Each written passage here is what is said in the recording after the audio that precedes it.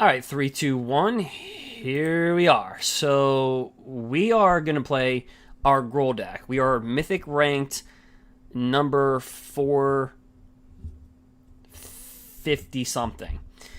We were ranked higher, but I did the early access event. Thanks for the invite, Wizards. So I did the M21 early access event. And we virtually play with a lot of cards from M21. You can go ahead and feel free to check out those videos if you want to. Of the life gain deck. Funny as heck. Go ahead and watch it right on YouTube. It's right up there. I kind of broke it down to 40 minutes. And we kind of won with just classic, if you want to watch it. We're going to get into some Gruul play. We do have the Kyle deck. Hey, Cal. We have Cartman, Kenny, Stan's cousin, Stan.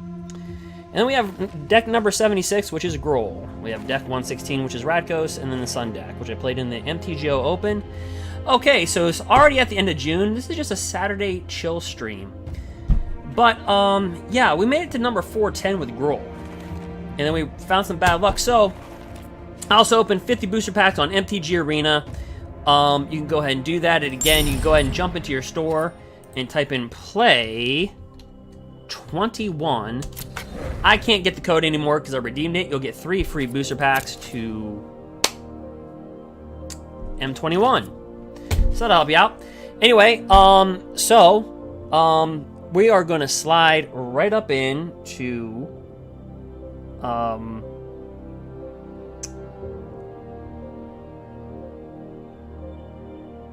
we're going to slide right up into the Gruul deck. Before I go on, though, I do want to show you the combo that was used. Let me just pick Cat. So we did play with Mardu Knights, with Gigantha and Kudro. But I do want to show you. Let's go to M20. All right. So let's see here.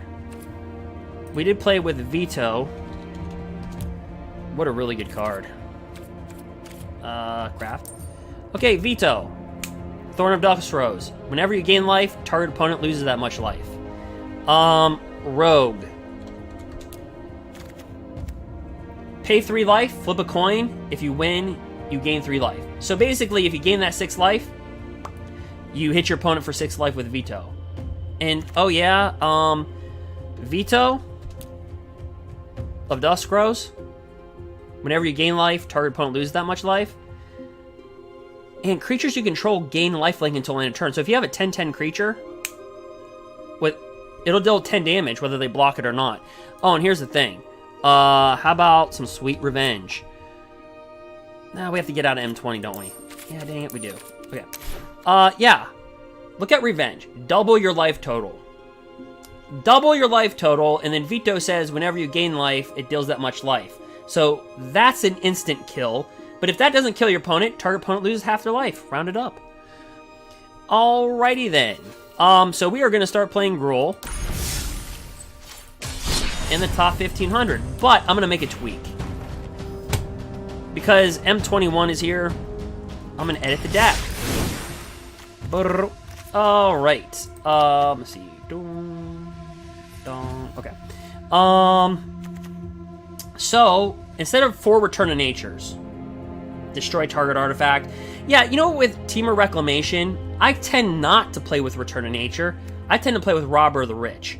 So you can keep on rifling cards off the top of their library. So here's what I'm going to do. I'm going to take out Return to Nature. I'm sick of Shatter of the Sky. How about you? I'm sick of those Shatters of the Sky. And we're going to do an intervention.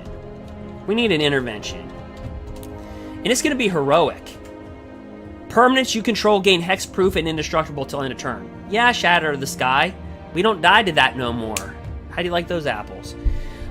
So we're gonna board in Heroic Intervention. Of course, those all go on the sideboard.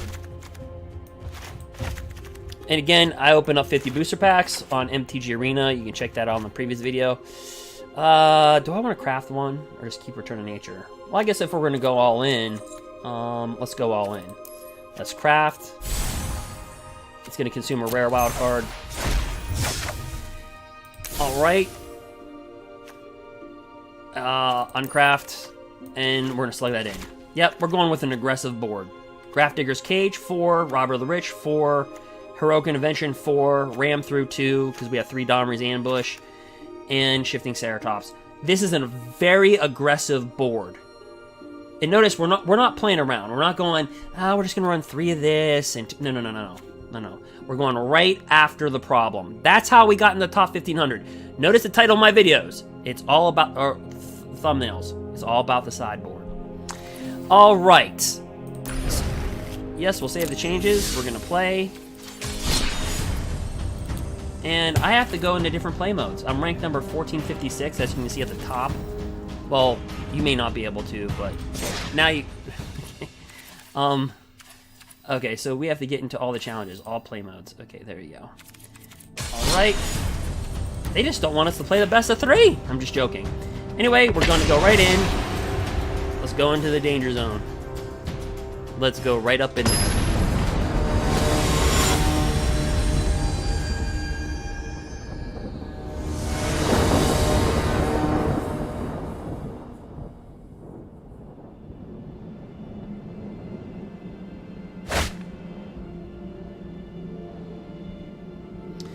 Alright, so we have a Rimrock Knight, an Embercleave, and Edgewall Innkeeper. Great.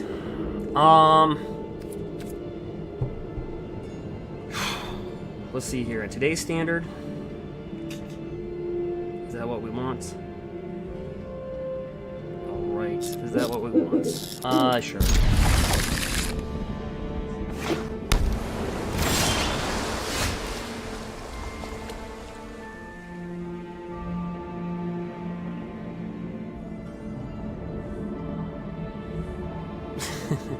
Craft to Fury now. Right, Raph? Alright, so obviously we're playing versus Bant or Flash. Okay, so this is not our specialty here, okay?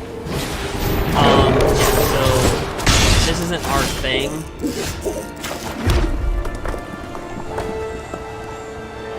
This thing is just so this is like the skies. Okay, so this is not good. All right, so we're gonna have to outchase them.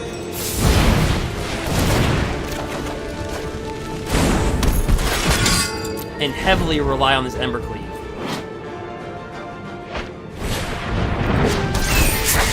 Okay, so that's pretty. So if you're like, what the heck's going on? Okay, so this thing, this little elemental cat, gets +1/+1 for each other creature with flying they control. Then they can create another cat. Why do these cats fly? Like, didn't people watch Tom and Jerry? Okay, anyway, yeah, so we're just gonna have to do this crap. Alright, and, yeah, we're just gonna have to swing for 3. We'll probably take it. So this is like the, Azure Skies deck when, M20 came out. Except he's got a good hand. Okay, he's got a really good hand. Alright, well, we're just gonna have to go full... let's see. I can only do 15 damage. I can only do 15. Is that pathetic? I said I can only do. Yeah, we're just gonna wing it. Oh, he's dead. Think, maybe. No, he's gonna be at 1 life, isn't he? Oh, he's gonna be at 1 little life. Well, that stinks.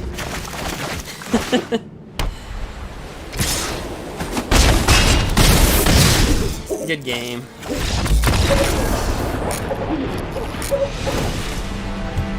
What the heck was that? I mean, he got a god hand for that deck. That was a god hand. Like, that was just like the top deck. Like, it wasn't even top deck gods. We both had good hands. It's just I don't know. All right, so well, we did some adjustments. Herioc Intervention. So like when they do Shatter the Sky, it's like no. Time Wipe, no. Chaos Wrath, no. This board is very aggressive. Versus that deck, seamlessly, we have a good board. He's got to be confident in his deck. I have to be confident in my deck. And that came down to 1 life, so he flies. We're like the two opposite decks that ever existed. He flies in the air with weenies, and we're big on the ground. Alright, and, oh boy. No red. We got 2 Edgewall Innkeepers.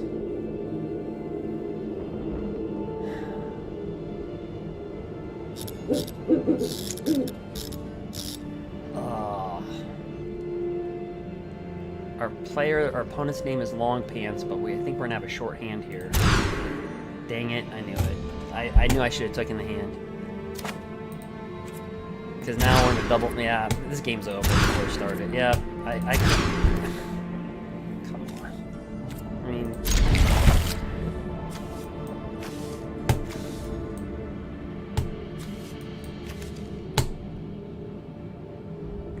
yeah, I can't play. Well, I can't concede. But I mean, really? I knew that was gonna happen. Like,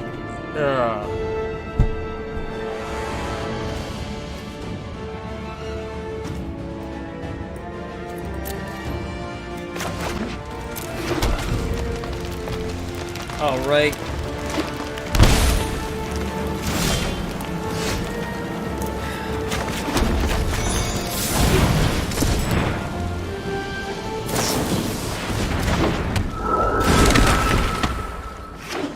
His deck is just, see how he just got that hand wrapped? That's the reason why I had them all again. Their decks, they always get that turn to, it's like Witch's Oven and Cauldron Familiar. It's not even me complaining, it's just the relevance, they always get it. So I know that hand wasn't fast enough, our first hand, because the only way we stay in the game is with our red. We have to get Bone Crusher Giant, we have to get Embercleave. It's just, you can't win versus that matchup. I didn't think I'd have to mulligan 4 times. I mean, see what I'm saying though? Like, I mean, I'm just telling you, like, that's what it is. So I'm not gonna put everybody through the herd. It's not being a sore loser, it's just can't functionally play our deck. Ooh. So that crushes out of the top 1500.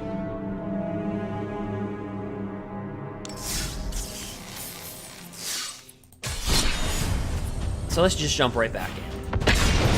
We'll just call that for what it is. It's a good deck. It's just, you have to stay on top of them. Like with Bone Crusher Giants, Domri's Ambush, stuff like that. In the early game.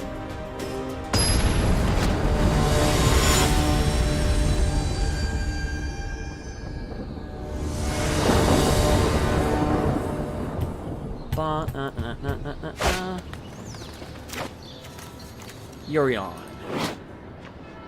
So it's probably the black-white control deck, honestly.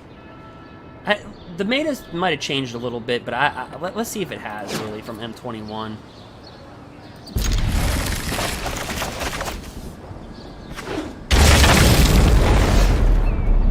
Yeah, alright, it's gonna be like some type of Mardu. Move those to the bottom.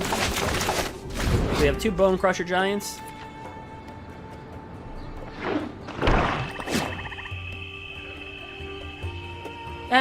It happens. Yep. Yeah, so it's that black-white. It's that deck. Alright, oh, kind of interesting to see what they have.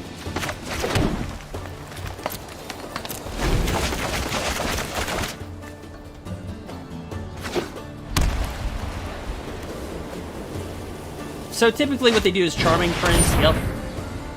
So what they do is they can exile. So here's what happens basically: exile another target creature you own, return it to the battlefield under its owner's control at the beginning of the end step. Then they flicker it with Herioc. Whenever it enters battlefield, exile now non-land permanent you own. So they flicker each other back and forth, basically. He's gonna exile that. I'm gonna kill it before he exiles it.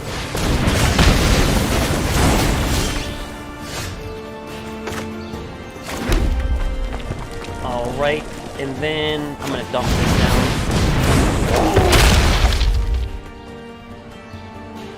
I knew it was a black-white deck. Maybe they threw in red from M20 or something. Glass casket.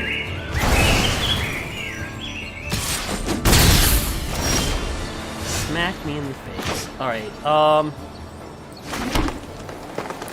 okay, so the approach here, what I want to take is I want to drop one of these down.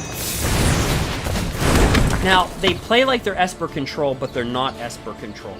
The reason why they feel like they're Esper control is because they can do a lot what Esper can do because of Yorion, and they really lean off this combo. So we're going to play with this, because if anything, we could do this next turn. If they try to resolve this, then we can drop down this, right?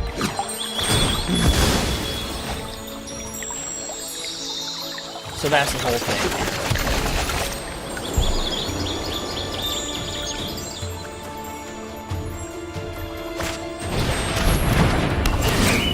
Yep.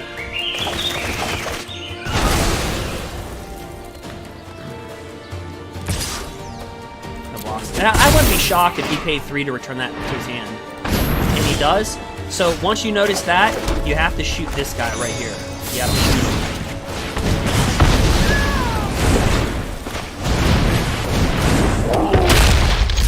Because again, he's gonna bring this in to exile this. And then at the end of his turn, you can exile this to exile that. And it's a flicker on a flicker.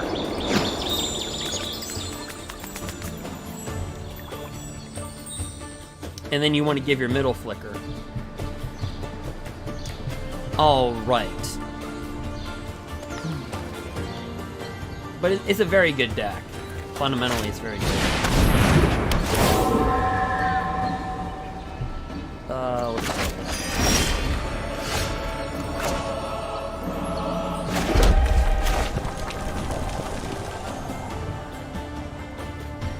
You know what? Let me just do this. Sneak this in.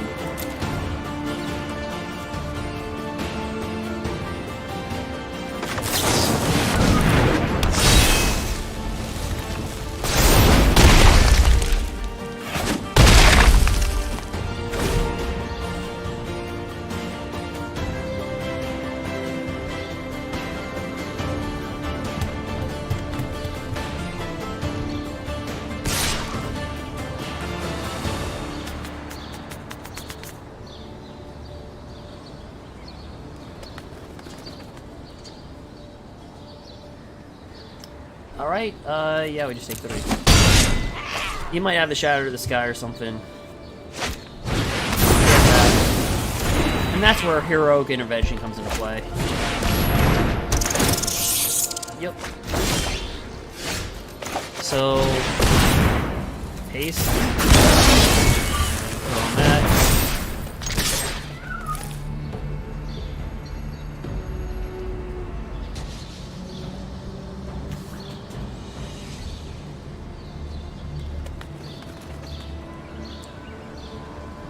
I mean,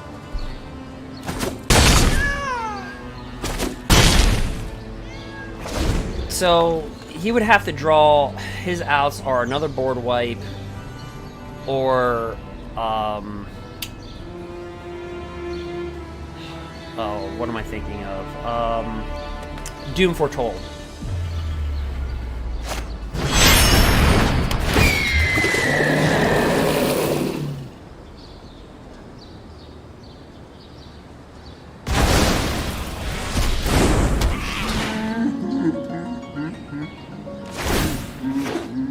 Yep, so he's going to take my Gruul Spellbreaker.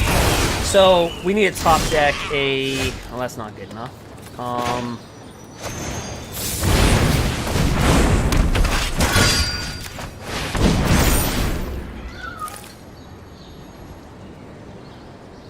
it's going to be a little tough.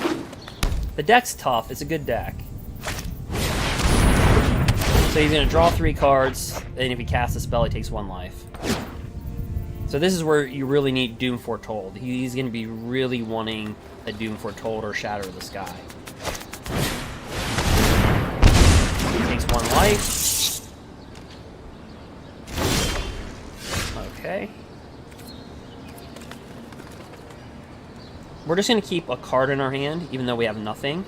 But he doesn't know we have nothing.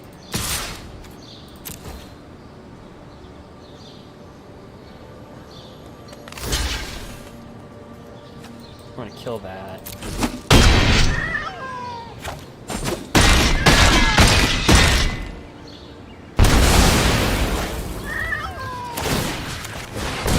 And the reason why we do that is because if we get, like, say, a Pelt Collector, another Lovestruck Beast, an Edgewall Innkeeper, they're all 1/1s. This will be able to fully attack next turn. So don't ever give up on Lovestruck Beast, because we can top deck a Pelt Collector, Edgewall Innkeeper, another Lovestruck Beast. In fact, mathematically, we have 3 more Lovestruck Beasts, all 4 Edgewall Innkeepers, and 2 Pelt Collectors, so that's 3, 4, 7, 8. There's 9 outs. We have 9 outs. Actually, yeah, we have 9 outs. I can get rid of anything, living or dead. You beat me this time. Bravo.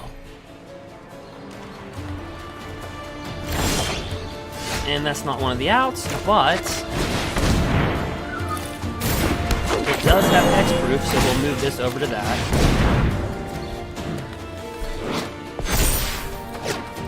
And turn.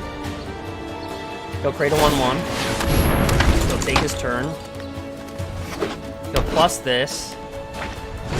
No, Massacre. Well, that's a nice M21. But our outs are all still the same. You better. Right? Edgewall Innkeeper, I'm gonna make Pelt myself Collector. scarce. The outs are still the same. Okay, we don't get that.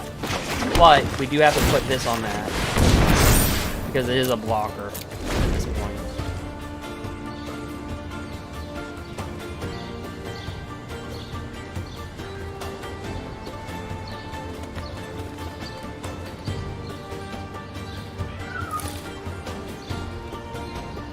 See how this acts like an Esper control deck, but it's not? It is a black-white control.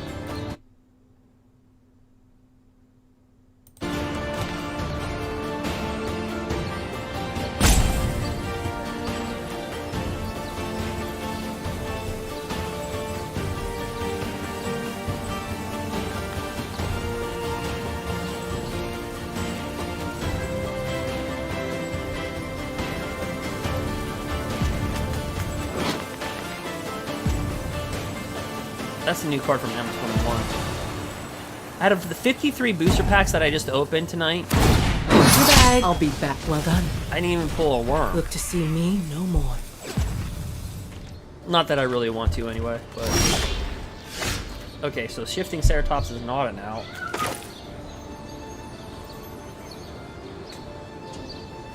But it...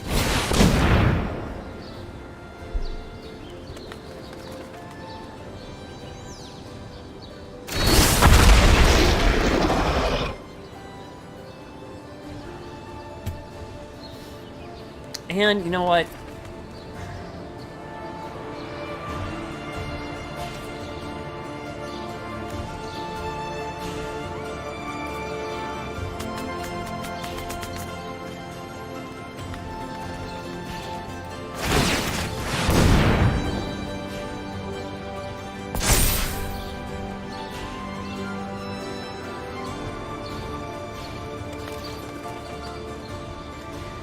He'll create a 1/1, more than likely, or if he's in trouble, he's going to draw a card.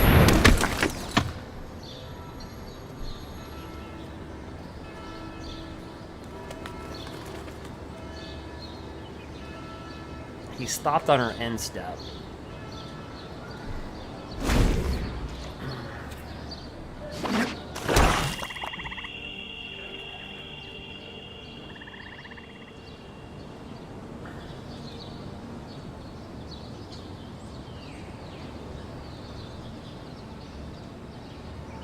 So he's got options, right? He can draw a card off Castle Vantros.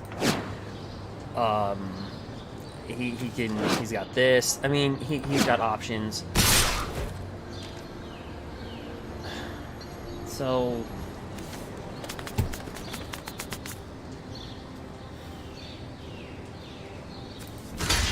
I mean, we're just gonna make the blocks accordingly.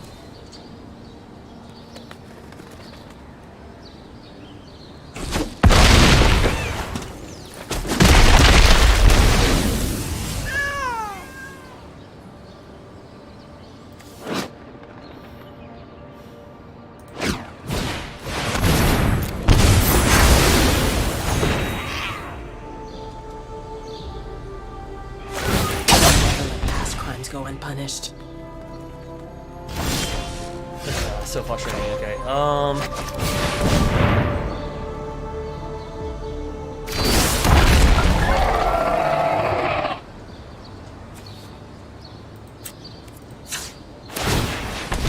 We're gonna try to. He's gonna create that 1/1. We want to get it off that board, and we can give trample.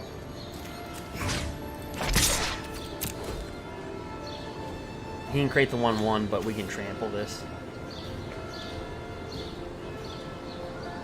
I mean, which is the reasonable thing to do, is to create the 1/1. Unless he wants to take 1 damage, draw a card. And... yeah, so he's going to opt to do that instead.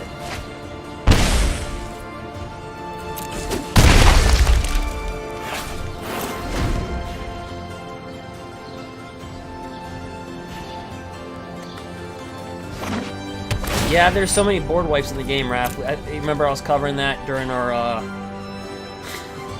didn't even think about it, but, like, technically this little worm is a mini board wipe.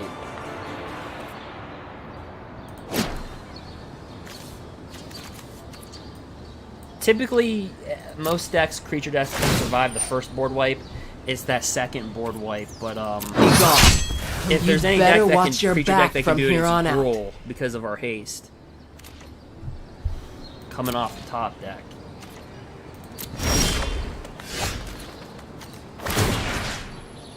Yeah, we're just gonna load this up.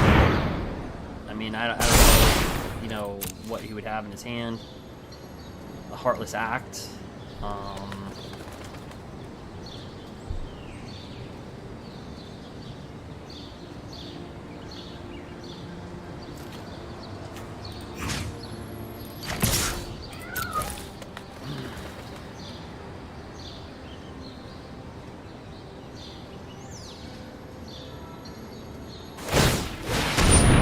So he's pretty much in desperation mode at this point, I'd imagine. And just found it like that, okay.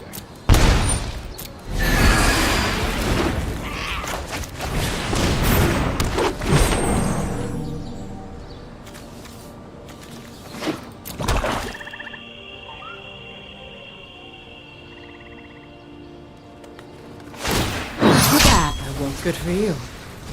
Shuffling me off my mortal coil.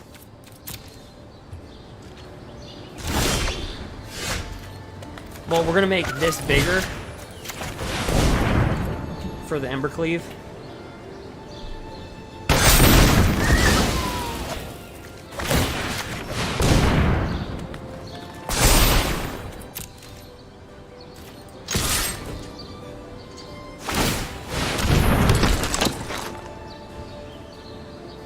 Creates a 1/1 to our 4/3. He's gonna block.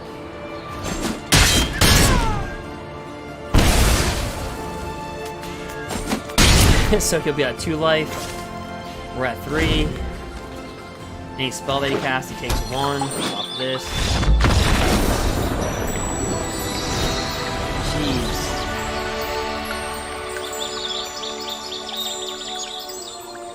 You know, since they are slow coming off the board, so Heroic Intervention protects against board wipes, with a problem with a matchup like this.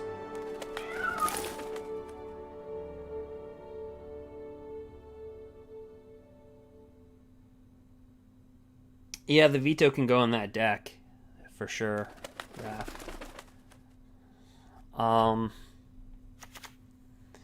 It's just a nasty deck. I didn't expect to see the worm.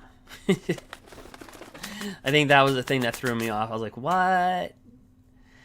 Alright.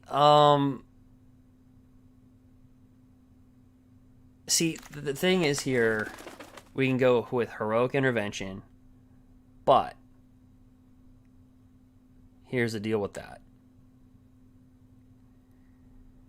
We tend to want to tap out as fast as we can.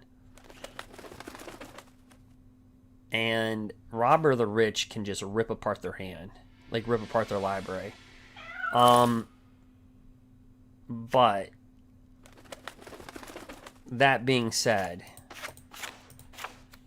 we have the first game up. So it's just nice to see what Heroic Intervention can do.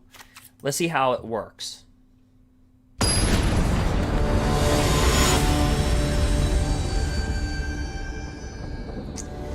I'm thinking Robber's a good choice, but they also, their deck's MO is to get rid of cards out of your hand as well. It's a tough one.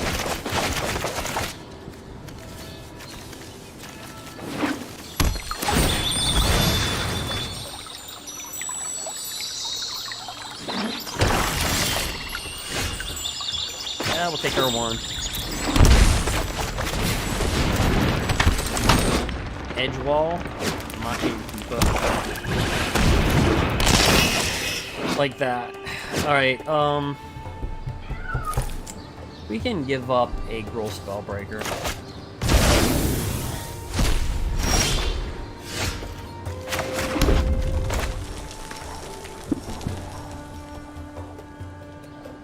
Let's wait for what they're gonna do in response. They're always, let's see. Because if he... Maybe he'll waste a Charming Prince like he did last game. Actually, you know what? I have to kill it. Because that thing can get plus... Yeah, +1/+1. Oh, and actually I should have waited. Burglar Rat. Yeah, Felt Collector.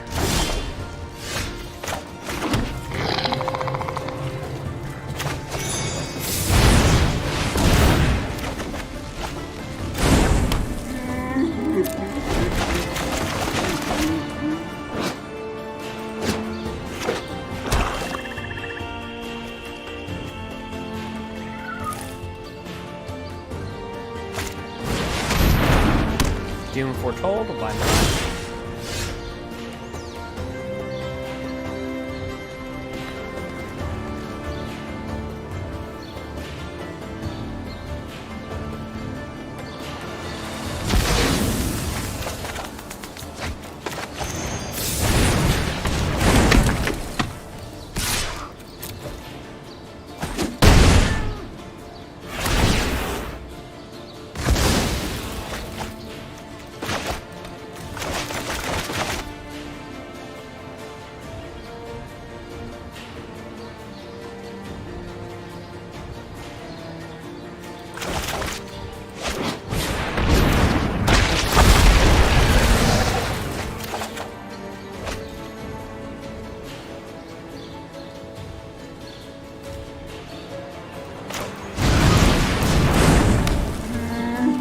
So he's got to make a choice. Do I sack this or sack that?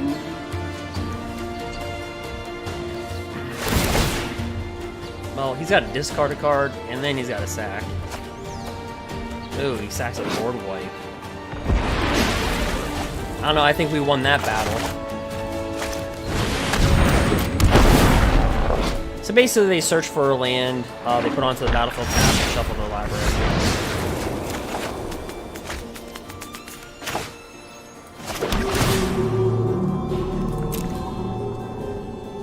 Yeah, you know what? I'm going to be stubborn here. I'm going to keep on forcing out creatures so he has to keep on sacking. I'm just going to make him sack everything.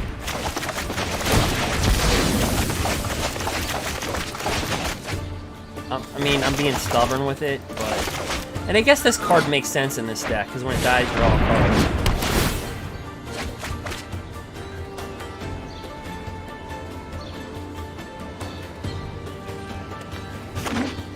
But now I'm going to have to let his control take over because we're going to sacrifice the Bone Crusher Giant. And that's enough. You know, enough is enough type of thing.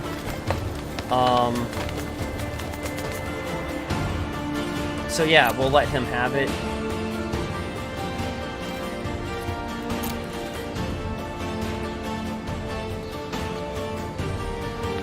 As much as I don't want him to have it.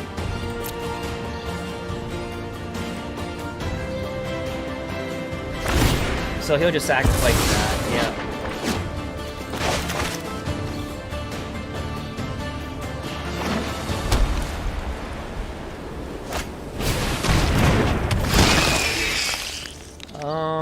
We'll discard that.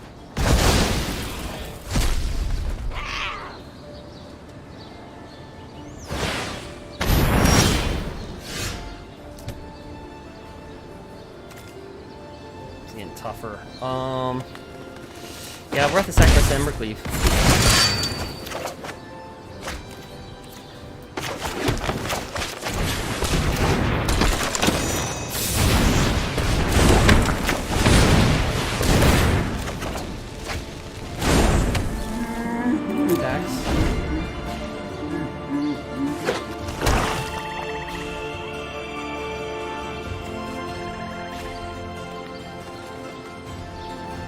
So that's what's in her hand.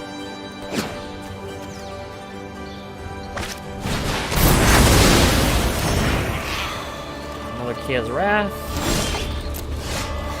But again, we can if any deck can overcome these board wipes, I'm telling you, it's our deck.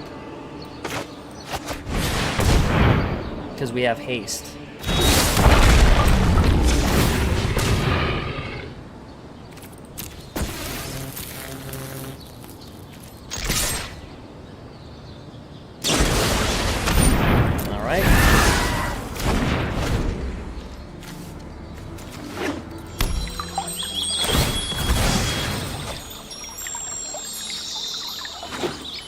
So this is what we've been through so far.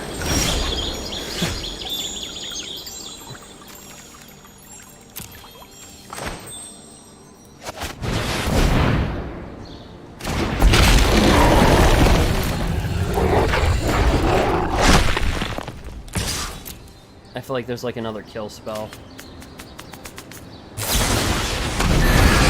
And my assumptions were correct.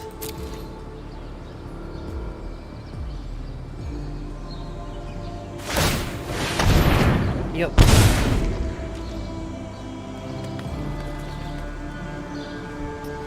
Yeah, Raph, I think Robber would have been the better choice looking at it now. Although, I mean, he's going to make us discard this card. That's not a problem.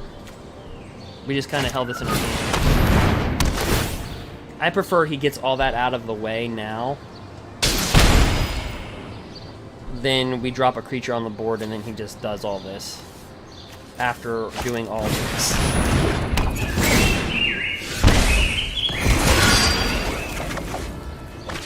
Alright, so what's going to happen is that if we drop this 1/1 down, he's just going to drop this down and flicker this and flicker that.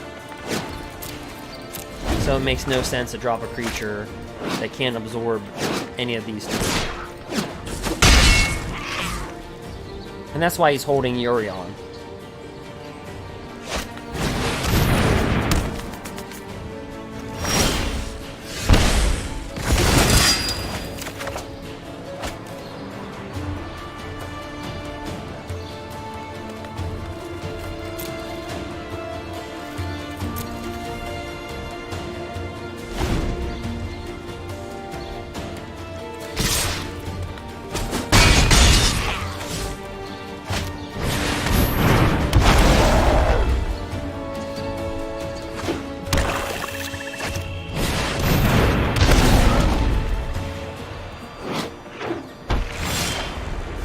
Oh, well, it's a little bit too late. Alright,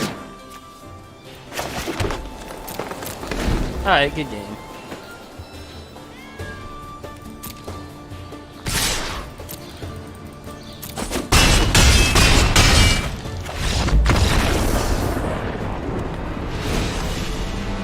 Alright, so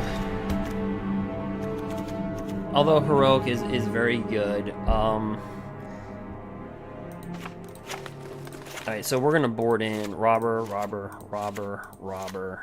and let's get rid of Rimrock Knight.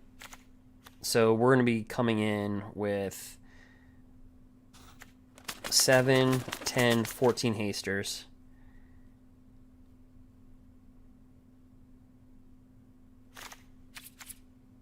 Yeah.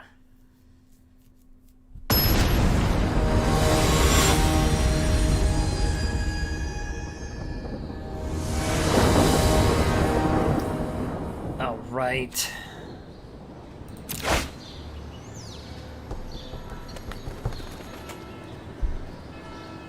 Ew. Oh.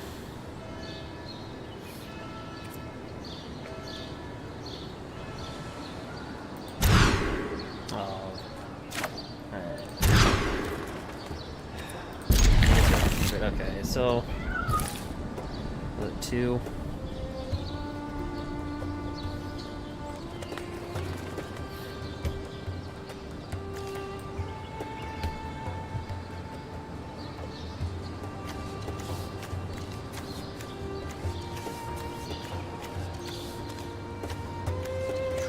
I really like embercleave here. What? We gotta put that down.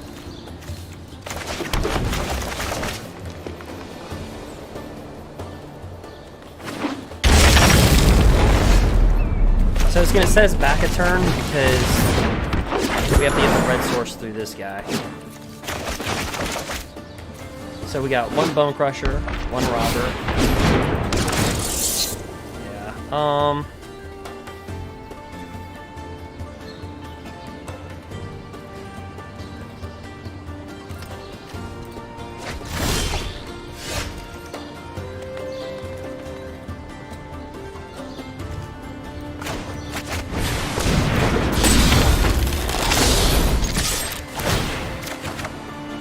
Okay, Glass Casket was a good one.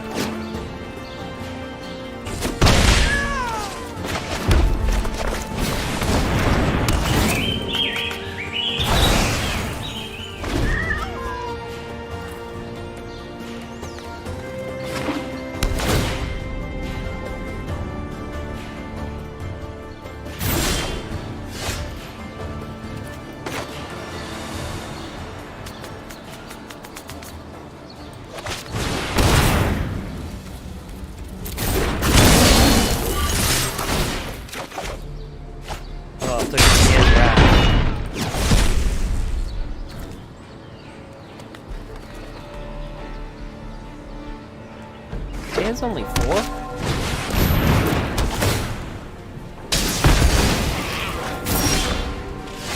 Alright.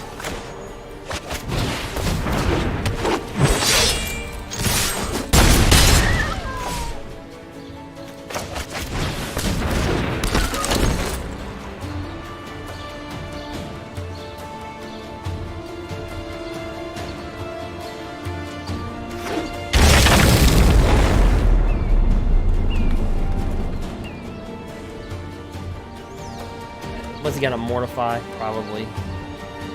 Another one.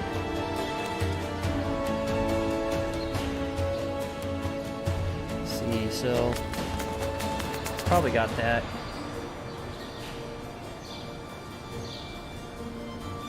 He's rotting right.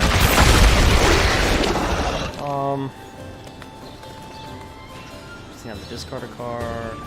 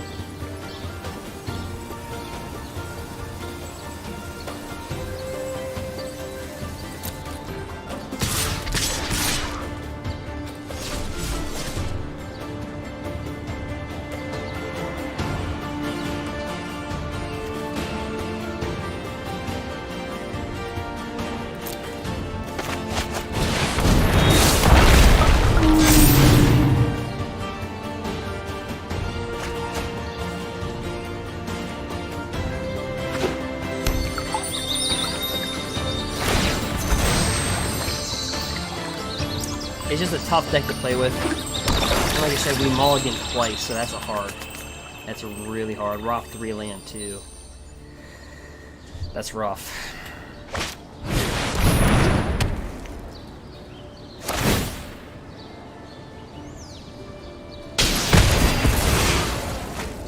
If he attacks, we just take the 7.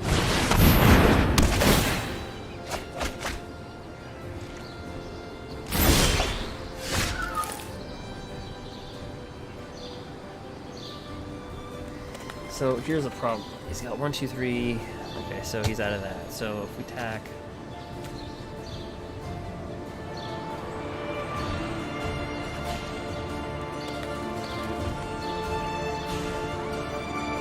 Take 6.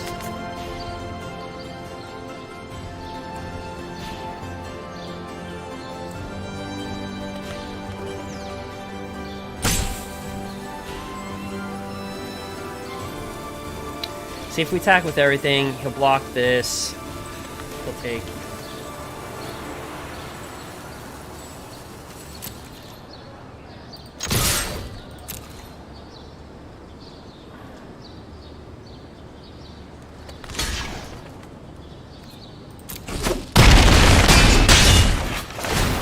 This will get bigger.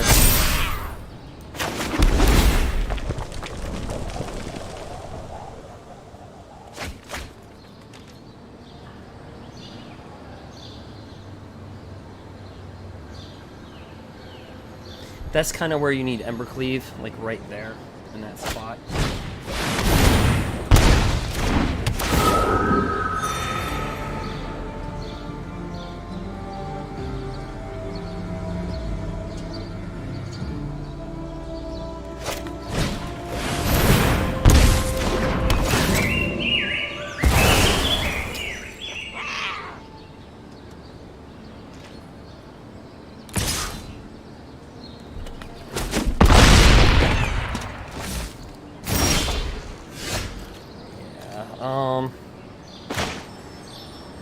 Well, let's shoot him for 2.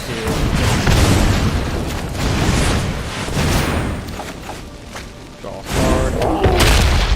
Pass our turn. And he's just discarding land, so he hasn't really discarded anything. Robber really did most of the damage right here. His discarding off the registrar hasn't really bothered.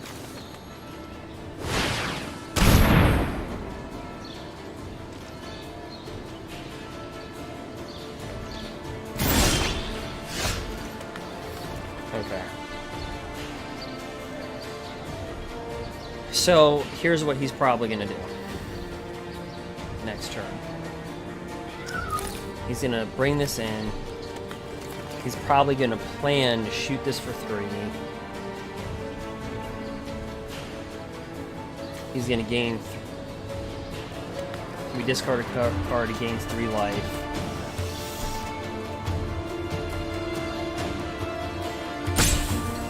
And I think that's his plan. So if we drop this, we're not good. Because then we'll just end up discarding this. If we drop this,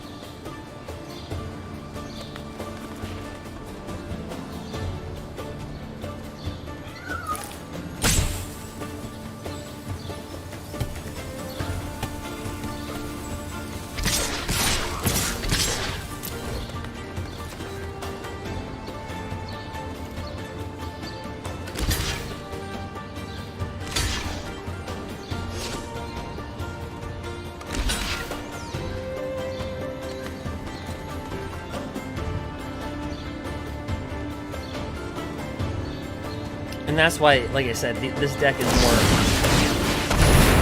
Yeah.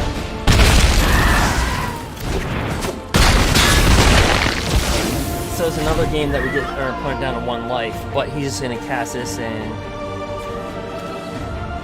we're gonna take 3. Imagine he's gonna shoot that for 3.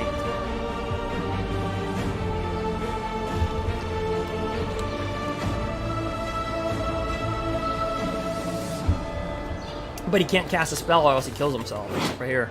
Whenever you cast a spell, you lose 1 life. He's at 1 life. He can't cast a spell or else he's dead.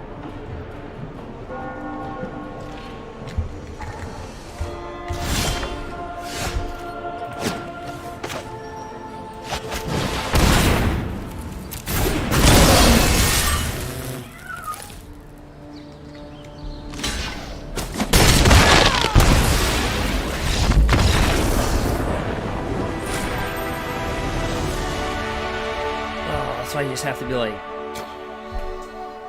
with those decks, it's just you have to be aggressive.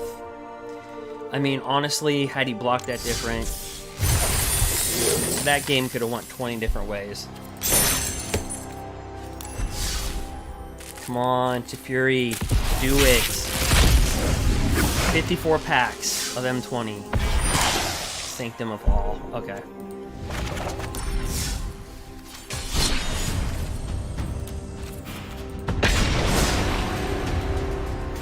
We swing and miss.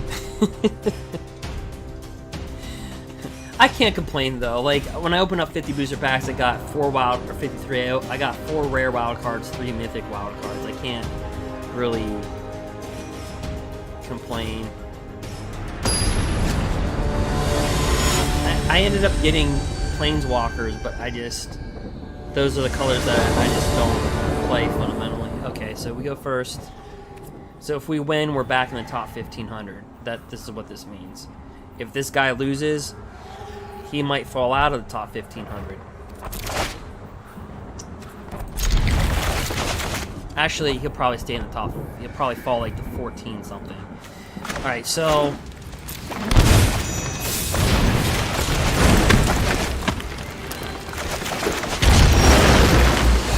all right, Temur reclamation. All right, so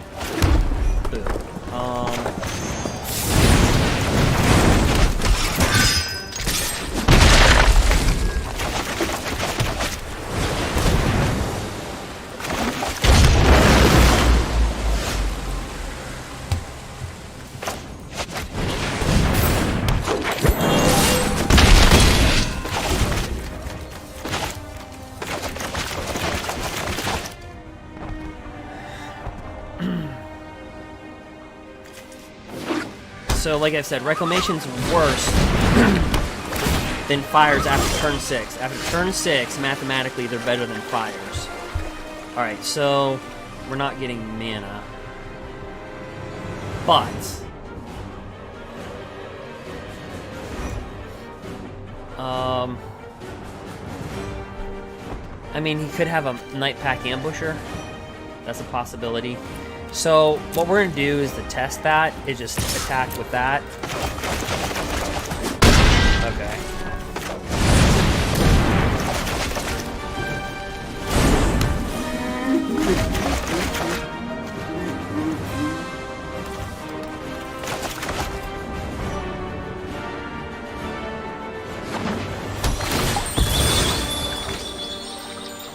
Because they can become like Simic Ramps, really. I mean, they could put in Night Pack Ambushers, Brazen Borrowers, counter spells. Like, they can become like Simic Flash with untapping their land. And I imagine he's got the inversion, invention. Yeah, he's gonna smack this for 5, draw. Well, he's gonna smack it for. I mean, if you're gonna smack it, draw a bunch of cards. Exactly.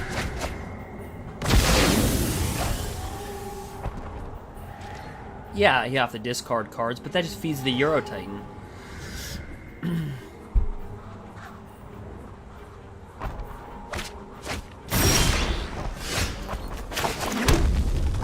Okay, so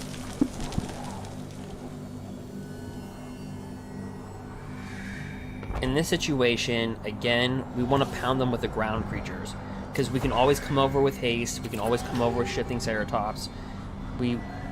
Actually, I can just embercleave. Never mind.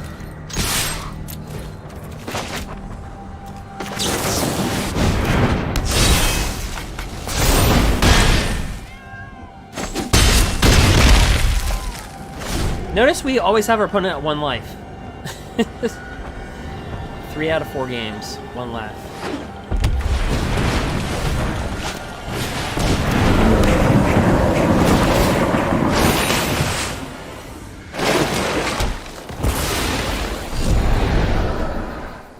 Living on the edge.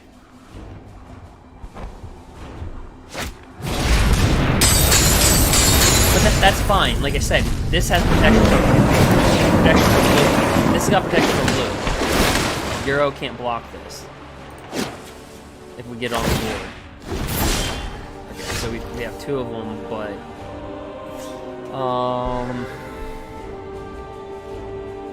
so let me throw this at him. He could have Ether Gust.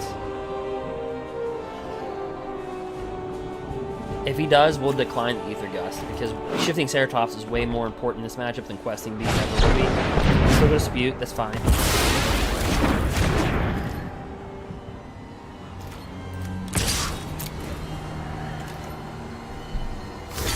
Yep.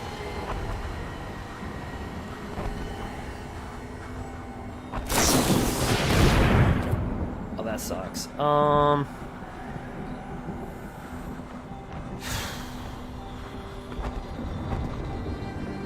Yeah, we have to take that action, guys. So, he's gonna opt.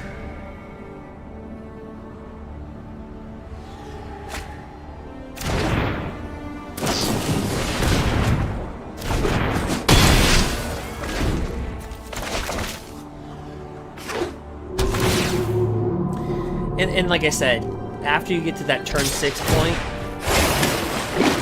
reclamation is way more disastrous than fires, because they have a half turn better than you, and they have double the mana.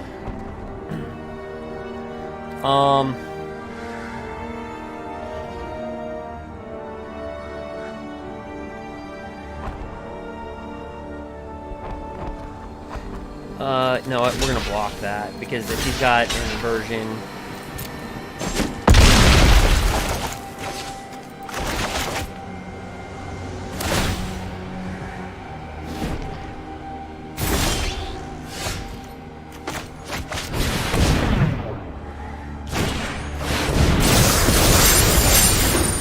Yeah, and also the advantage is, and I think I said this would be perfect in a reclamation deck.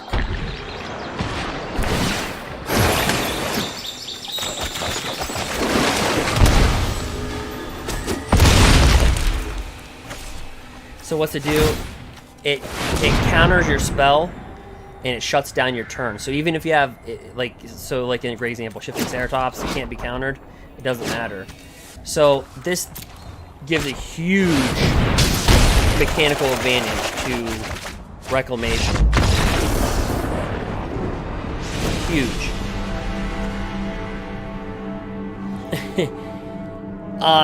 We changed the Gruul a little bit. We put in Heroic Intervention, Dark.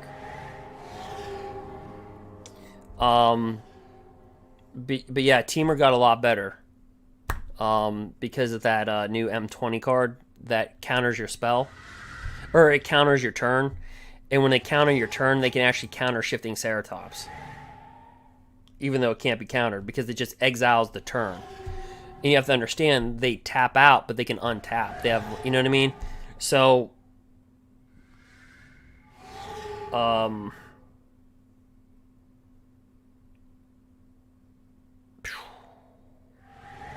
so we have to go with an aggressive board.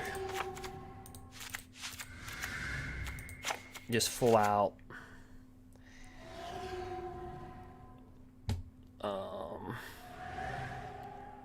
Yeah, just full out aggression.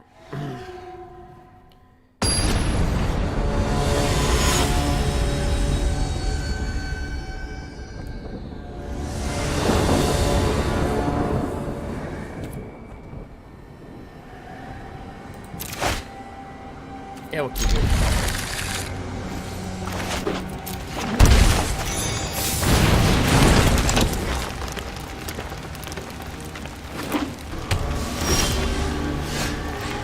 Right.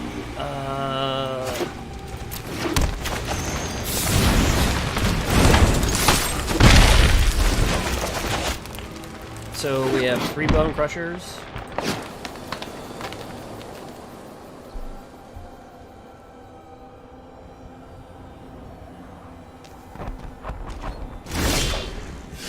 All right.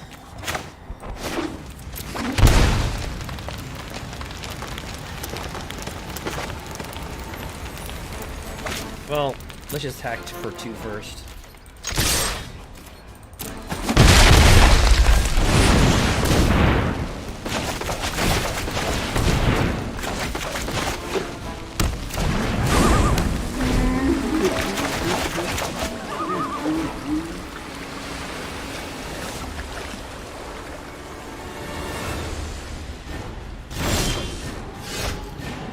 Wow, I was shocked not to see that 4th mana. Okay. So...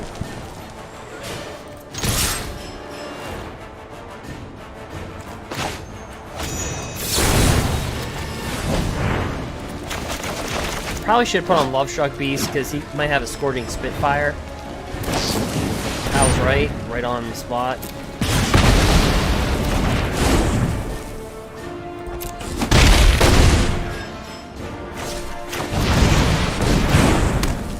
And we're going to hold these back just in case he has Night Pack Ambusher so we can double shoot it.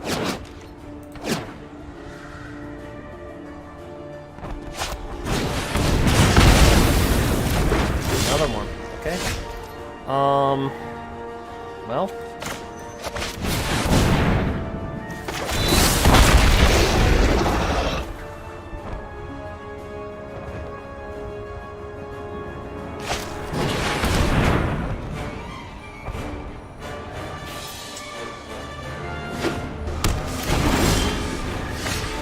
Oh, that was a good card to draw.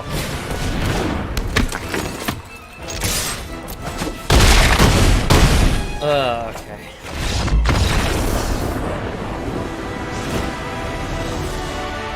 Yeah, Reclamation after, now, it's gotta be the top deck. It's unanimously gotta be the top deck.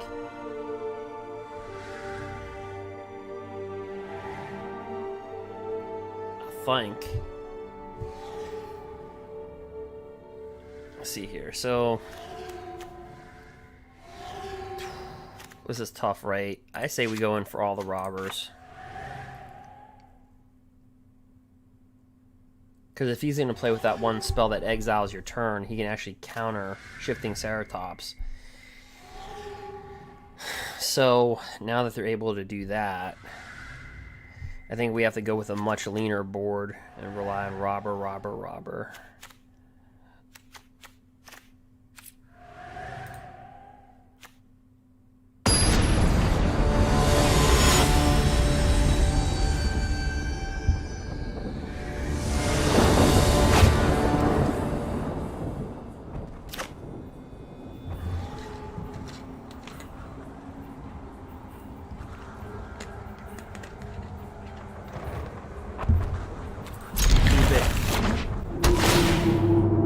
But it's a very smart move to do what they did.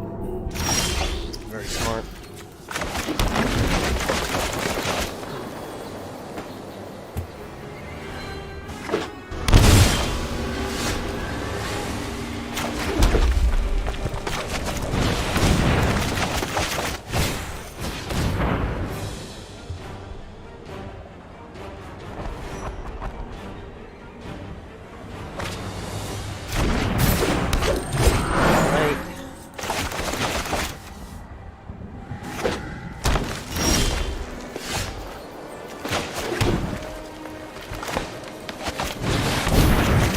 Mystical Dispute.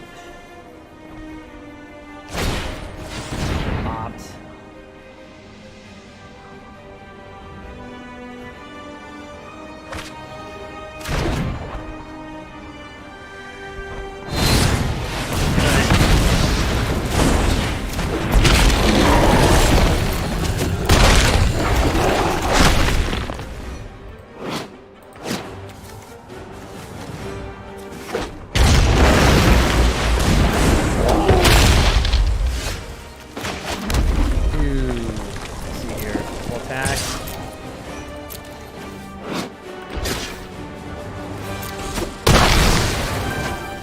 Drop another one down.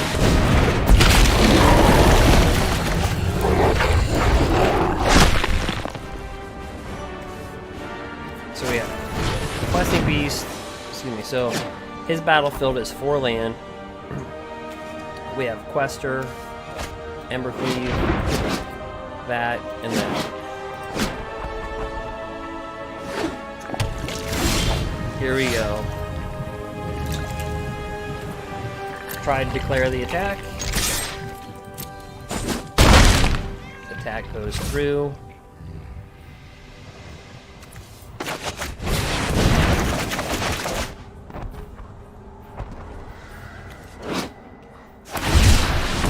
Shark Typhoon for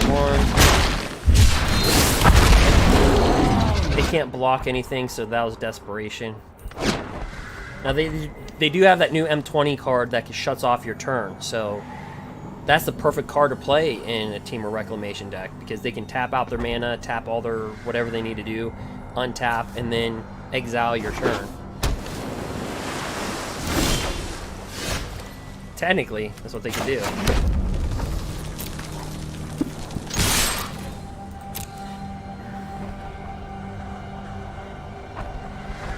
Which is crazy.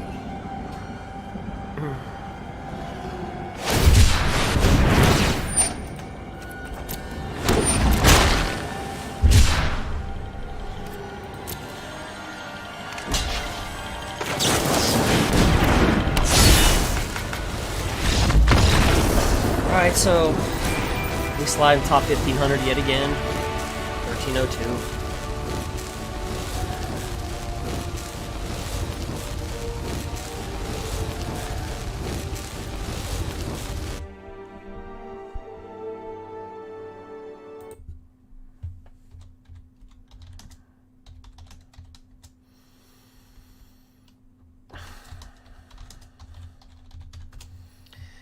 Alright, so we'll claim that.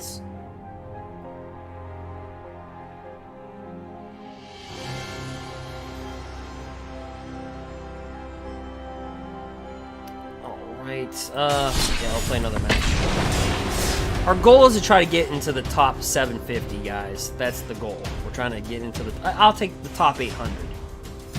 Top 800. I can live with that. We made it to 410. We played 40 hours, probably 300 matches inside the top 1500 and stayed there, so... But we monkeyed around with some other decks like Mardu.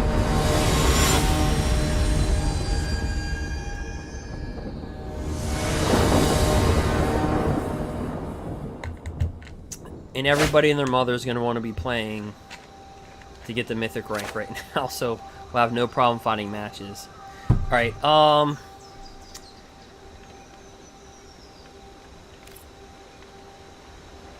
just a bad hand. Not that great, but... Alright. So, Jizaki.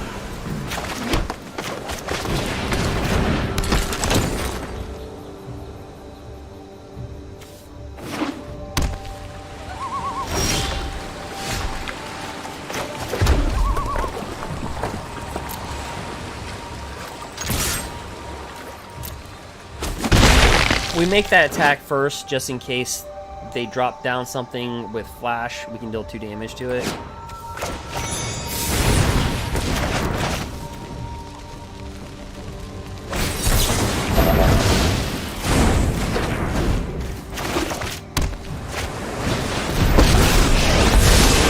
This isn't a fight you can win. Oh, I've done the hero thing. Alright, so here's what I'm going to do. I'm going to drop him and burn him for 2. This is hardly my worst defeat. Just take them as they come. That's all you can do.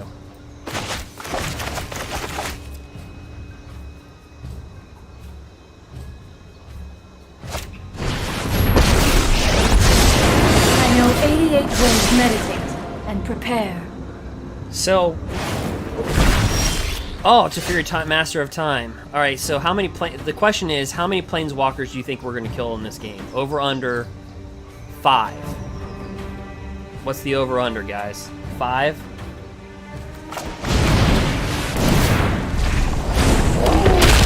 can't draw the card. I made a mistake. I should have attacked first and did that. You cannot see your folly.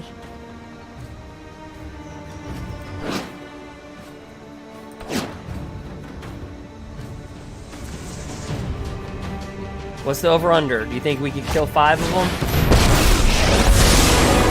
You show remorse. I'll show you. I've got it.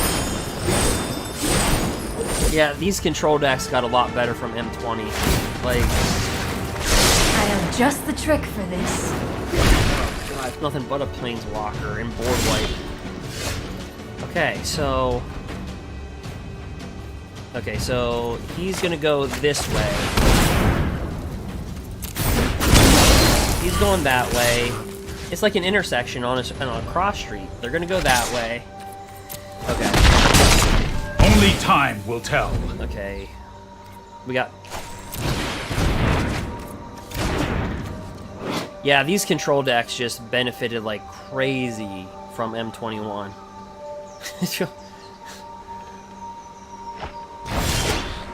You know you have it good when you're discarding Teferi, Master of Time. And else... Oh, he's running hard on land, though. But, no. We only have 3 mana ourselves, though. So, we have to draw out of this, because we need to draw into a land. Which we did. We're both hurting for mana here. But he's got to have a really good hand. Discard Teferi, Master of Time and this. He's got to have a really good hand. Holy crap.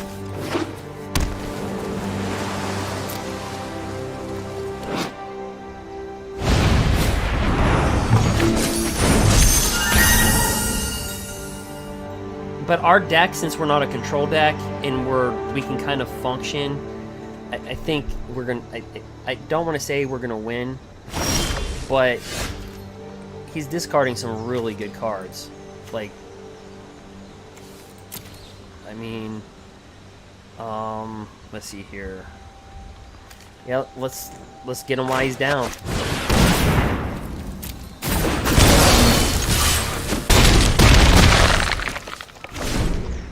And the bad part is if he loses this match, so we need to get a green land, because he can board wipe right here. Yeah, just like that.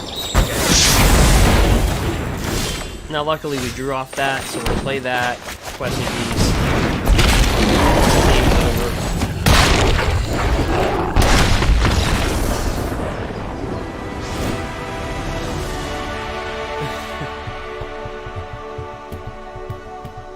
What's the over-under, right? Alright, so we're going to take out Domri's Ambush.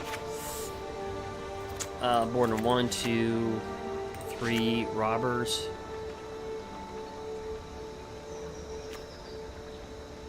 Take out a knight, board in 4 shifting Ceratops. Because we saw he main decks Mystical Disputes.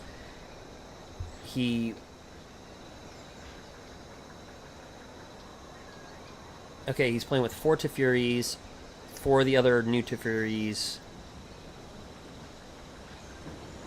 4 Narsets, that's a given. He's playing red for a reason, so he's probably playing with a Narset of the ancient way. It's probably his... So he's probably playing with 16 Planeswalkers, Mystical Disputes, Board Wipes, Elspeth Conqueror's Deaths, got it.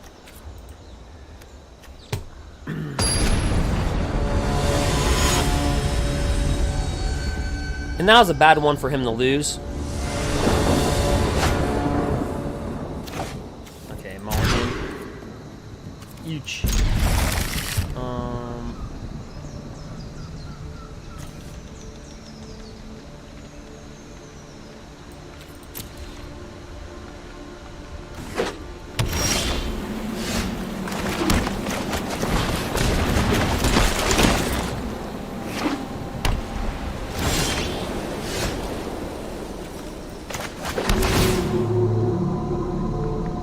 Yep, robber of the rich. We'll take him.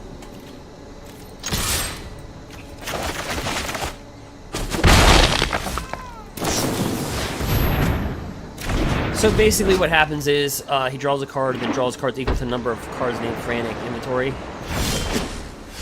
Okay, so he could have Mystical Dispute here. Because he didn't drop down to Fury. that's enough. Is it a Brazen Borrower? Okay, so we killed off. Ooh, that was nice.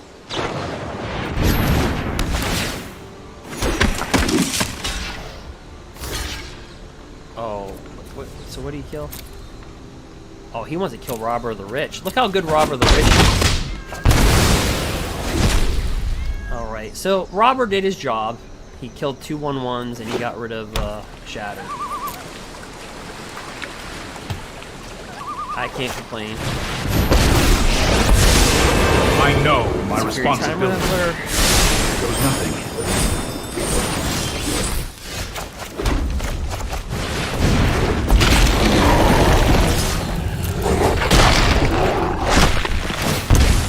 Suppose that's how it was meant to happen.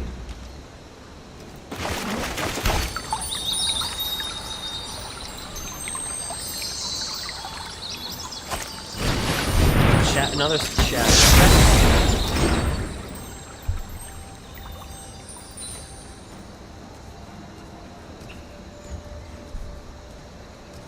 So we're gonna cast this, and then there's hard to cast this to draw a card, depending upon what we draw. Okay, another questing beast. So you can't have too many shatters left. But Elspeth's Conqueror's Death he might have. So I'm gonna drop down this with this with that.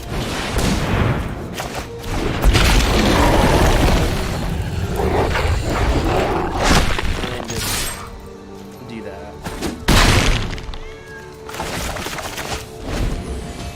I'm surprised he didn't Fable Passage to thin out his deck right before his end step. Another Shatter?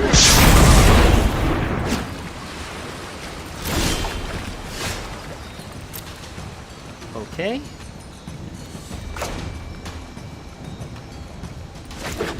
Alright, let's do this. Collect.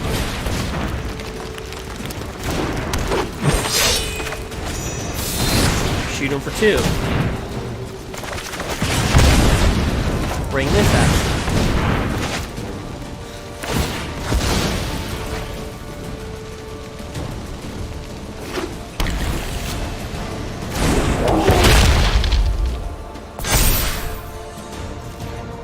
Alright, so 3 Shatters of the Sky in the first 15 cards. I doubt he's gonna have Dream Trawler. Okay, that's fine. There's nothing wrong with that. Because we have Embercleave. Alright,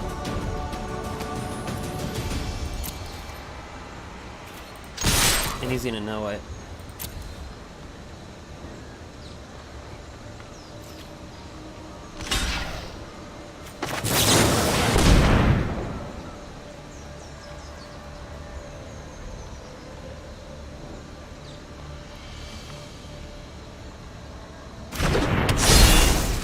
I don't know if he's not going to gain life, because we're going to first strike him, so he's not going to gain life.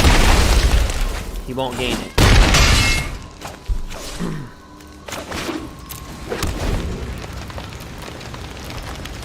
So, the only thing that can save him is a board wipe, and he's already gone through 3 of them.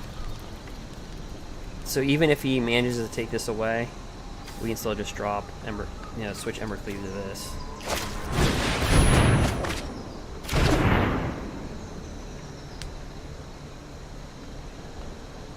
I'm not going to say good game yet, because I don't want to sound like pretentious. So I'm just going to make the attacks.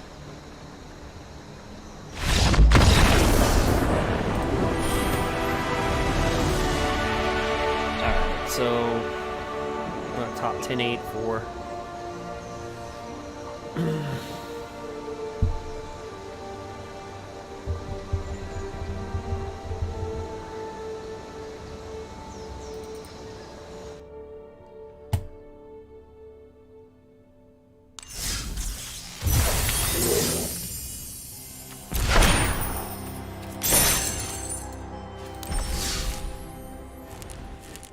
Alright.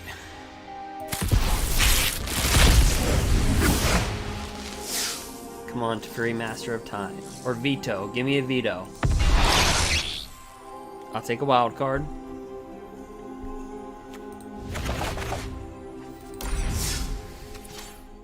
All right.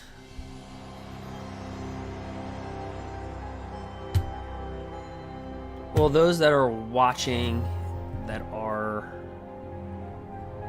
subscribed. So, on YouTube,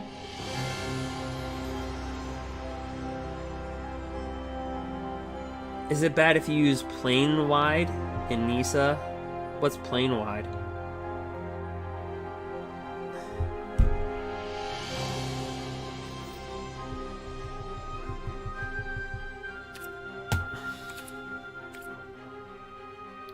Oh, plain wide celebration. Isn't that the thing that gives you like? I use that in my Temur Clover deck. It's on my sideboard. Is it this? Here's my Clover deck. It gives you like 4 life. You can choose like 4. You can like get 2/2s and stuff like that. Am I thinking of a different card? It's on my sideboard, isn't it? Yeah, is this what you're thinking? You're saying? It's on my sideboard for my Clover deck. No, it's not bad. I think it's a smart play. You know how many times this card has saved my butt in my Clover deck? Like all the people that play in the tournaments and stuff like that, they don't play with plain wide. And I'm like, I'm sorry, but I'm gonna play with Ishiok. I'm gonna play with Storm's Wrath. That's not in their. I'm gonna play with Chandra. Like, that's not in their sideboards, but I just benefit so much when I play with the Clover deck when I have this. It's like an emergency, gain 16 life. I don't know. I don't use it for I use it for returning stuff when I'm playing the Clover deck. So my board's a lot different. My sideboard's completely different than a lot of people's.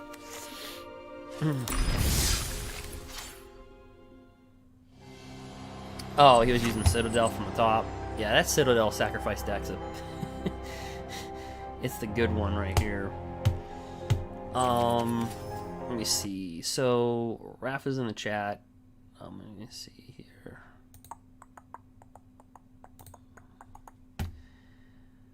Oh, okay. Let me see. Dun dun dun dun. Oh.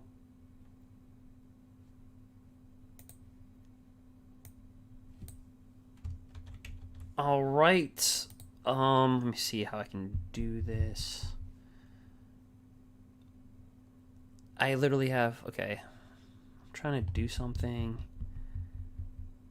Let me go to my dashboard.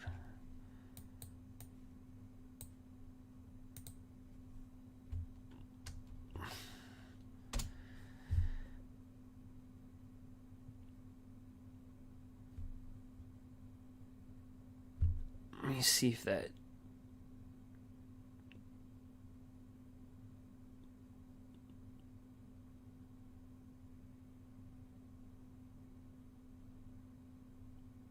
Okay.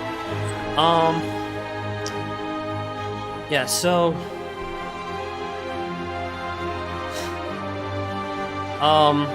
Okay, this is awkward. So, Wrath,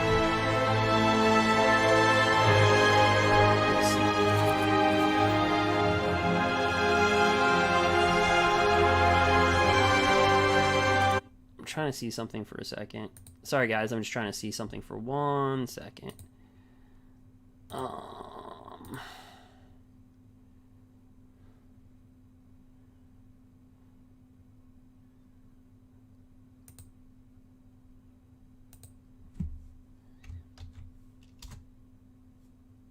What?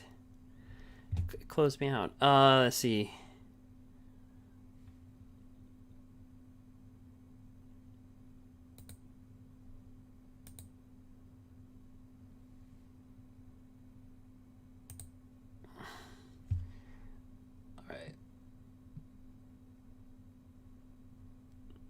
Well, we'll jump into another match, but I was trying to do something.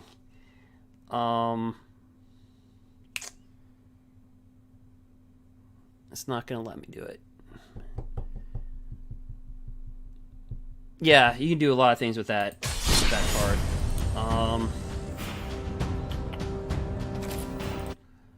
Let's see for 1 second.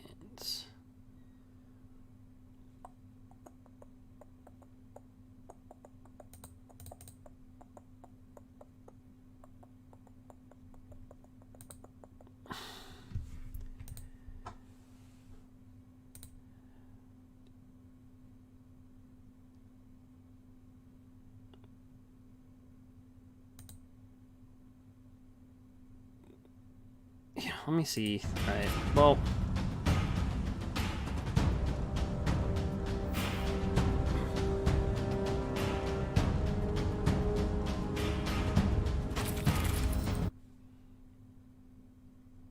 Sorry, guys. I'll just take just a minute.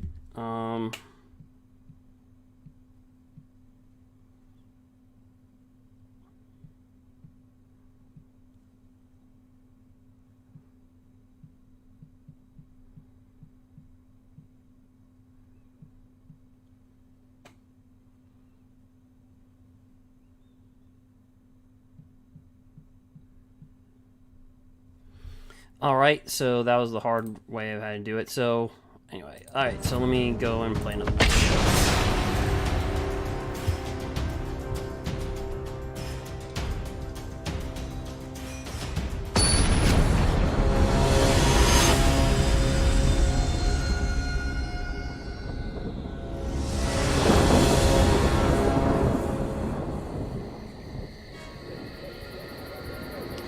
Alright, so we're about to play in our match.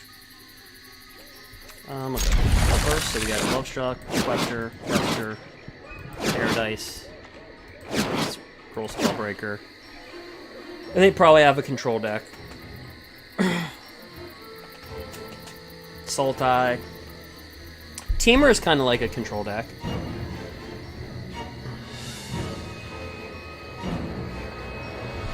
Little bit less on the control, but more aggressive than Sultai.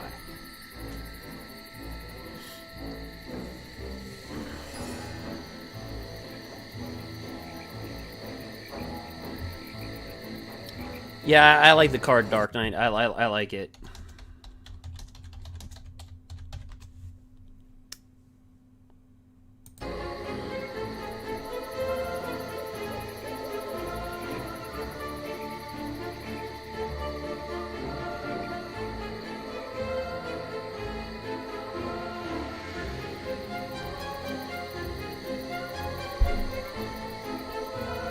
So we're just waiting for our opponent, just chilling.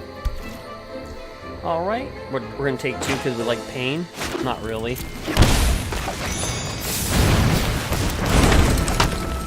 Everybody's like, yeah, you like pain, just join 2020, who cares? We're all experiencing pain right now.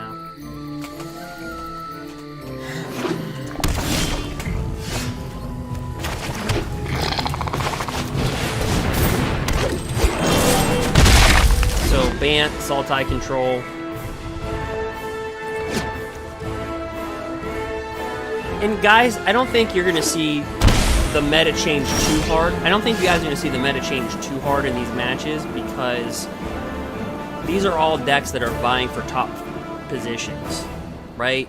So we're already in the top 1100. I could stop right now, and I would finish in the top 1500 and punch a ticket. So kind of what I'm doing is kind of stupid. Like I'm not gonna lie to you. What I'm doing is stupid. I can sit here because the season ends in 2 days, right? The season ends in 2 days. If you finish, so I can sit here and just finish in the top 1500. I'd finish in the top 1200, and I'd punch my ticket to a qualifier with all the mythic rankings I've done. But so kind of what I'm doing is kind of not smart. So don't do as I do.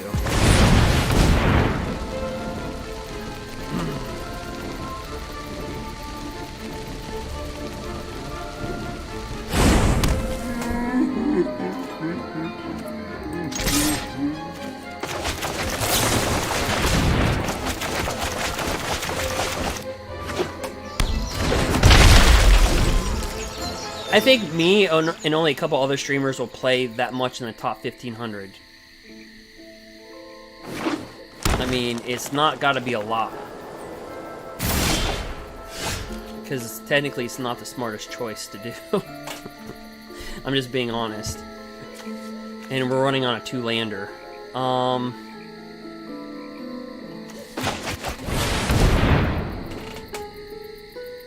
But you do drop if you don't play. People don't understand that part either. Like, because I didn't play for like 3-4 days because I did the M21 early access. So I slipped out of the top 1100 down to 1450. Yeah, we're just gonna get this. I mean, he's pausing me, so Brazen Borrower? Brazen Borrower's no? But I'm trying to go for the top 800.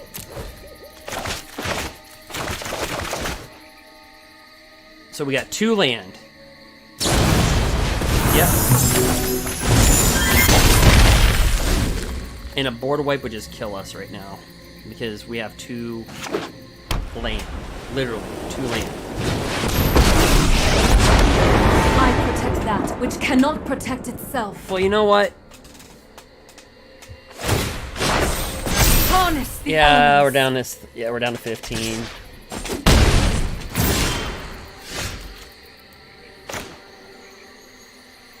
And since we have to rely on Paradise Druid to use Domri's Ambush, I can't kill Nissa.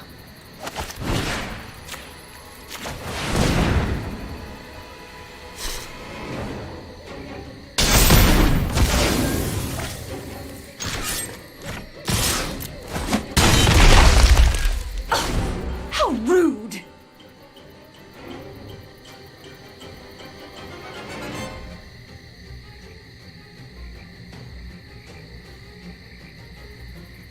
Yeah, Dark, I can't chill. I should have parked my seat when I was number 410.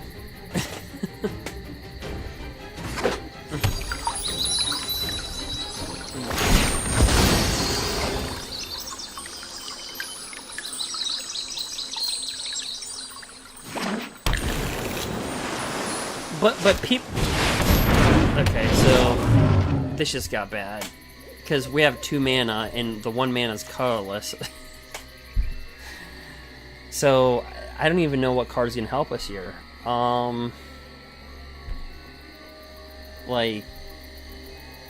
Domri's Ambush, I guess. Because we could technically kill the Nissa, and then... attack... Rise, my elemental I have friend. no idea at this point.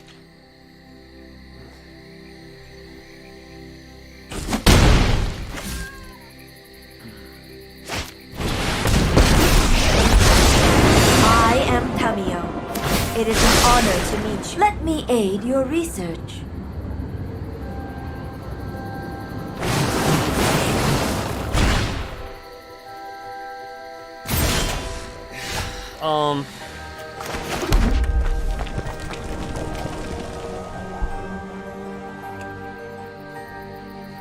I mean...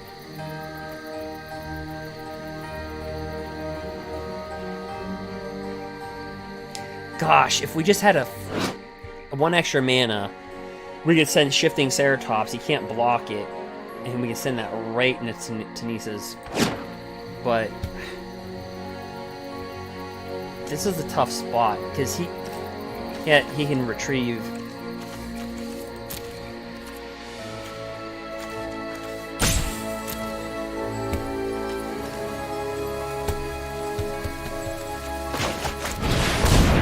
Well, he's going to have to block this or sacrifice Nissa.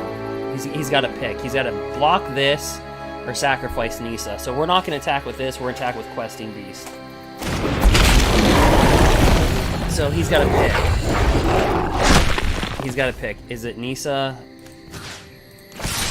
Now, he can always just get this back from his graveyard.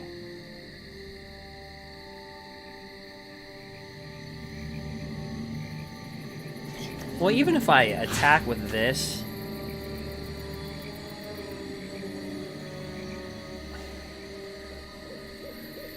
He's not going to kill it.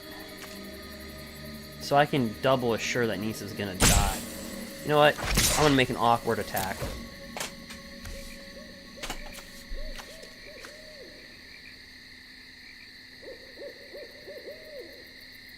There's no sense to what I just did. I just want my opponent to think. Because we're in a bad position, and he can't kill any of our creatures. So I just want him to think, which is exactly what he's doing right now. There's no method to what I'm doing, so don't do as I do. Because there's nothing smart to what I just did. Kind of. I kind of put him in a position he has to pick.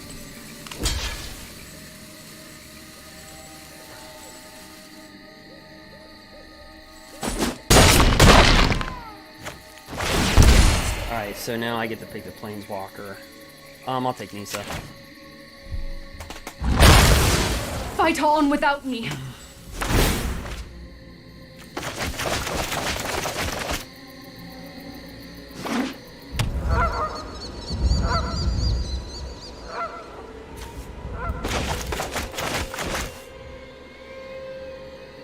He can just neg 3 this and get Nisa back.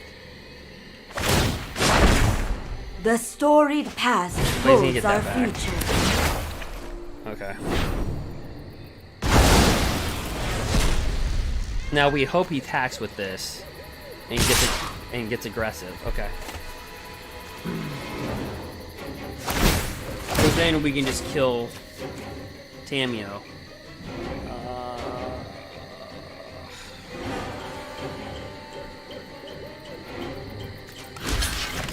Okay.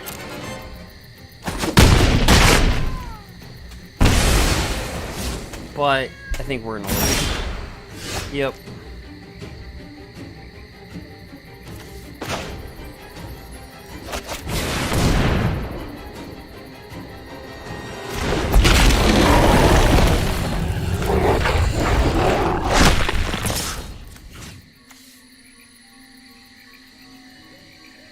What's he got in that graveyard? Another Elspeth's Conqueror's Death? Yeah, we gotta kill Tamio.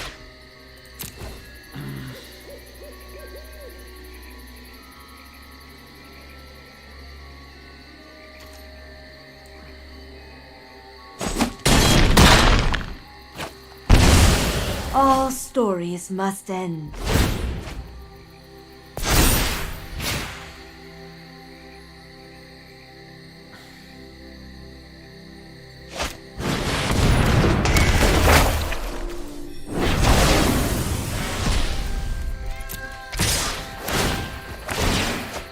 Yep, good game.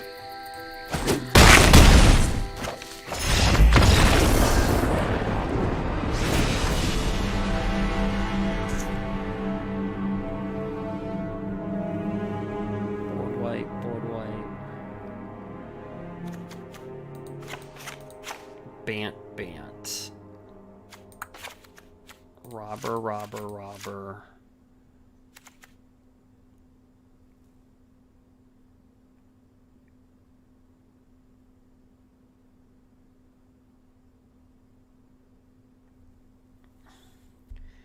Shifting Ceratops. Robber.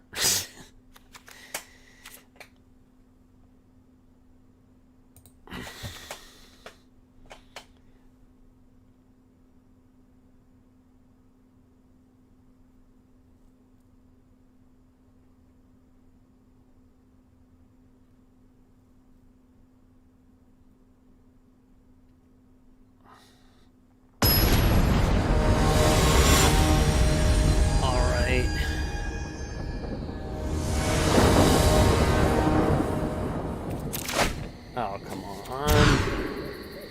What is with the land? Eesh.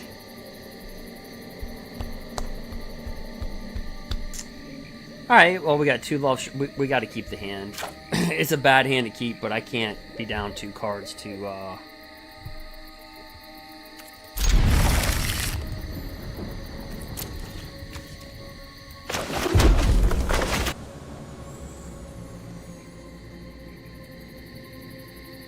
Yeah, Dark,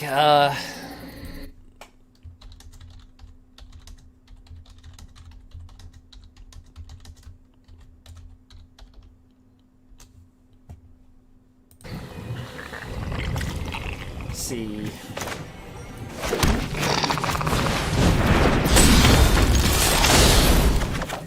Oh, took a Euro type. I'll take that.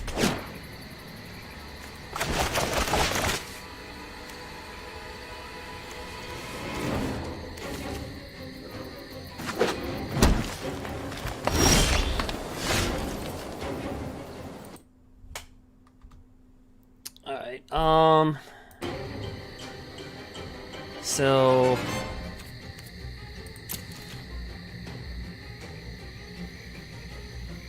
Brazen Borrower. No.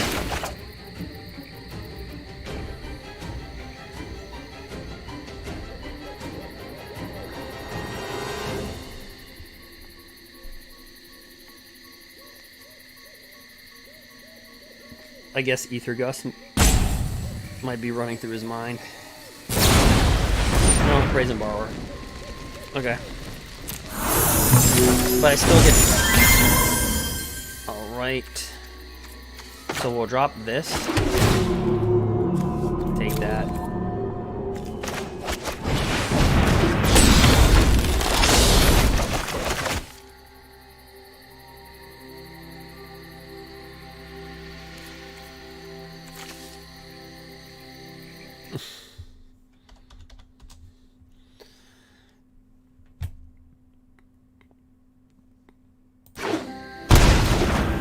Takes 2.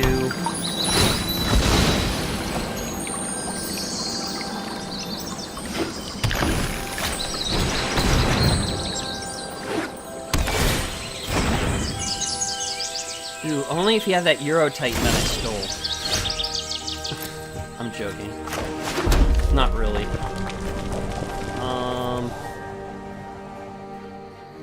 Well, that was a very dumb thing for me to do. I didn't put Stomping Grounds down.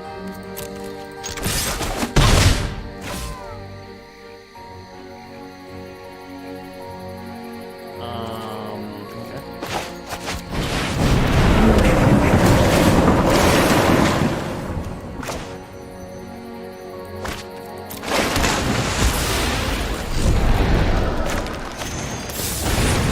Oh no, that was very dumb. I just made 2 dumb plays. I put that back in his graveyard. He's got a Trawler. Let me figure this out here for a second.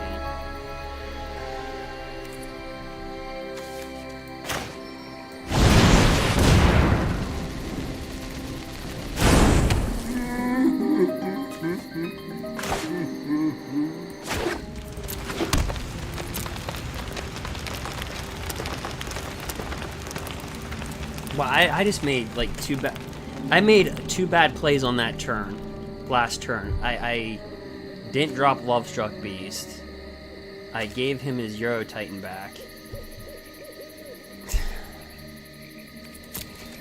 That was like 2 bad plays in 1 turn.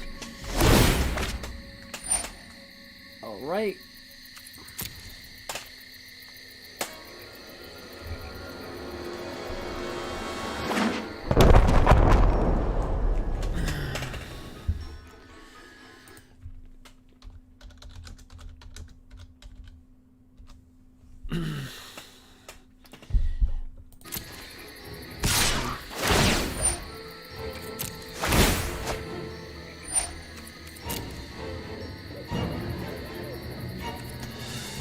So I'm thinking he's got like a board wipe or just Elspeth Conqueror's Death here. Because you don't leave yourself this open.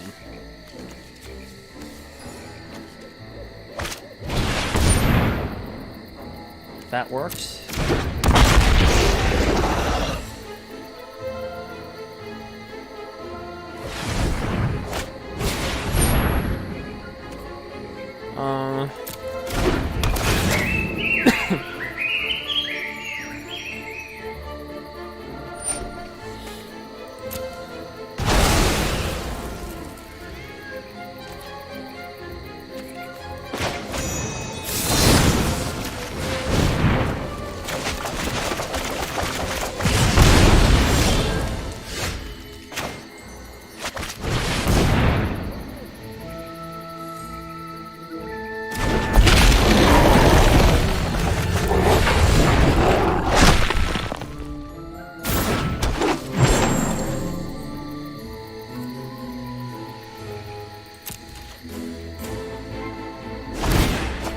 I think he's got us, guys.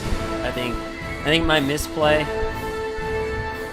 not really misplay, something that I just didn't see. And I think between that how he's running his deck. I think he's got us on this one.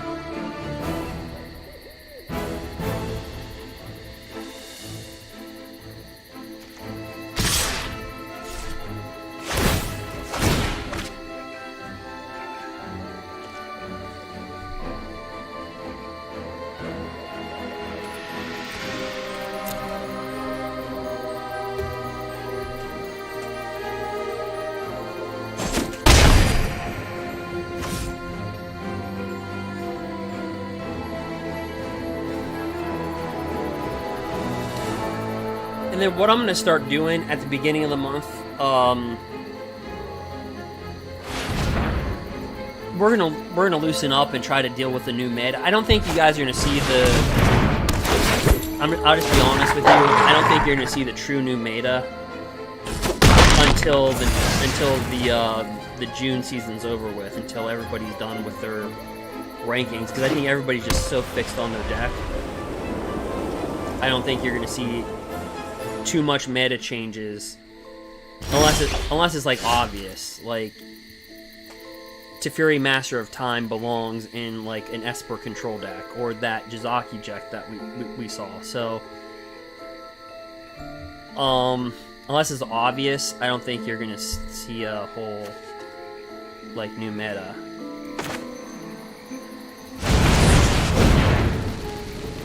At least not at this level. Not at this level.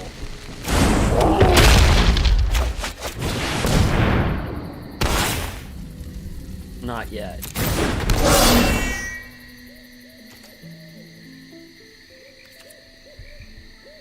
But I think I'm going to run the life gain deck that I ran at the early access of M21, just run the harder version that I wanted to run.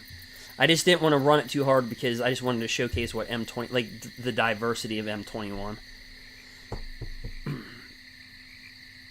If that makes sense. I just wanted to make it more like a fun event, not like... I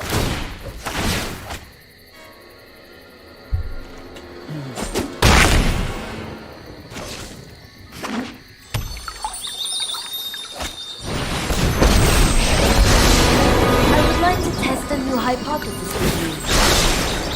Seek and find.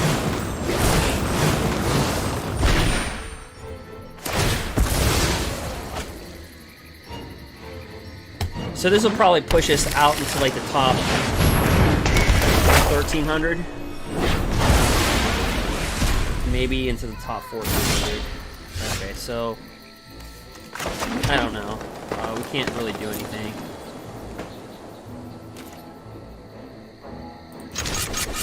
He's at 30. And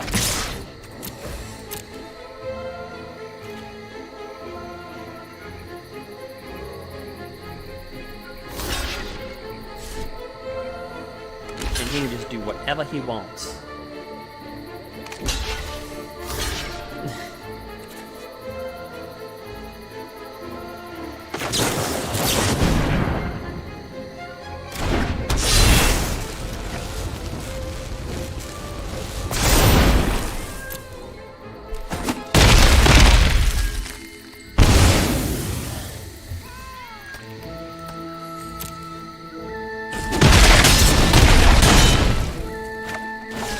And the reason why I couldn't drop my embercleave earlier in the game was because he's got Thrashing Brontodon. He can just destroy it. I just want to see what we were through. Yeah, there's no way we're coming back. Good game.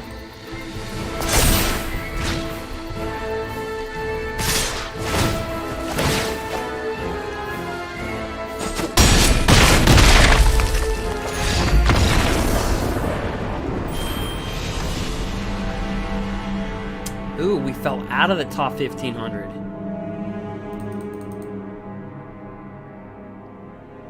Well, that was a bad one.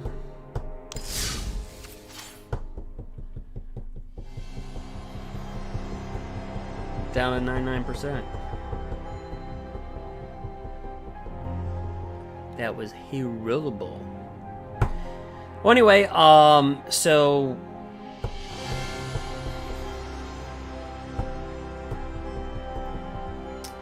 I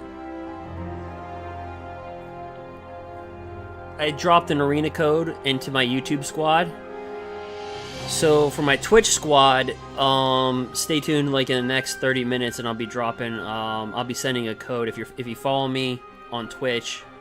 I'll be sending you a code on Twitch. Like I said, it'll be random, so there's not too many people in the Twitch chat, so your odds are pretty good.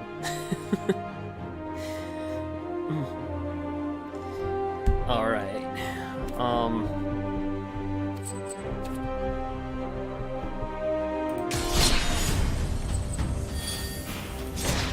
With that being said, let me take about a 2-minute break. I'll be back. But,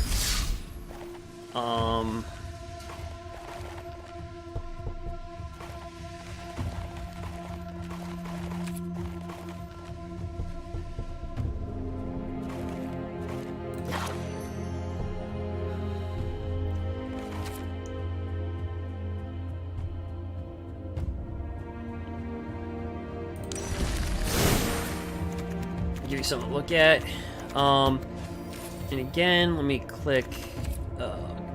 Guys, I did a whole setup. I have a whole complete new setup. So if you saw my setup, you guys would probably laugh right now. The way that I have it rigged is completely non-professional. I have professional equipment, but it's rigged. It's rigged how I play.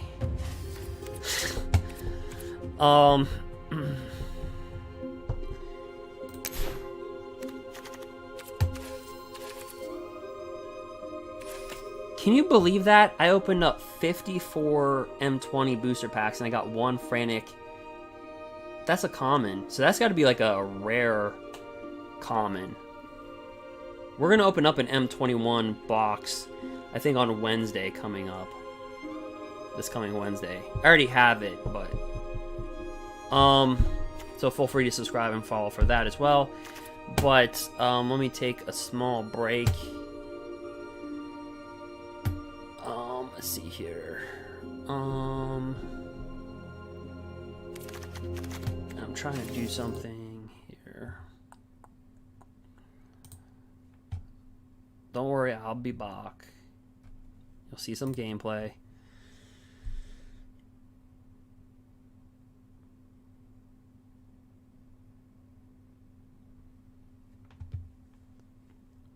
Okay, so you got a, what's a fungal rebirth?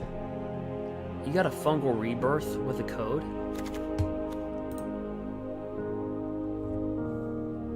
I don't even know what that is. It's that. Actually, that's... I don't know. Maybe my codes got switched over because that's an older code that I just dropped. That's an older code. So maybe all the codes are starting to convert to M21, which is a good thing. Actually, that's a pretty. I mean, that's not a bad uncommon.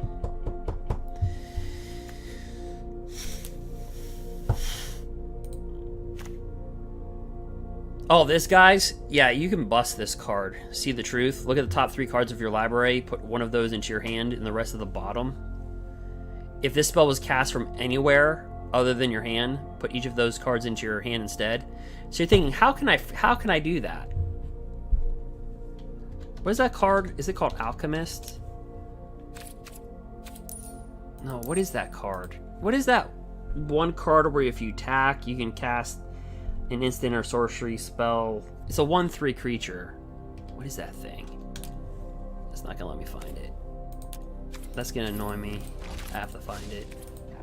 What is it? I think it's from the Ravnica block. What is it? It's a 1/3 elemental thing.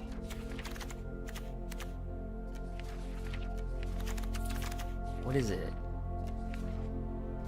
Because you can get 3 free cards by doing that. If you're playing like Red Rush with some blue. What is it?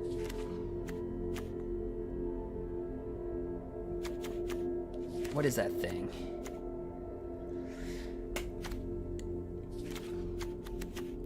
This Arcanist. Okay, so whenever you may cast target instant sorcery card with conversion cost X or less or equal from your graveyard without paying its mana cost. So you could use this on top of the Truth.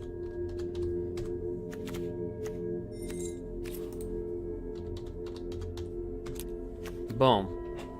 If the spell was cast from anywhere other than your hand, basically you draw 3 cards. Or you could probably use Frenzy. I don't know what the rolling with this beyond would be, but what is this? Yeah, this.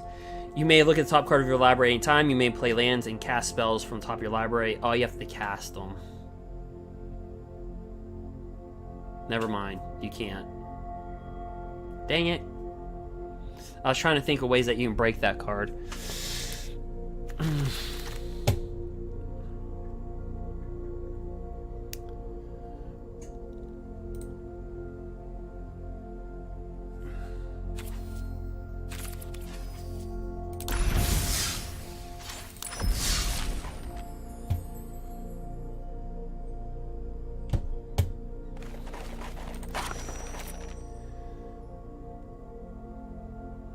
Yeah, I'm thinking in the next set that comes out, they're going to support red and green.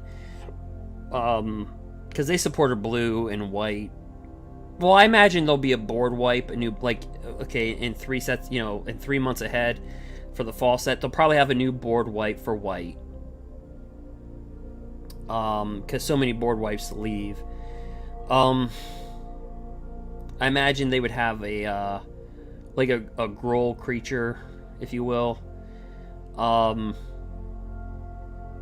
probably a strong planeswalker, because I don't know if you noticed this, guys, and I'm not speaking for Wizards, even though I'm affiliated with them, but notice every fall, just back up in time, Dominaria, right? Aldrain. You start to notice a pattern. The sets that have that big come in the fall. They come in the fall.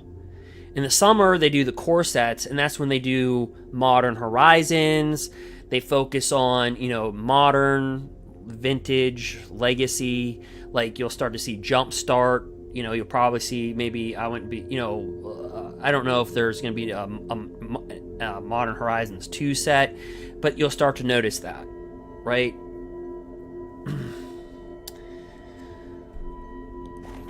That's what I've noticed.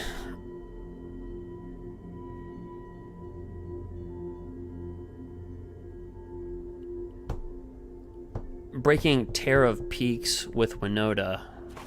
We can look into that before I take a break for a second. Is Tear of Peaks that one? Oh, that's the one card when a creature comes. I know what you're thinking. I know exactly what you're thinking. All right, so this is the first paragraph is irrelevant. The second's whenever another creature enters the battlefield under your control, Tear of the Peaks deals damage equal to the creature's power to any target. So if you pair that up with Winota, which basically, whenever a non-human creature you control attacks, look at the top 6 cards of your library. You may put a human creature card from among them onto the battlefield tapped and attacking. It gains indestructible to end a turn. A non-human. Actually, that is really not a weird idea, because here's the thing. This is a non-human, right? So let's just say you played with, Arbol Grazer. So what? He's an 0/3. He can still attack. But what if through Winota, you drop down Winota, you attack with Winota, and what if maybe you reverse engineer this? You're trying to cast Terror first, but cast Winota first, swing with something like Arbol Grazer, or even Gilded Goose, because Gilded Goose isn't a human either. So bring out a mana dork or something that accelerates your mana, and then drop down Winota first, and then you could actually get Terror through Winota. Drop this baby on the board, with some other stuff on that drops on the board. So I think Dark, you need to reverse engineer that. Instead of dropping this first, you need to drop Winota first, and then drop this first. And my gosh, this is a 5/4 flyer.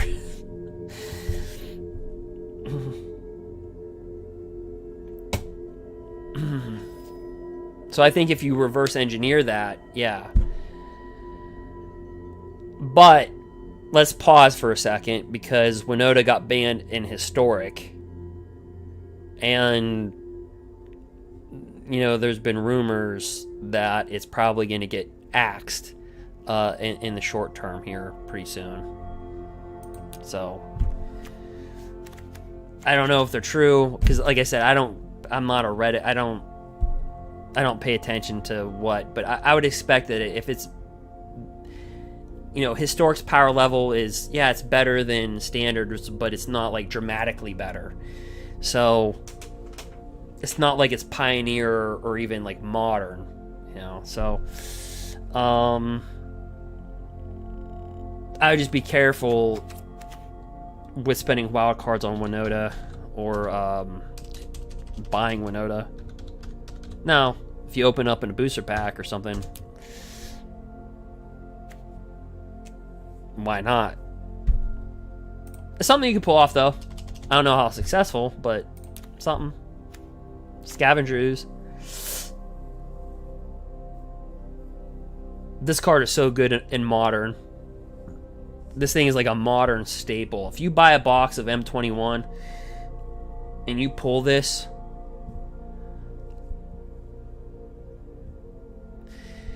yeah, so if he gets banned, if he gets banned,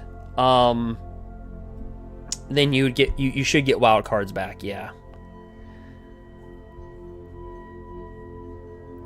But believe it or not, I have an audience that pays attention to me. Believe it or not, I don't do a finance stuff. I don't do that. But I have a few people that subscribe to me that follow me because of finance, because I talk about stuff like this, like what could be banned, what.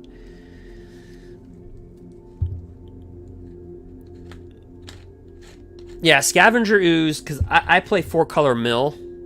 So I play 4-color mill. Not 1, not 2, not 3, but 4 colors. In Modern. And this creature, you know, you have to understand, it's Modern. So your access to mana is pretty good. And I'll mill them for like 10 in one turn and maybe 13 in another. And they drop this card down. And they start to go fump, fump, fump, fump, fump, fump, fump, fump, fump, fump. And the card just gets bigger. It turns into a 4/4, then, you know, one turn, next turn it's a 6, and it's just like, okay, well. So me and Scavenger Ooze I'm very well aware of this card. Not because I've never played this in my life. I've never played this card in physical play in my life. But I'm very well aware of it because my opponents played versus me. So I'm very well aware of the card. It's a very good Modern staple. It's a $5 card, you know, $4 or $5 card. But if you pull this and you don't like it, you have no problems finding a trade partner in Modern. And say M21, Ugin, like a lot of Modern card, like you can trade. It's M21's a solid set. I even think, like, if you open up a box, like, oh man, I didn't open up anything that I wanted. I'm sure there's a lot of stuff that you could trade to get standard pieces that you would want in return.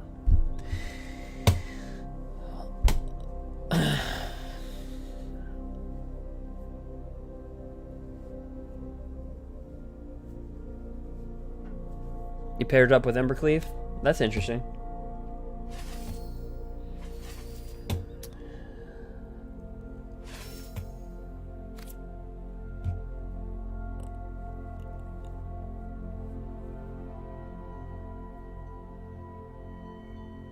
Well,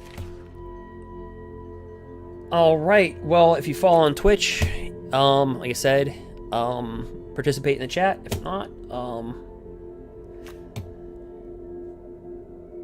like I said, in the next, I'll come back, and then like in the next, what time is it? It's 11:08. Okay, so it's 11:08 Pacific Standard Time. It's 2:08 Eastern Standard Time. It's 1:08 Central Standard Time. It is 7 o'clock in the morning in Great Britain. Okay, so it's just I've been learning people's time zones.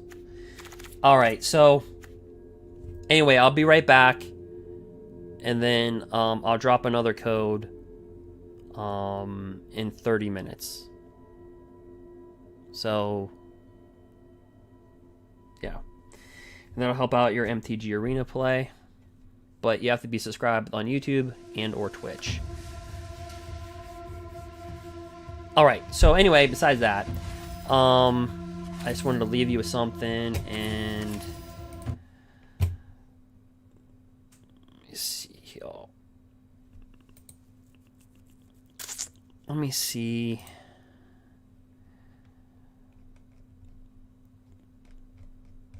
Oh, so that's what happens.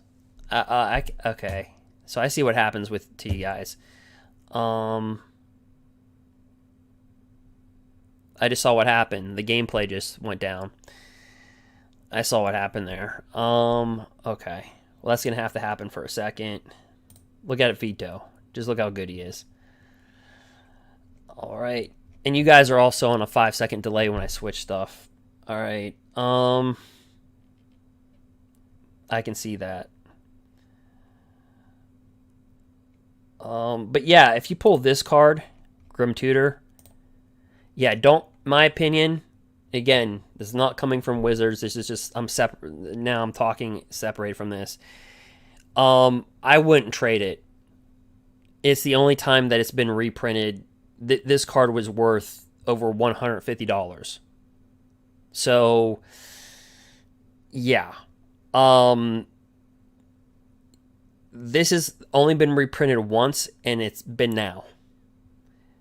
And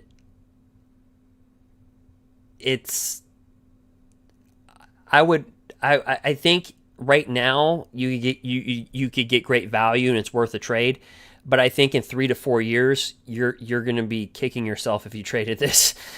It's one of those cards like, okay, yeah, you could trade it right now and get value for it. It'll probably lose value. It's going to lose value because it just got reprinted, and you could play, I believe, it's not restricted. You can play with like 4 of them. But wait until this rotates out in standard in a year and a half or 2 years, and just wait for that to happen, and then watch it start to trickle. Because yeah, just yeah.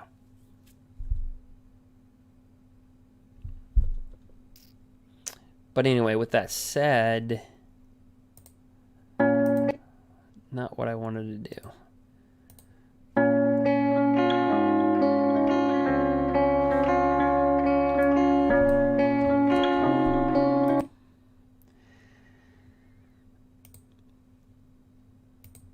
All right. Just got to do some trickery right here.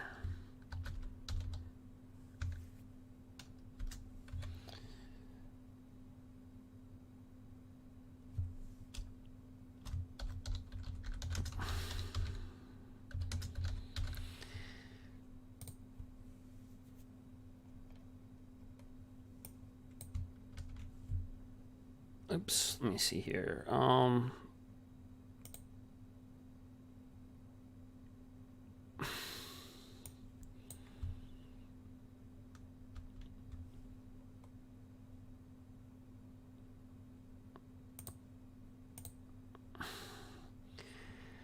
right, we'll pop back.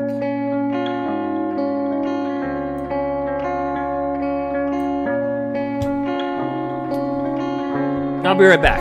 I'm going to take about a 2-minute break. If it's love that you need, you can take it from me, 'cause I'm the one who's giving it up. Do I think they'll bring the Titans back? And I know it's been hard. It's a possibility.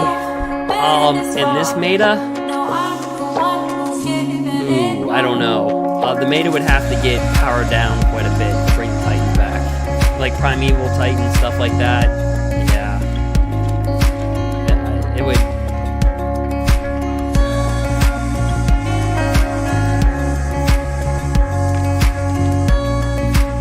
but they've done it before, so I wouldn't be shocked. Possibility.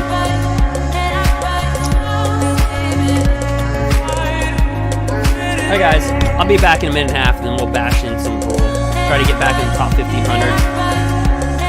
One win away from doing it. We were, what, 1,080, and I just kept on going. Alright.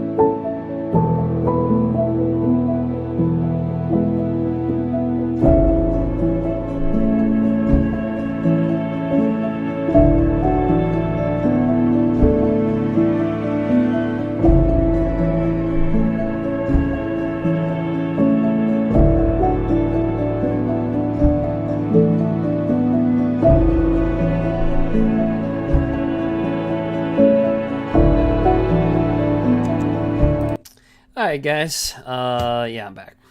So it was a little short break. Alright.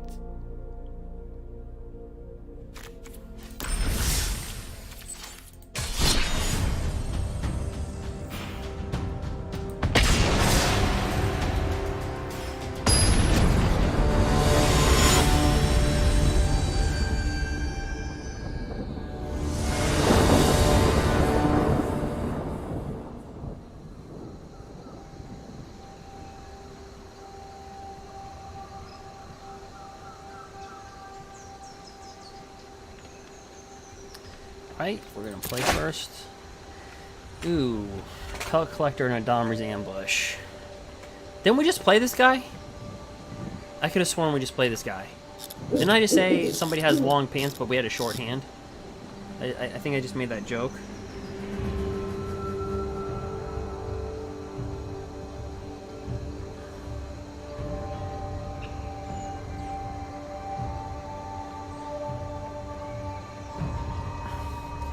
Alright, let me see here. So...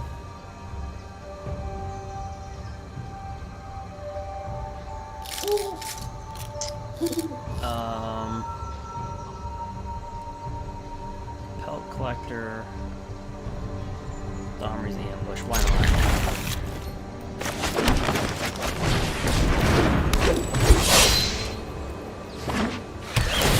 Okay, yeah, I think he's playing that Bant deck, right?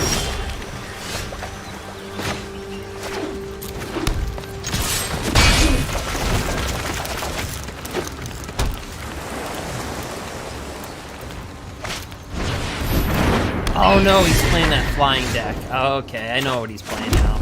I remember this guy.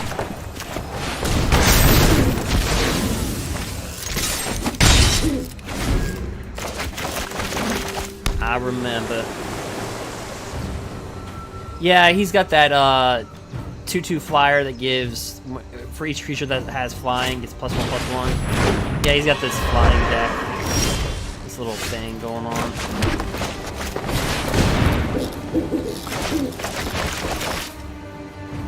The only reason why I remember is I said his name's Long Pants and we got a short hand. We had a mulligan like twice. And I just made it like a little joke and I just remember it now. He's got Flash Creature. Yep.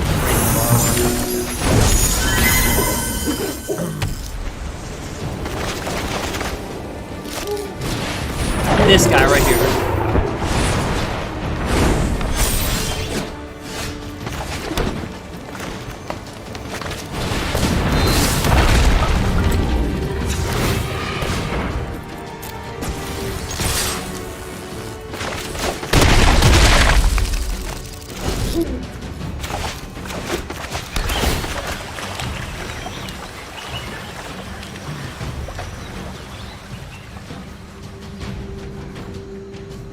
That's probably not a way to remember somebody. They got long pants and have a short hand.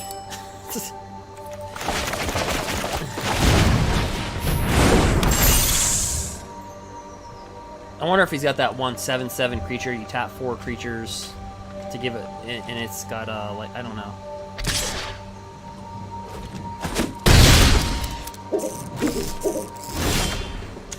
Okay, the thing is here.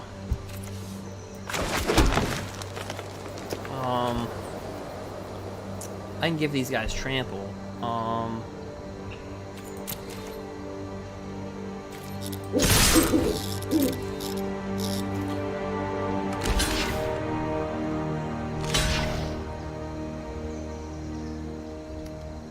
See, he can counter my embercleave. I'd rather just give these guys trample, to be honest.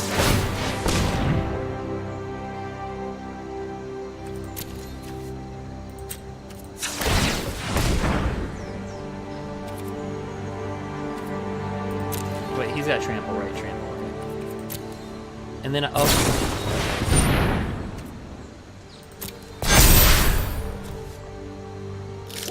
Do they get indestructible? Okay.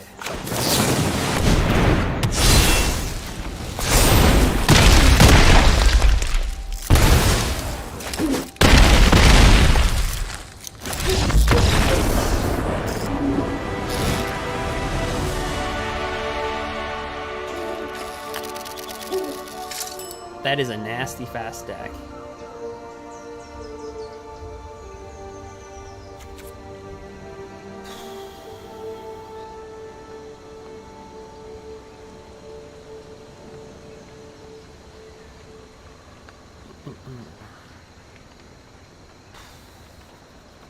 Yeah, just play the main board.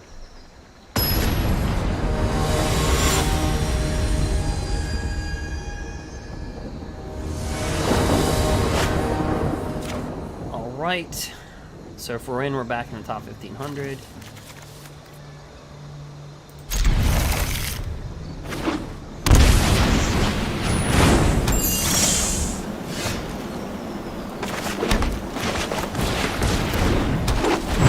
and I'll let you guys take a vote. If I reach the top 1,200, would you like to see me play unranked, but play with like life gain decks, like some more like M21-ish decks, instead of just playing in the top 1,500? Up to you. Wait. Okay. Creatures. Whenever another creature with flying enters the battlefield. Okay, so. Yeah, let's get rid of that.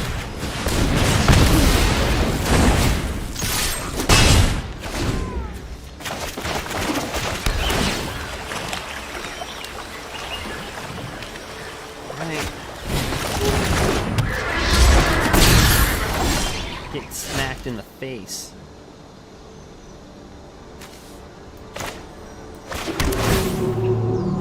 Yep, take it.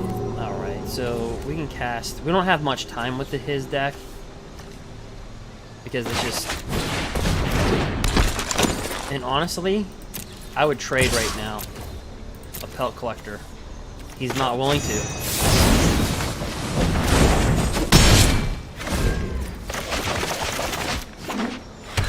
Really, I just want to get out of this match. Because it's a bad match for us. Other creatures.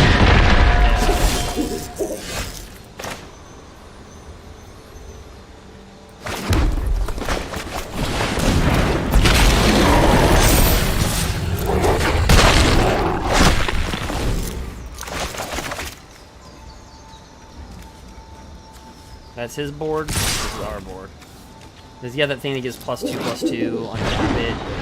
Yeah. Oh, that was a fast one.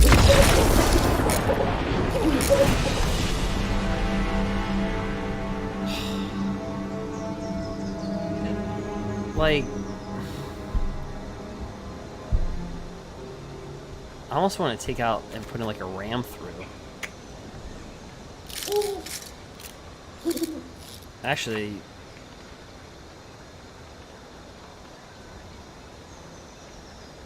like, I don't even think we're fast enough for shifting Ceratops. Maybe I'll take a shifting Ceratops out and board in a ram through.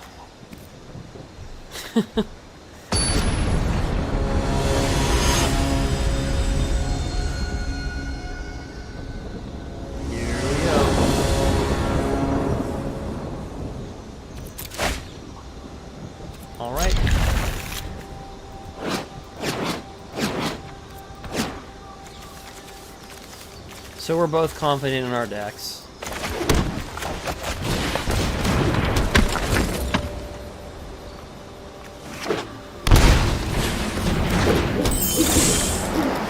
Right.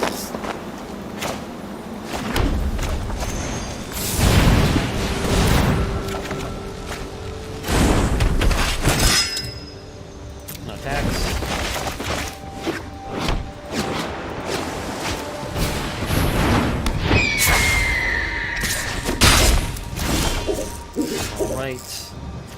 So let's see. We want to bring this down. Attack with a Rimrock Knight.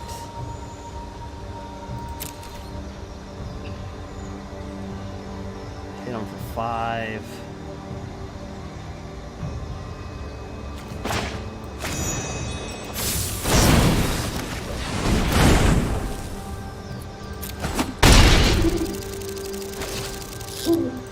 See what he's gonna cast.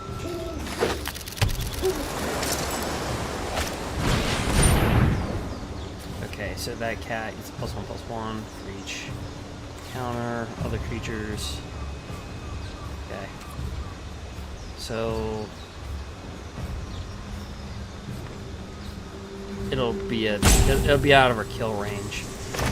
It'll be a 3/3.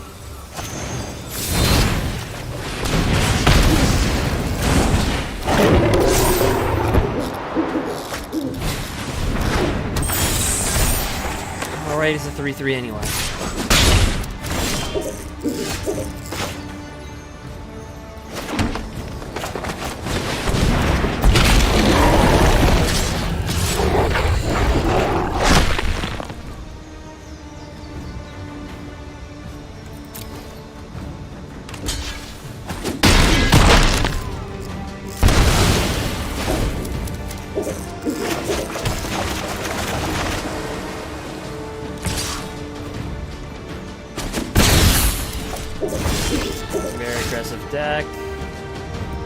Temple of Impany. We don't need this one. Oh, we need Shifting Ceratops really bad. Embercleave. Yeah, we'll take it.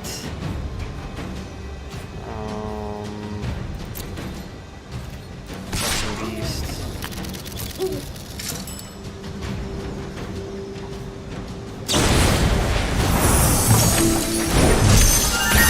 That's okay. We're gonna come over the top with Edgewall Innkeeper. Draw 2 cards.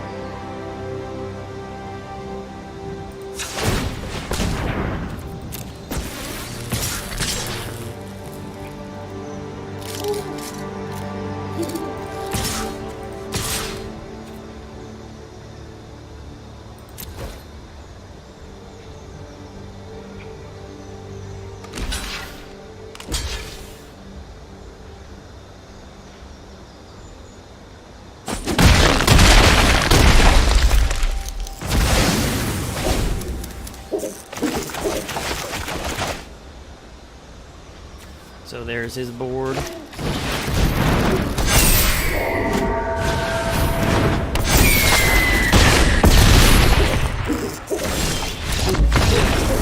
Wow.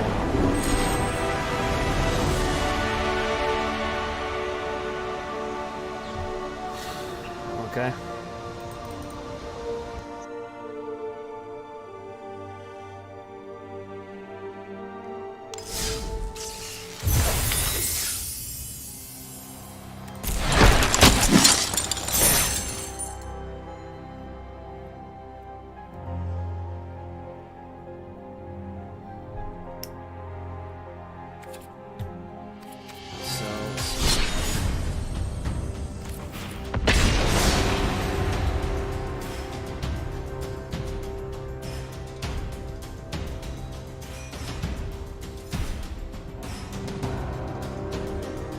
So,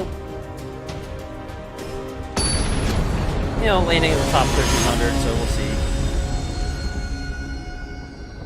1257. Alright. Yeah. So we got Lovestruck, Quest, Paradise.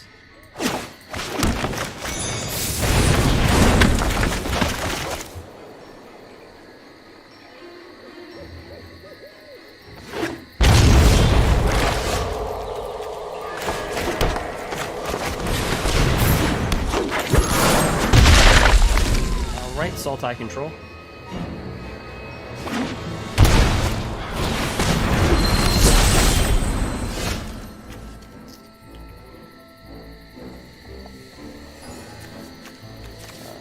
Cast the red. Draw this down.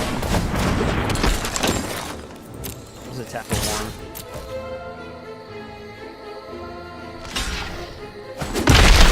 Alright.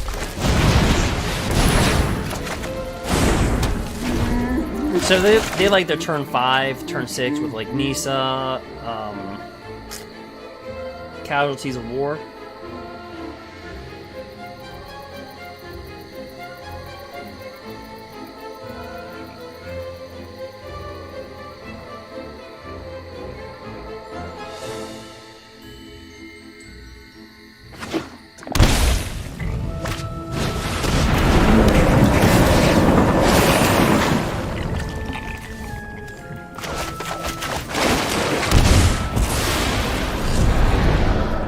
Which he's at the kind of right mana curve. So he's got the mana.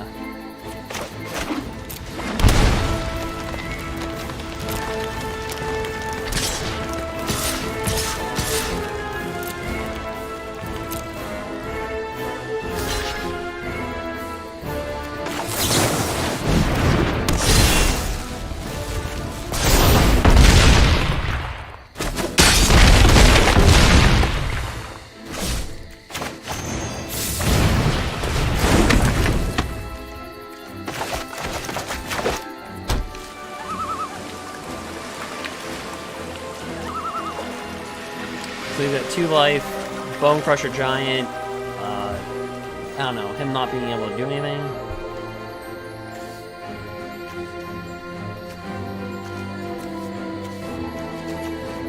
So Sultai control.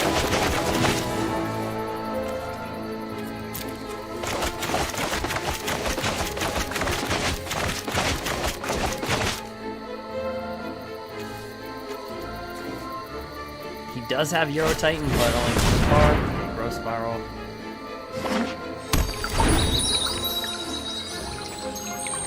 So he's gonna try to Growth Spiral this out.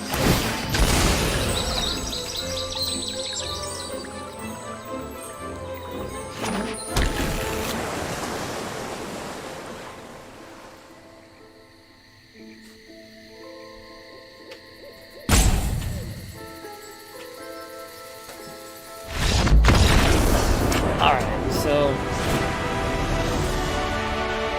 that one goes to us.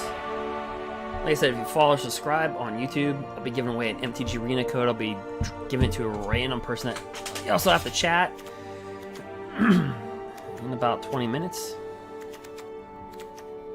Alright, Domri. So in that matchup, Domri's not bad. But honestly, we're just going to go Robber of the Rich. Just hit him with speed.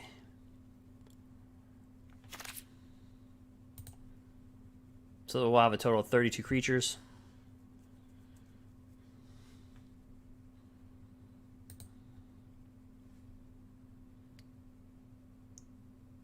And that will be that.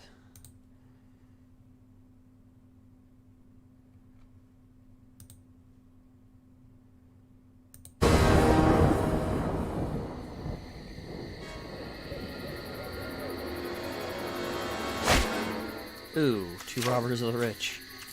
I will keep it.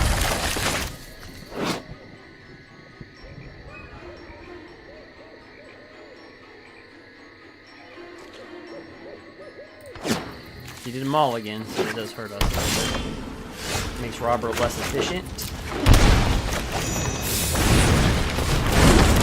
Actually, he should play Pellet Collector than Robber. Alright, Thief Kindred does hurt our robbers.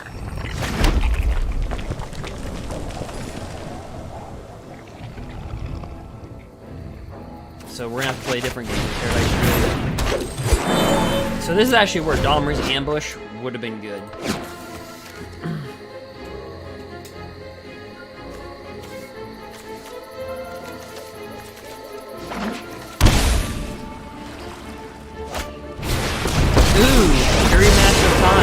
Let's see how this works. Let's make this quick. It has to be quick. So we need to get a land.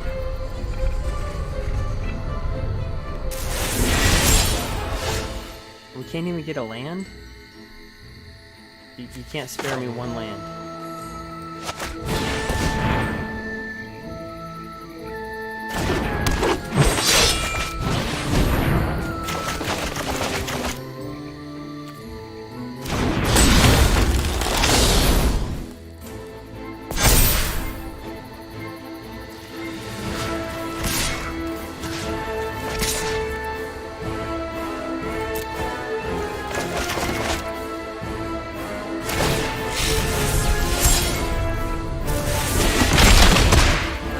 So we're seeing Teferi Master of Time being played. Oh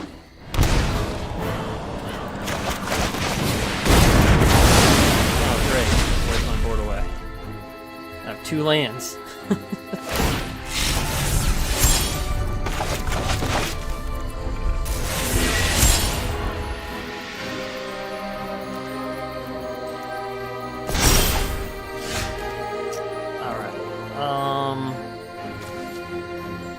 Continuing with the 2 land theme.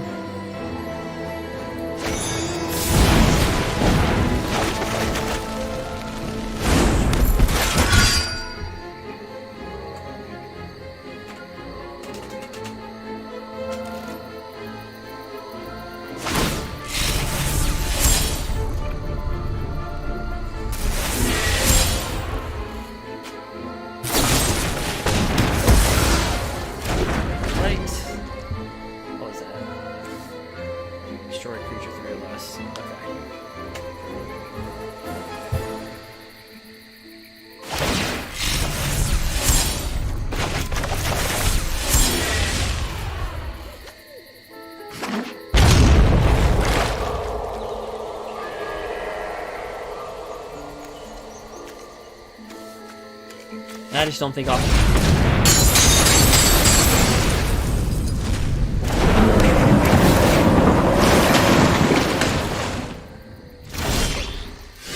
we get a land, but it's a little too late. We'll try it.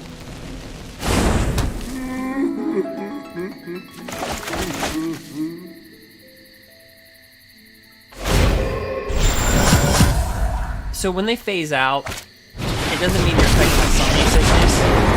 So when they phase out a creature, it's not affected by summoning sickness. It doesn't leave the battlefield either. Shall conquer It's just you. phased. It's just it's kind of act like it's taking a nap.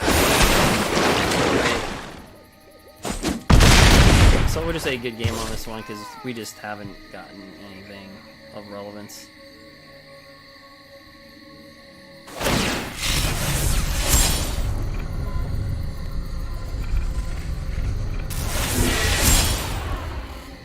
Actually,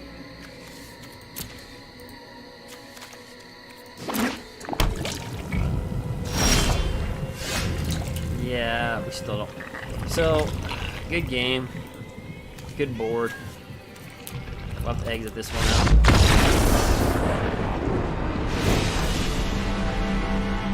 Okay, so Tommy's ambush is good there, but I'm still gonna play our board.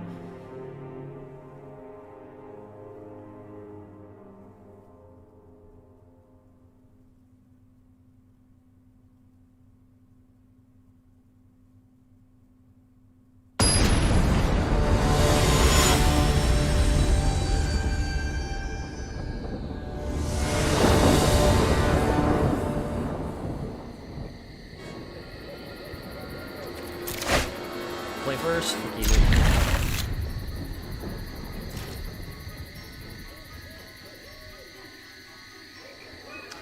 Alright, so yeah.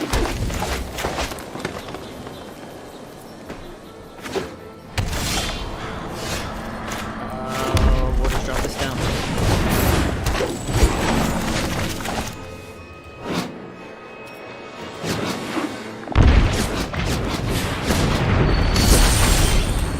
Let's get that leaf kindred. Okay. We'll do this.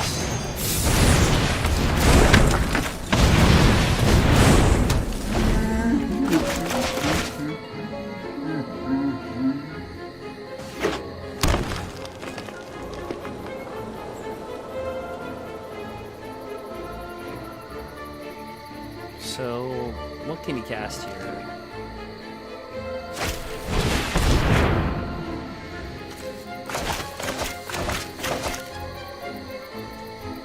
So if we can get a land, we can actually just embercleave. Pretty hard here.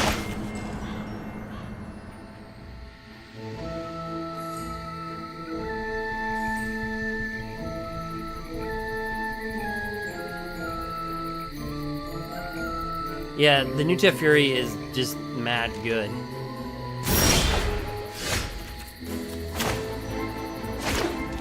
So actually, how I'm going to play this out, realistically, is I'm going to attack with this and this, embercleave this, and then Rimrock Knight it.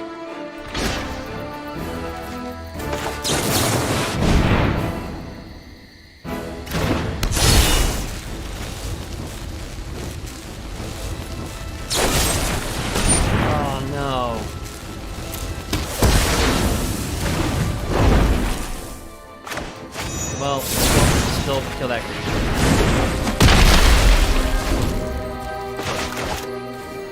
Jeez.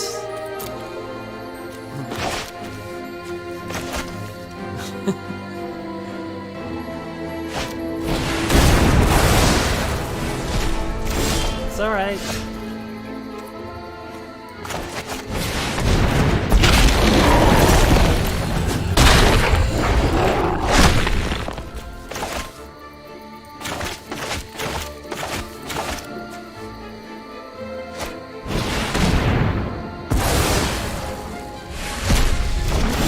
Extinction events. Okay, so let's drop this down. Haste. Drop this down.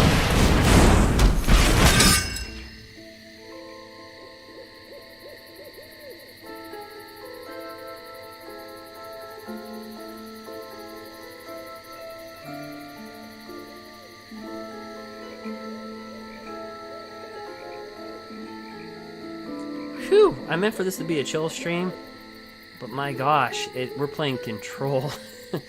Like,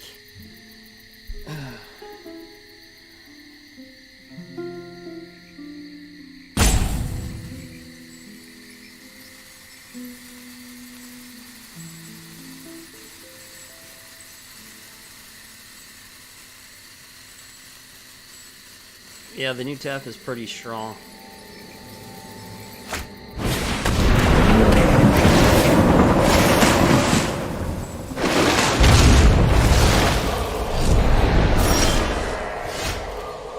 Tough call, shifting Ceratops. Okay, so he would... Technically, he takes more if I hit him with shifting Ceratops.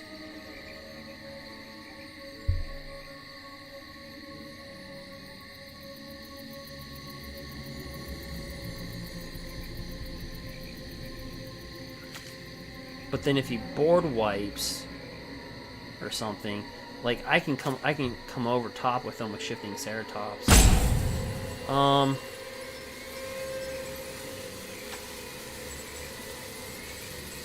Yeah, let me cast shifting Ceratops.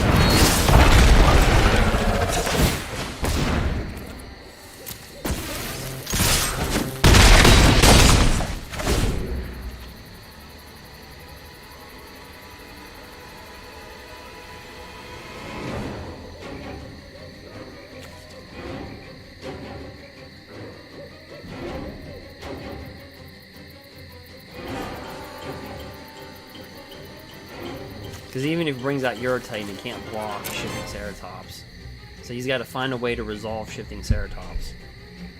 I mean, it could be through another extinction. I mean, that's a possibility. But if he does that, then we can embercleave this.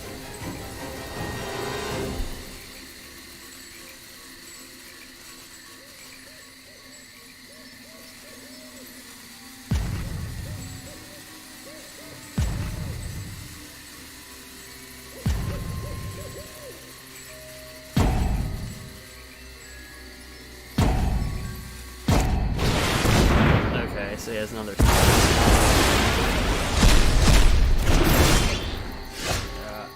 I don't think he has a way.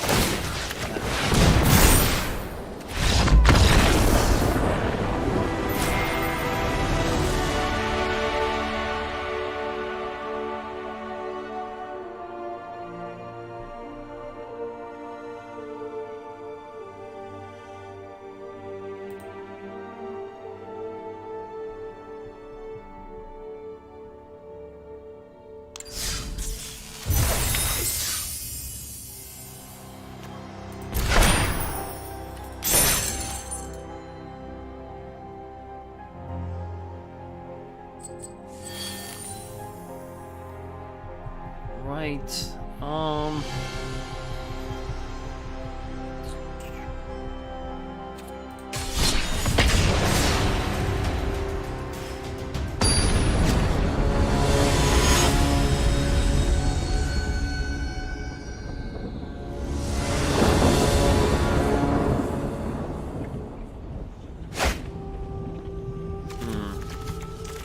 One second with a hand like this.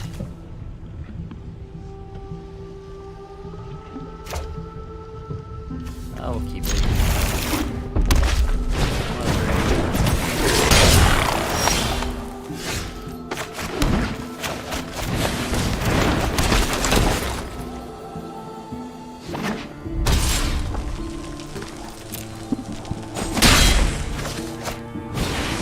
Alright, so we have to kill that. Sneak in.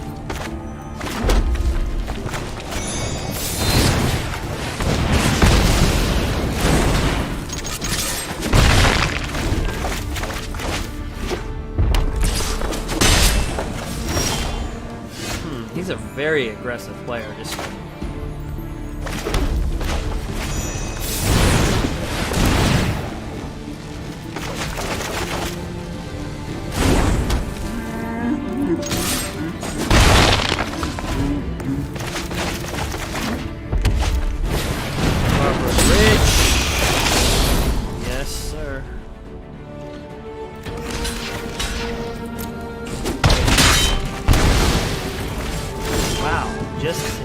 with aggression.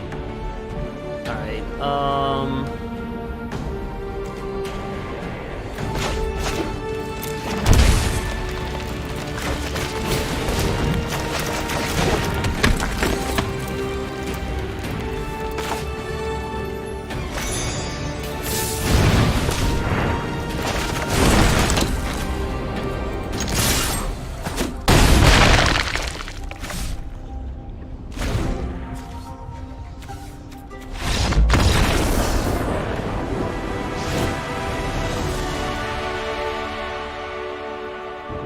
okay, in the mirror match, or excuse me, in the mirror match, in that matchup, typically you want to play with a ram through.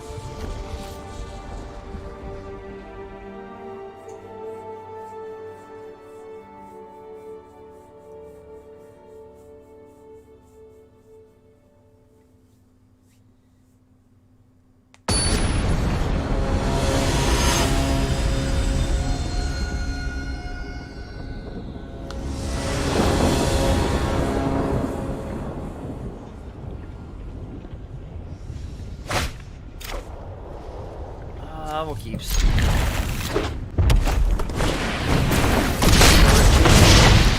Right.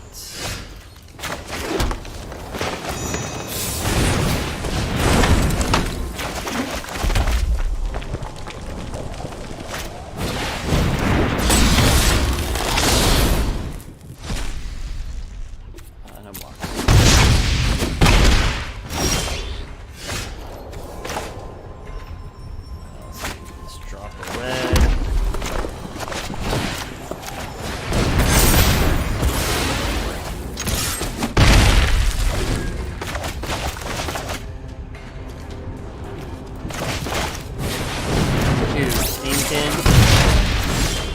That's one I'm going to get rid of.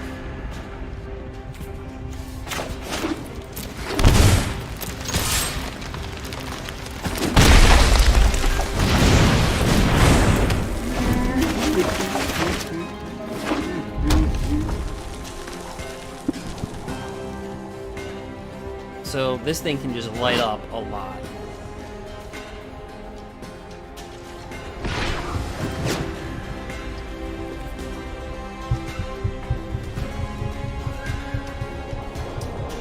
Could have like a lava coil at the end of this, or it could be light up the stage.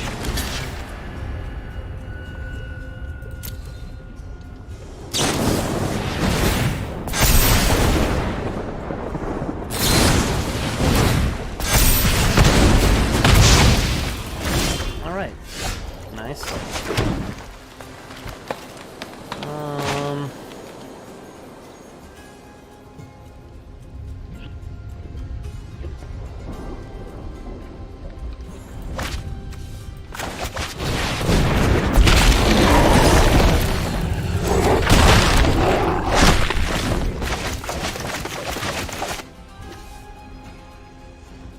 Sometimes they bluff, but sometimes they don't. So he had a shock and a bone crusher giant.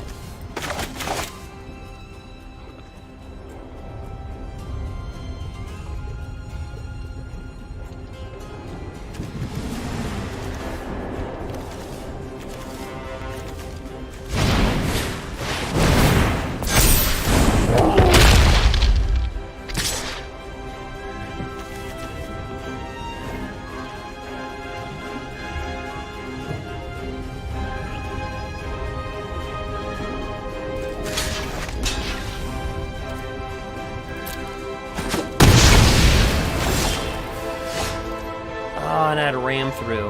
Alright, shoot.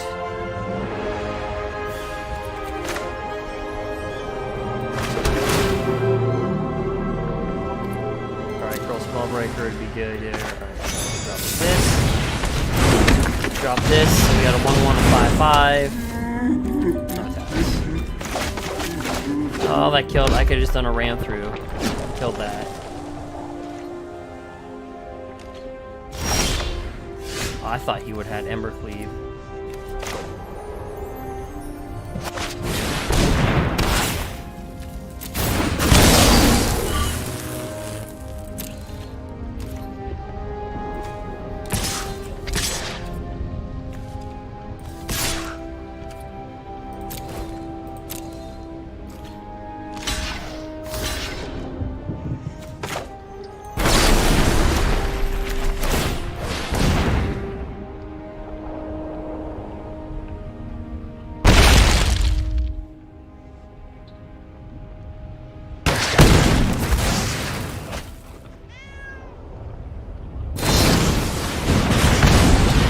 Does he have another? Like, wow.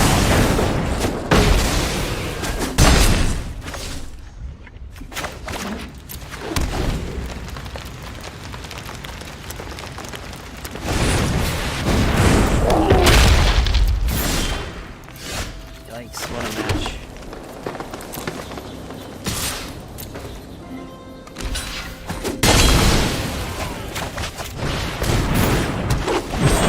So we just need like an embercleave at this point, or a questing beast. I mean, he's gotten every bone.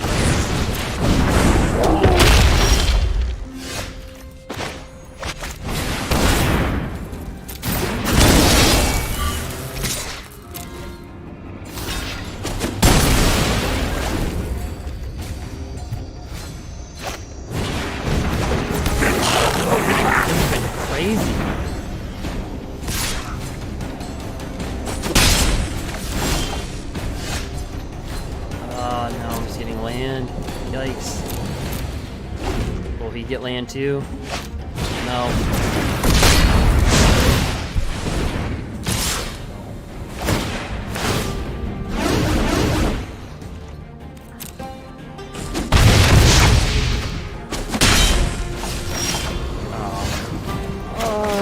Alright. So that's gonna be good.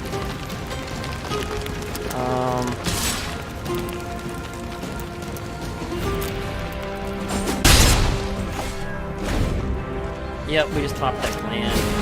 Yep. Good game.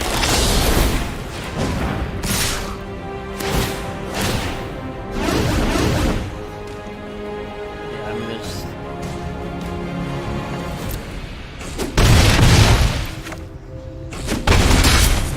Alright.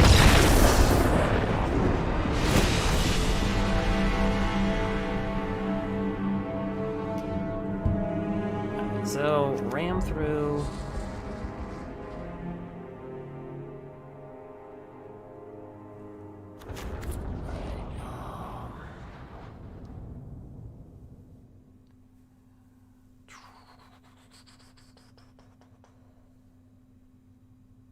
Yeah, we'll just play it.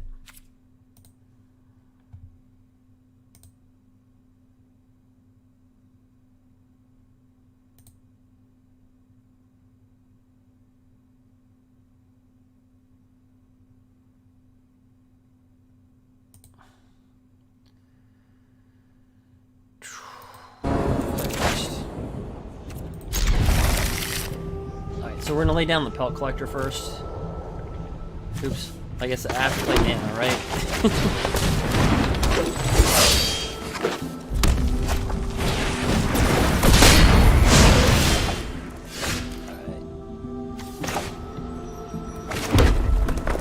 Drop this guy down.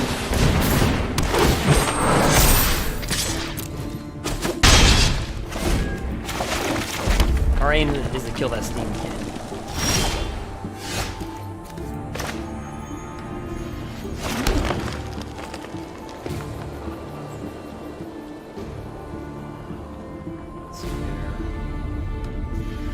Probably got a shock or a lightning bolt.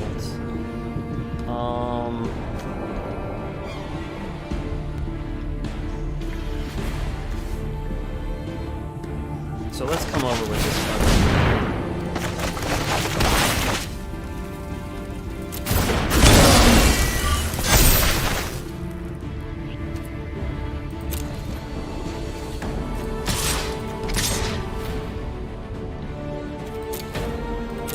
You can easily have a Shock or a Bone Crusher Giant here. Alright.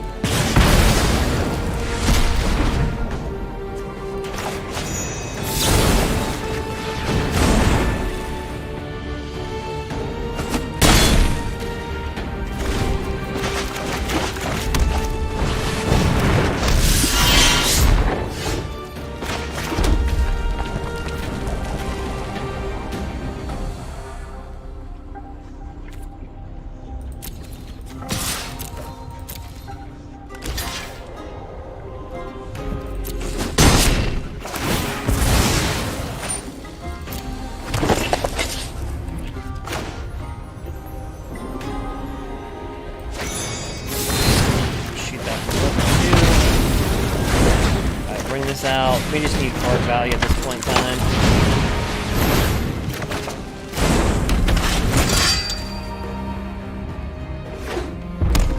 So, Gruul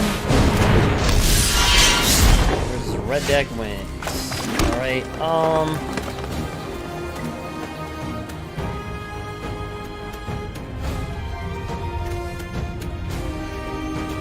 yeah, I'm just gonna bring this out.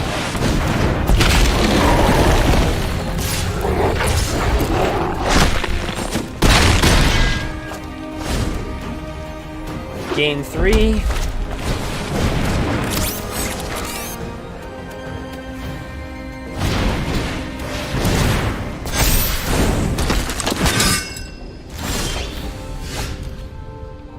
Alright.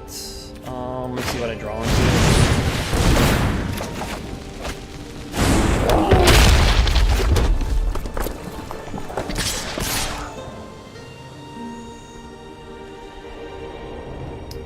Technically, you can block all of that.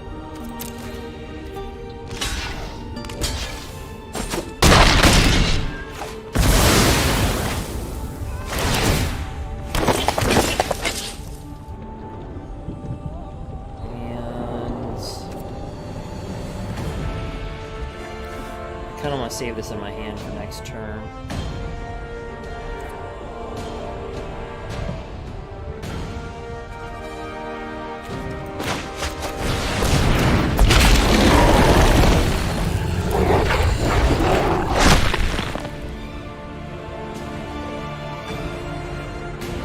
Because if he's got like a lava coil, it deals 4 damage.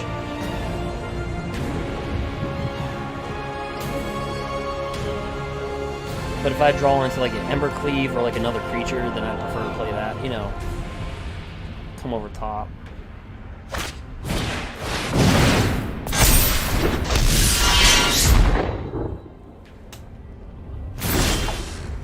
And we draw a land.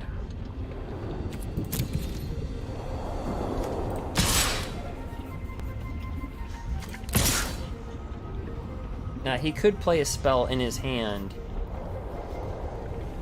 to kill these creatures.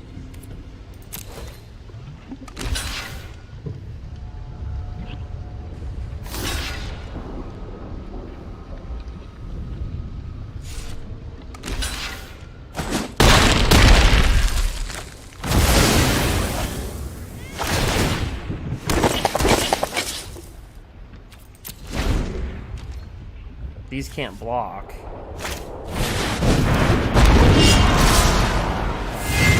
let's see, I would take...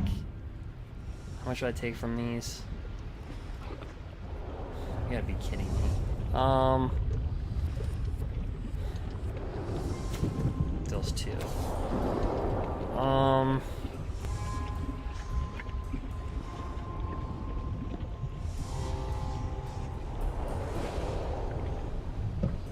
So if I take 4, so if I take all 6, then I take, hold on, if I take 6, then I take 18.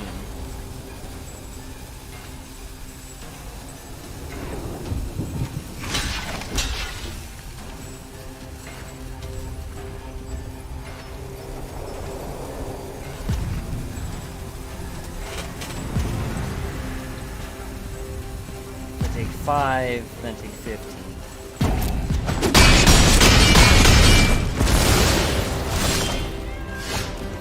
just needed an embercleave.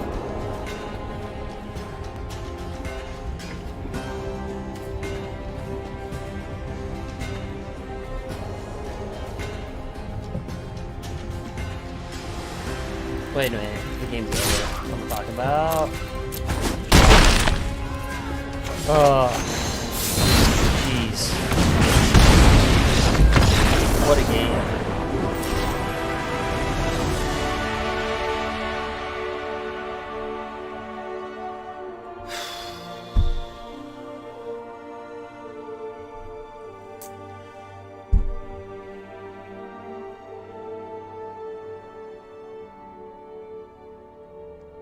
Wow.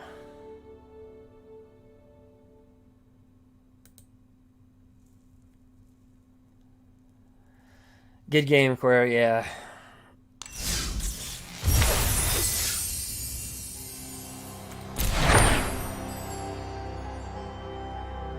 Kind of a good card that never got played. Enchanted creature gets +3/+3 and attacks each turn of Fable. If enchanted creature dies, deals 3 damage to target creature's player. Alright. Deals 3 damage to that creature's controller.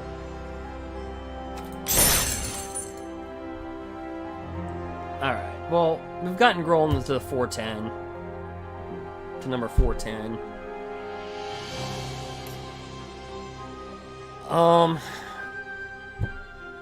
Yeah.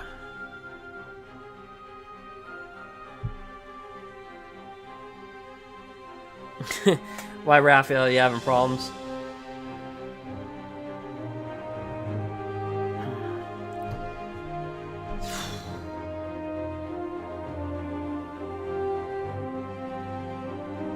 Yeah, that was utterly aggressive.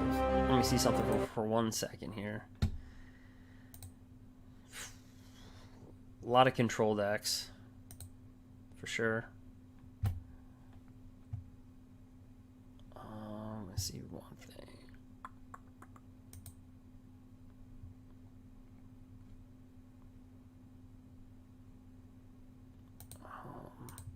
I don't think this card for Gruul. I just don't think he's primed yet. Like I mean, he's a 3/3. Long as it's your turn, you may look at the top card of your library anytime. You may play lands from the top of your library, but I don't know if you can play multiple lands. You know what I mean? Like if you already played a land, I don't know if you can do that.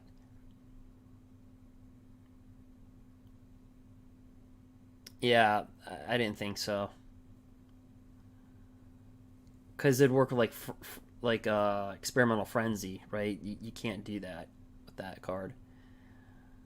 So you've been Diamond 4 for 2 weeks now. Okay, Kraken, yeah, you can't. Yeah, I figured you couldn't. There is like a split 50-50 with people regarding this one. And I didn't know what would go over what more. So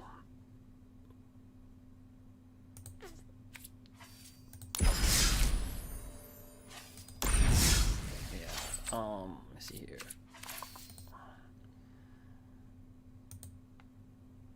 But yeah.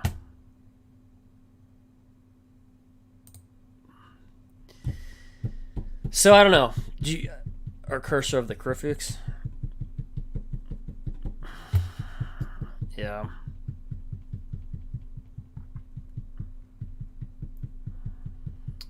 Yeah. I think the way that we have our Gruul deck, it's like I said, you're not going to see the big meta shift happen at this level because people are going to be locked into their decks. The only thing that we saw was Teferi, Master of Time. With the control decks, they just like put him in, and my gosh, he's just good by himself. Period. Like when we saw that Sultai match of just Teferi, Master of Time. Yeah. So I think we'll see the true meta. But definitely what we saw with Temur Reclamation playing the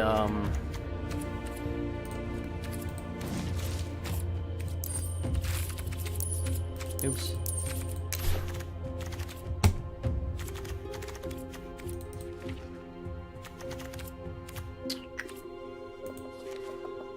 What was it? They just exiled your turn. Okay.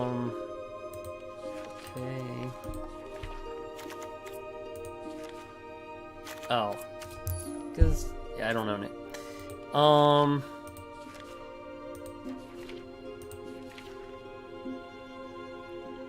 Yeah, Teferi's just a wrecker by himself.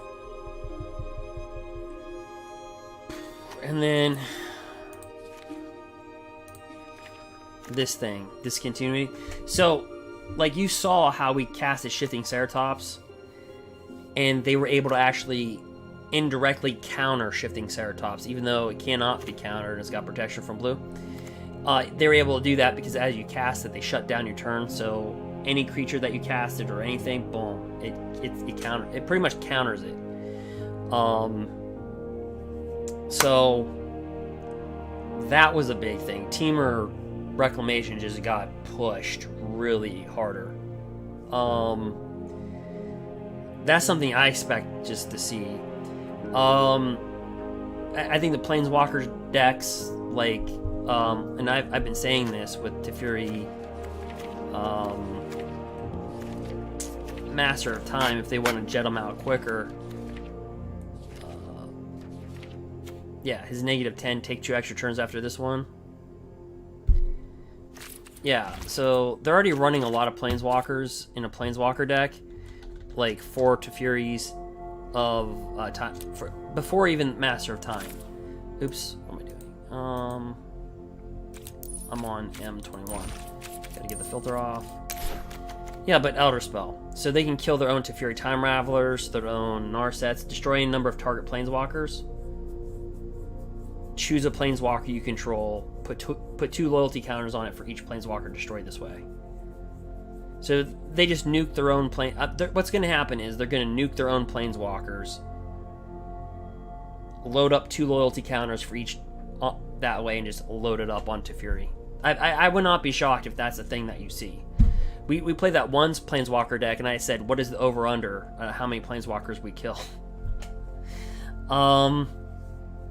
So I think that's a thing that we'll see.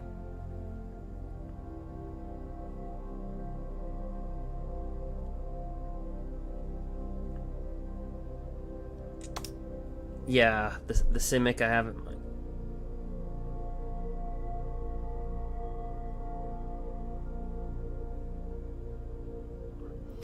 Yeah, Temur Elementals with Ugin.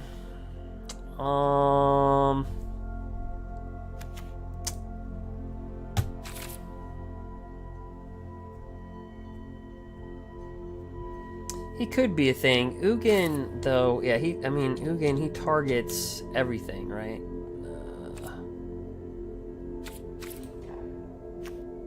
I guess I have to craft. They would wipe their... I mean, it just depends, because they play with the Omnoth, and they play with Risen Reef. I guess they could ramp that out early, drop Cavalier Thorns, and then wipe the board. Yeah, I mean, it could be a thing.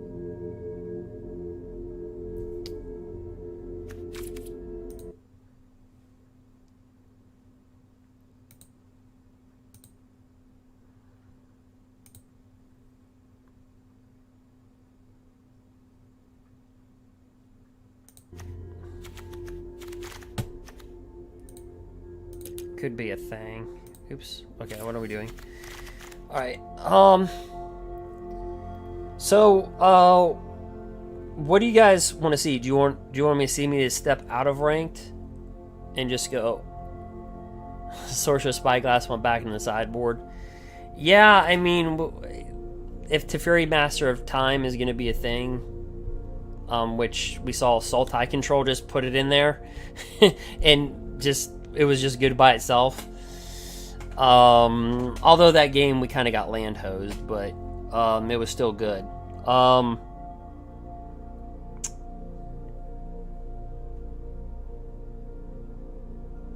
Yeah, Raph, I don't know if you're talking about What are you talking about? Omnoth? Yeah, I think you're talking about this one right here. Omnoth. This guy. When it enters the battlefield, it deals damage equal to the number of elementals you control. Whenever a land enters the battlefield under your control, put a +1/+1 counter on target elemental you control. If you control 8 or more lands, you draw a card.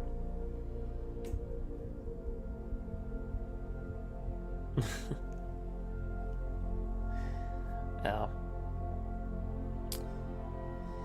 So, I mean, I reached the goal. I reached my top 7. I was saying I want to get into the top 800, but now I'm number 655.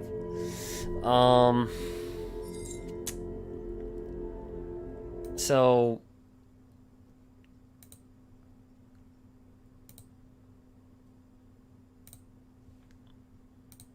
let me just double check what's going on. And I actually just increased as we're talking to 654. What's going to happen is, guys, everybody's going to try to wreck each other. See, the thing is that, oops, I got to put the screen back on, duh.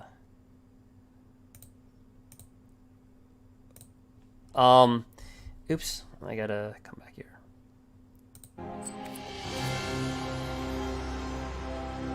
Yeah, it's up to you guys. If you want me to play non-ranked,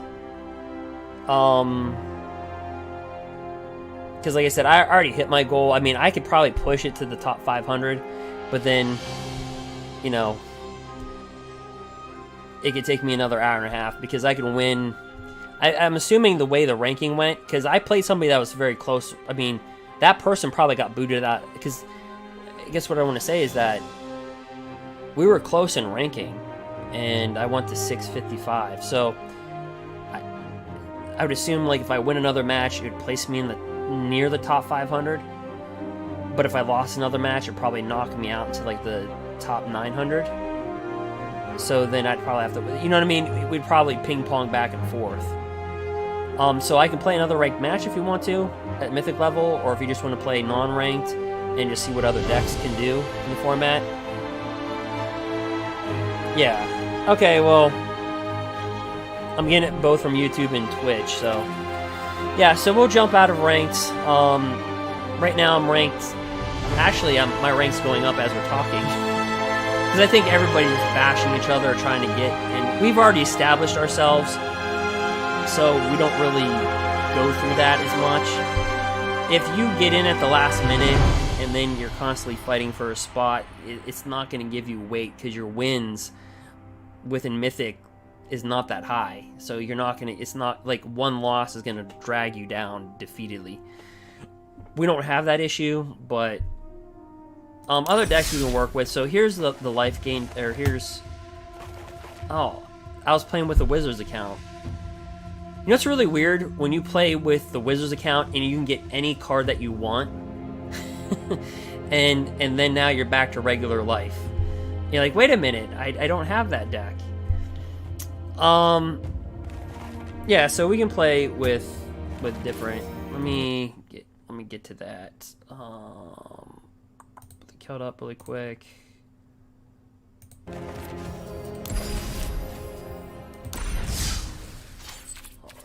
All right. Oops.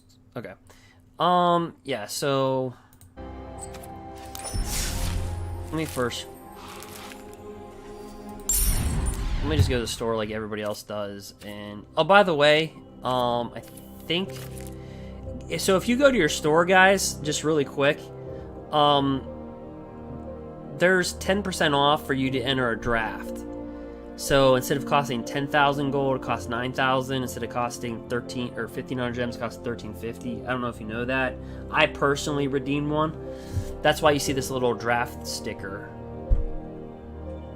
I mean, it's not much. You just save 1,000 gold or 150 gems. I mean, it's not the biggest deal, but that's what you've seen. So, Gruul ranked 655. You know, I think that's a pretty good standing.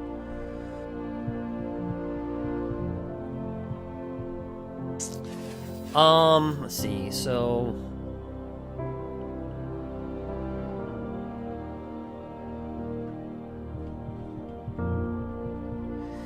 Well, Dark Knight, I opened my, I opened 50 booster packs. You might have missed it.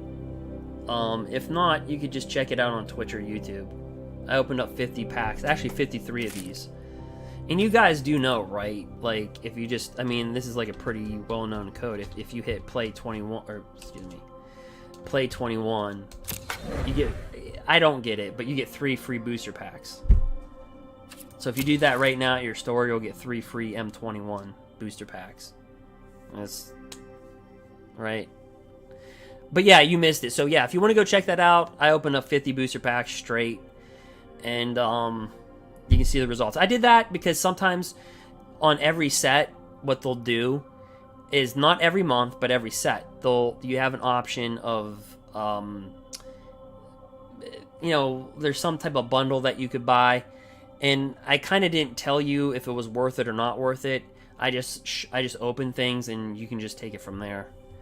You know what I mean?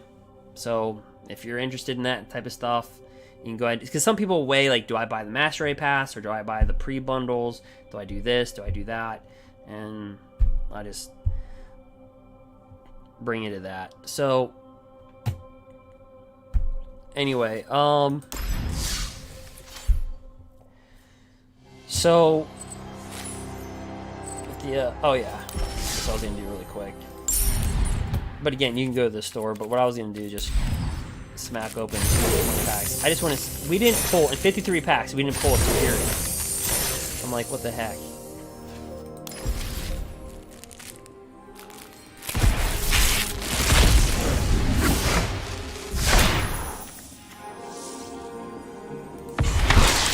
Containment Priest, we all wish we would have had that when Fires and Agent Treachery was in the format. If a non-token creature would enter the battlefield and it wasn't cast, exile it instead. Pretty good card.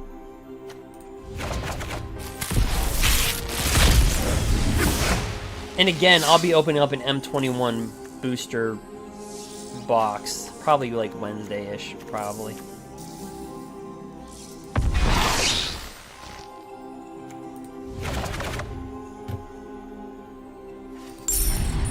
Seriously, I can't get... That's 55 packs I've opened. Actually more, 56. We'll try 2 more, and then, I don't know. I lied, we'll try 3. I just don't want to craft... I don't want to use one of my wild cards. And I can get them from the vault too, but...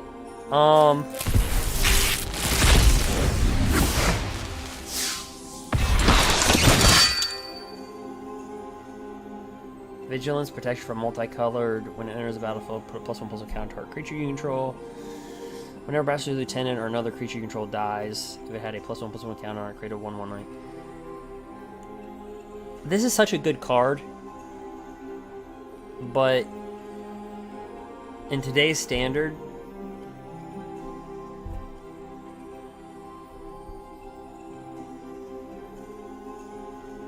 I don't know. It's alright.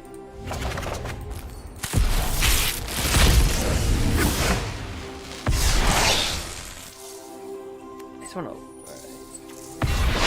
Okay, so I've been getting a lot of wild cards, so I can't complain that much. Alright.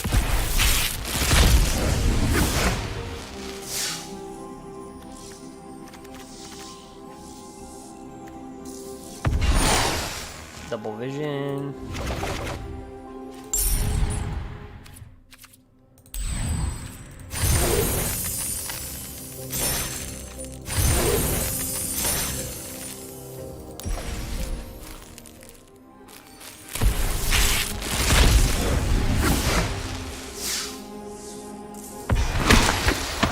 I'll take that. I'll take the Rogue Enforcer. If you see, I made a... So instead of watching 2.5 hours, I broke down some of the things in a 40-minute video. I edited it down. And we won with a coin flip with our, with Veto. I'll show you what I'm talking about in a minute.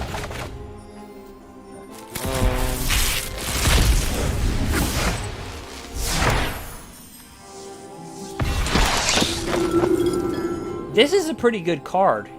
It's got Vigilance, Lifelink, and then create a 4/4 Angel creature token. Activates ability only if you gained at least 7 or more life in your starting life total. That's really easy to do. Relative, I mean, that's going to be something easy to do. Alright, well, I just was not destined to get a veto. Alright, so...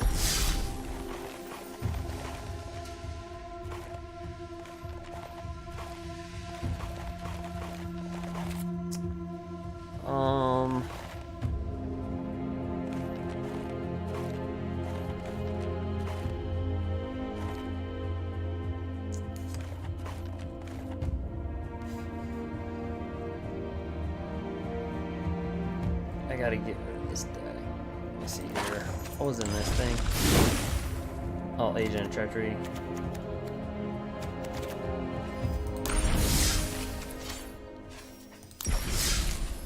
Anyway, so I'll show you what I used. I used in the early access. Here's about all that.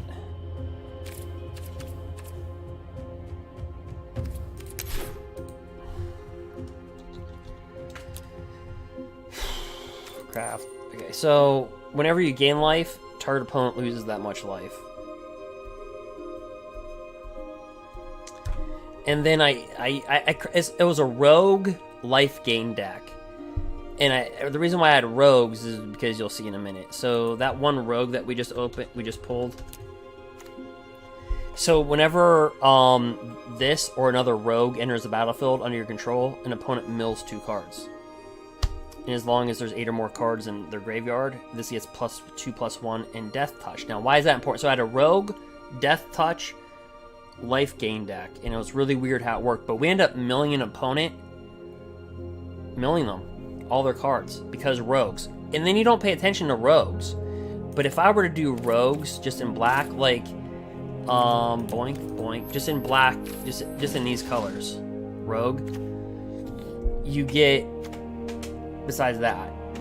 But what most people don't realize is Rankle's a rogue. And where's Bloodthirsty Airlist? Right here, Bloodthirsty Airlist. So whenever you gain 1 life, put a +1/+1. He's a vampire. He's a rogue. But the real crazy thing is that this right here, Taverns. Whenever you flip a coin, if you win the flip, you gain 6 life. And if you do that with veto, basically what that means is you gain 6 life, and you hit your opponent for 6. By flipping a coin. And it was so funny, we caught so many matches just doing that. We just flip a coin, and yeah.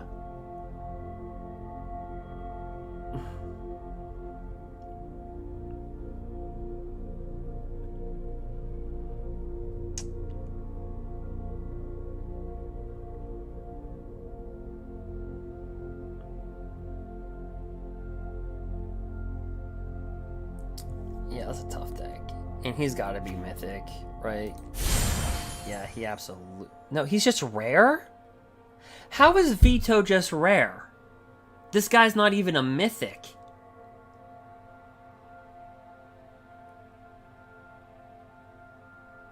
So wait a minute. I opened 60 M21 packs and I don't pull this guy.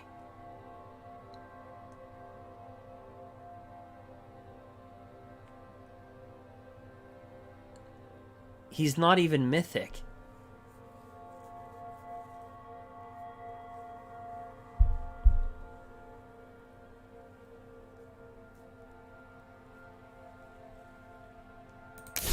Wait a minute, so is this...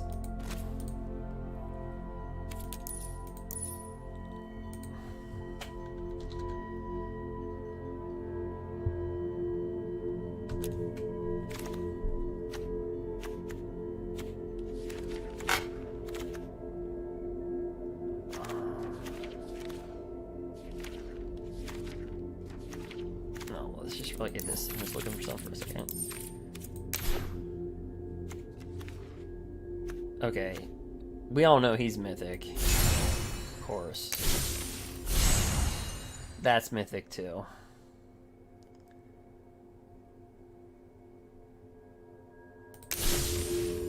God.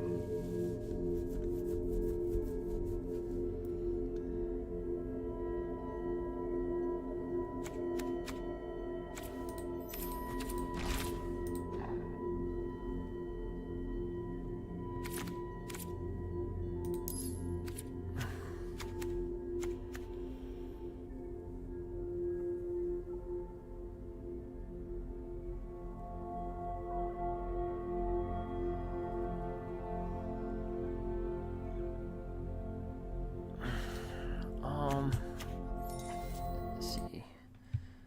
Just for 1 second.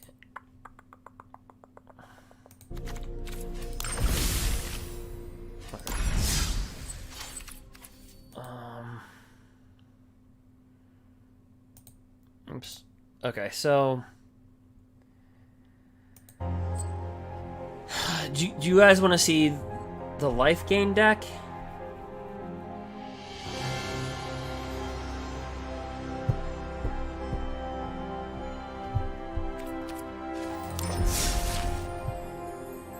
I don't know how competitive that deck will be, the life gain deck.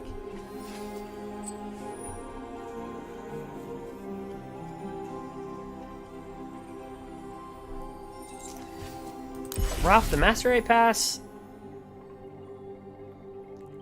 you know, I mean, honestly, if you need M21 cards,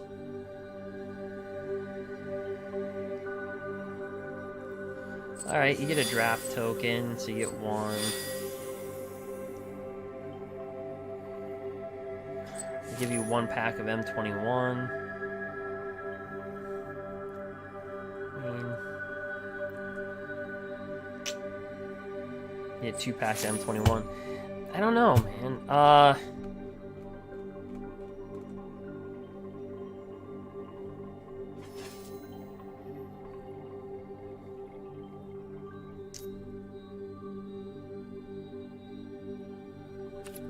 Although it's a long season.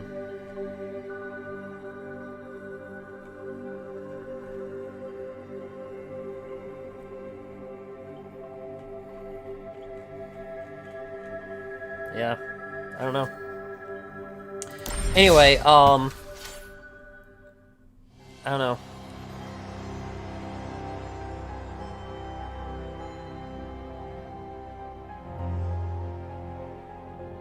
Yeah, and guys, you can get the Master Raid Pass anytime. All this is going to do is, so let's say if I got the Master Raid Pass now, all this is going to do is just give me this, this, and this, and this.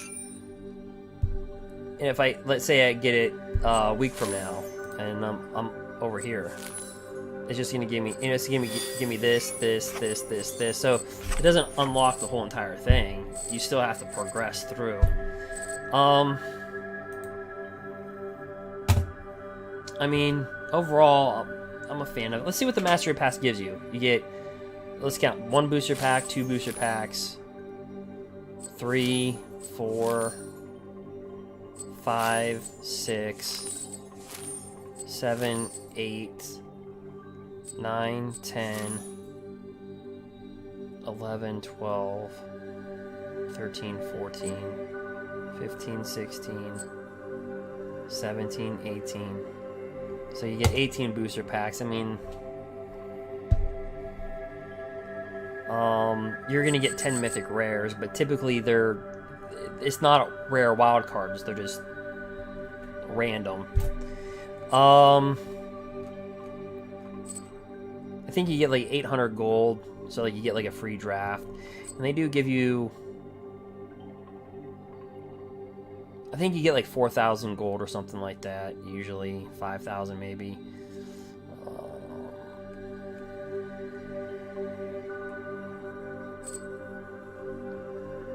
I mean, yeah, I mean, it's kind of worth it. If you want to get it, yeah.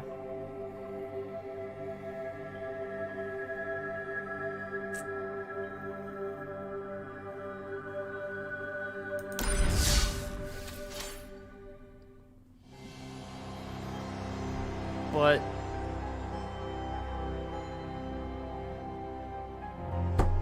yeah. So usually count how many gems you get in return.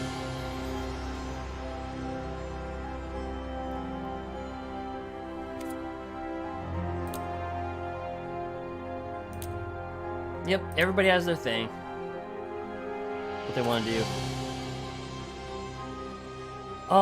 So we can play in unranked, I guess. We'll do that.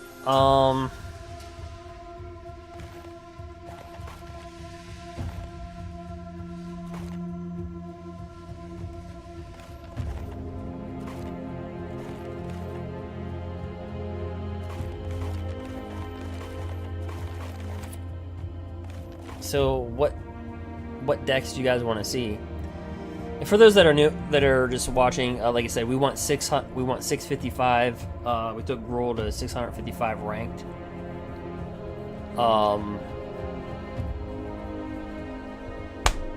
But yeah, but also too, if you're just jumping in, I also opened up 50 booster packs. But that's on another video, so you can go ahead and watch that video if you want. Feel free to follow and subscribe.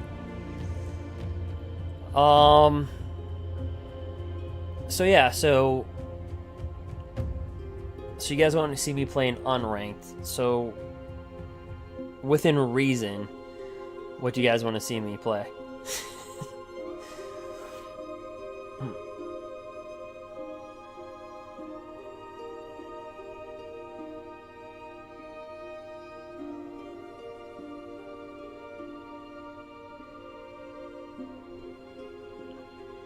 Yeah. I mean, I think everybody, for a fun deck, I mean, I had fun with the life gain deck. I'm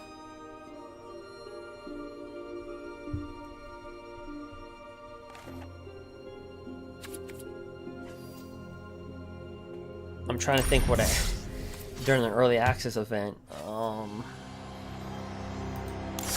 what I had in that thing. What did I have in that thing?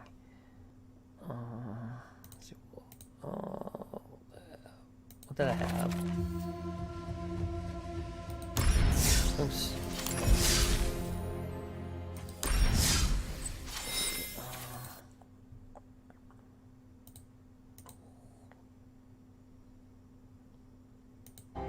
What did I have?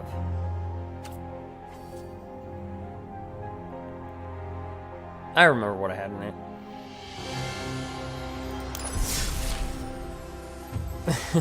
I see your deck list, Raph, on YouTube. You'd have me eating up like 10 mythic wild cards on that one. I mean, I have an arsenal of wild cards and I have a vault, but I'm trying to get my vault progress to 1,000 for no reason.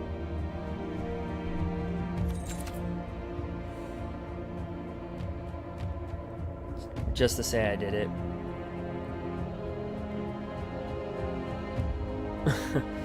Yeah, I could deck build with what I have. I think I pretty much have every deck. I mean, honestly, I can build probably any deck in the format outside of M21. I mean, I have it. I just don't play with it. Like, here's blue-white control. I just don't play with it. Here's Rakdos. I don't play with it. Here's a different version of Rakdos. I don't play with it.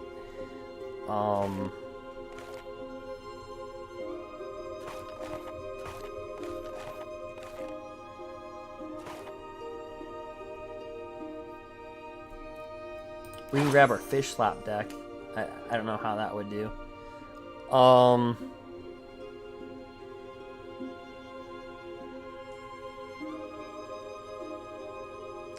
Actually, Raphael, I actually accidentally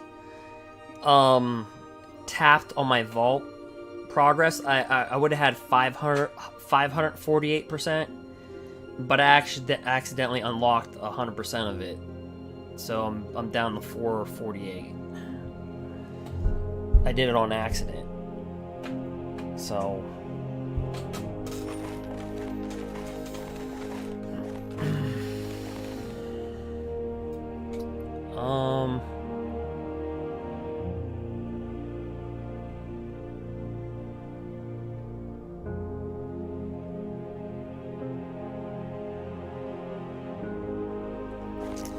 Yep, but I'll build it back up. It just takes a long time. I can try bringing the fish slap deck.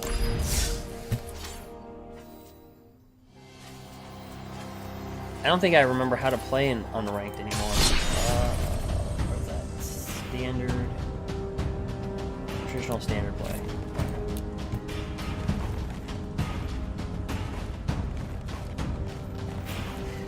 I don't know. Raph, I don't know if you've seen the early access event. I don't know how long you stayed. Dark. I know you're there. Oh,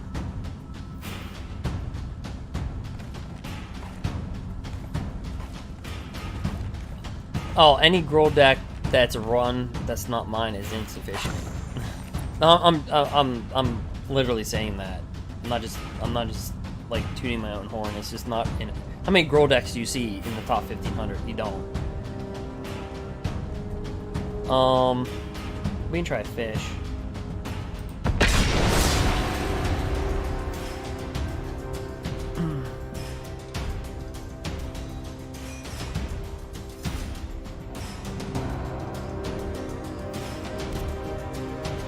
Yeah, I don't think I hit ranked, did I? Because that would really suck if I grabbed a fish slap deck into a ranked. Make sure.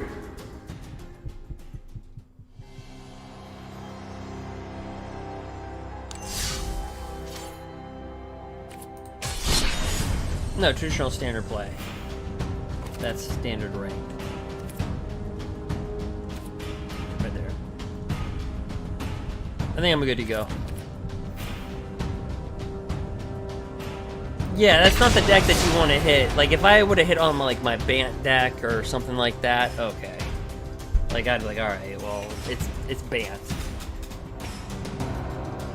What's up, Gurus?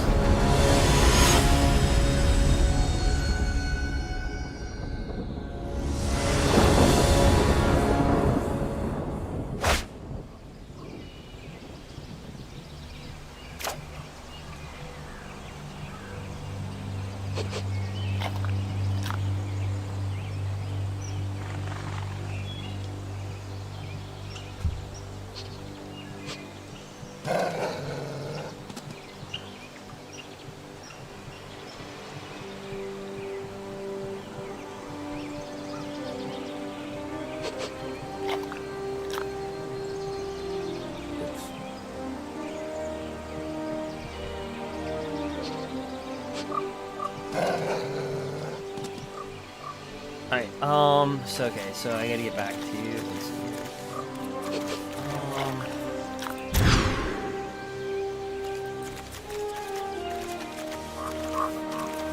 So it's kind of like Simic Flash, except it's just like old school Simic Flash with the stinging lionfish and the horsefish.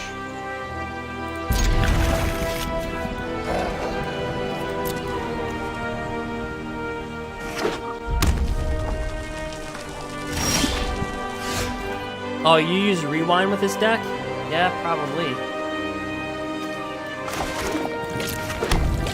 Oh, great, mono red, right?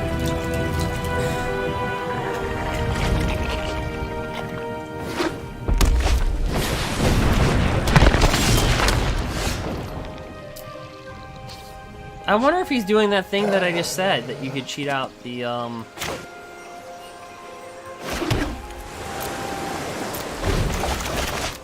the truth? Yeah, he absolutely is. I just got done telling you guys about that.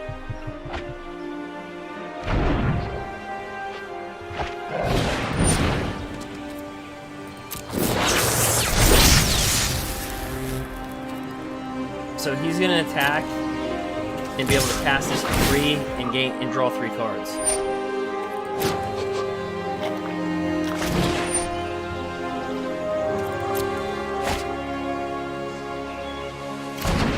So it's like an ancestral recall.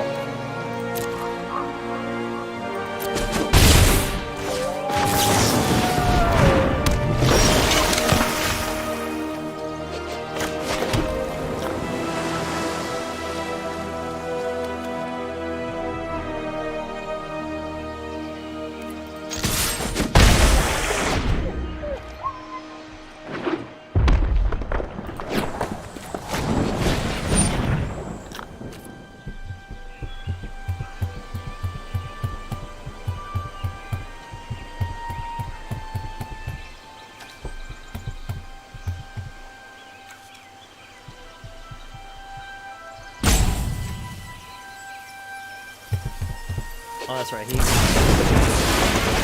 can just cast.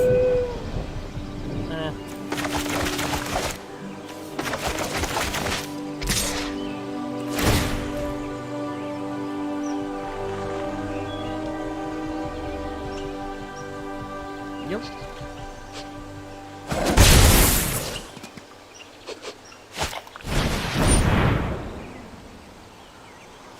Yeah, we got that.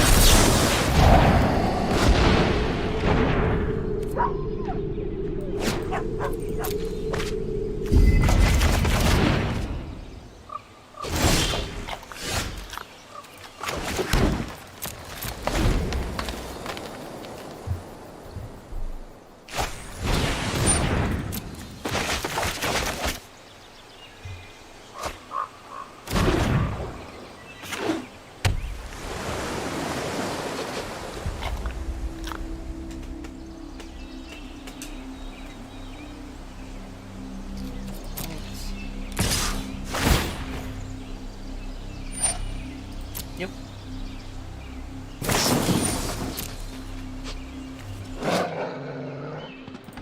That little thing.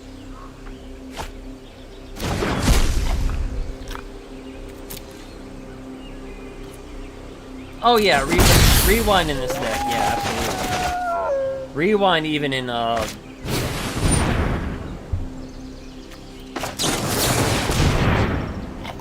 rewind in even a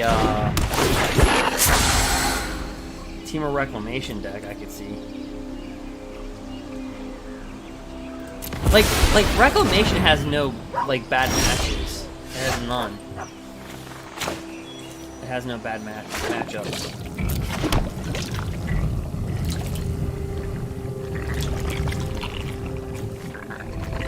So he still got a shock. He can attack and actually just cripple this thing.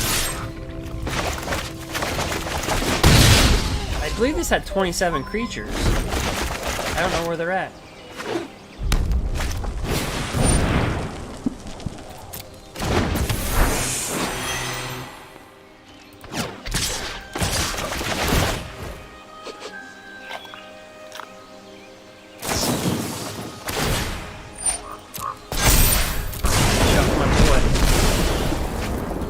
Where's our fishes?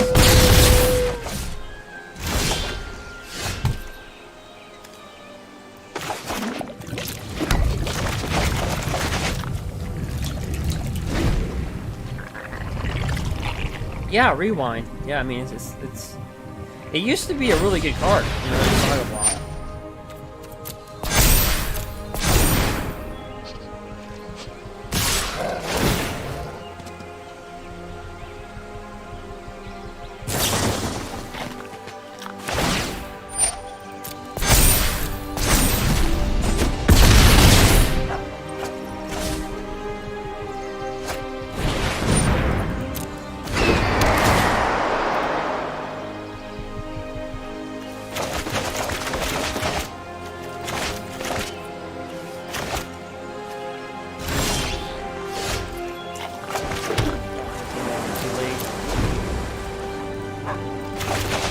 Well, that was a wolf.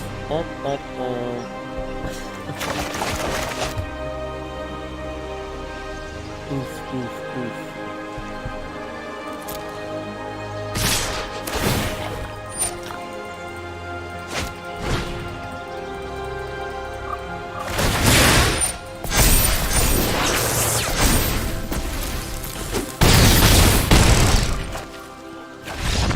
I just cannot get over that veto is not Mythic.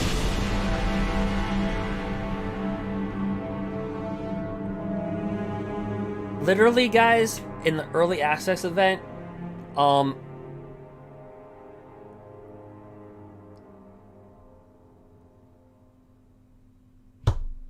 nobody wanted to play me.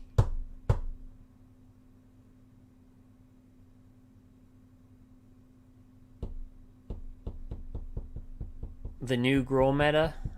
What do you mean the new Gruul meta? We just played I just played the Gruul. I just played Gruul. We went from we got the 655.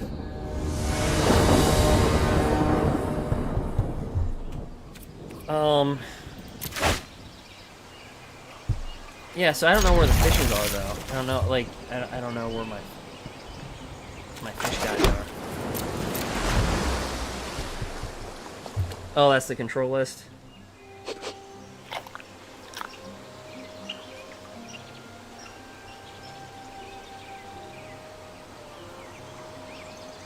Yeah, that discontinuity. What a freaking Scrabble word. That card is just bonkers. Like, this is, you shut off, you can literally counter a shifting, like, you can counter somebody's spell and then shut their turn off at the same time. That's ridiculous. That's crazy.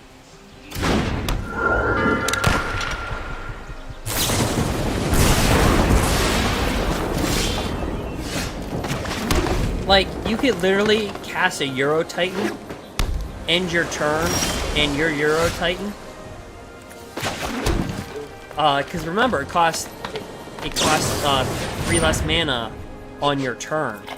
So, or excuse me, it costs 4 less mana, so it only costs 2 mana. So you can cast out your Euro Titan, flicker that out on your turn, and Euro doesn't, nothing happens to him. But where's my fishes?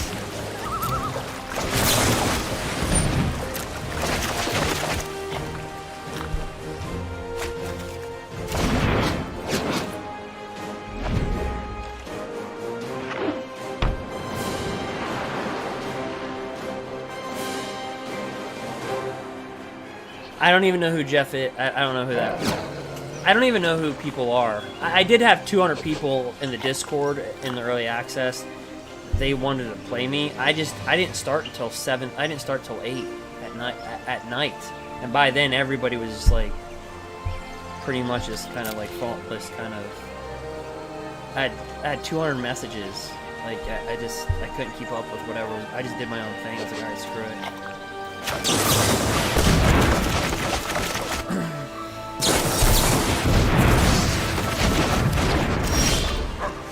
Oh, there's my fish.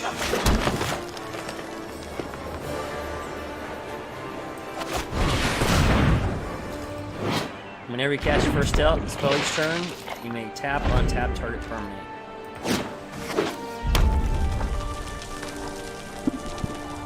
Although I did leave myself open.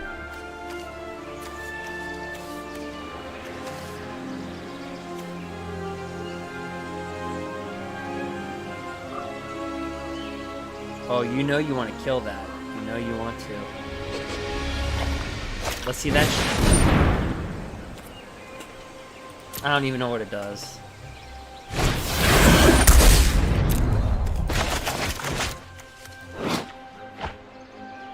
If you want to read all that text, okay, you may cast up to 1 target instant or source a card up to, or from your graveyard. Choose a mana cost X or less. Oh no, you're not killing my fish. And I will untap. Wait, I'll take action.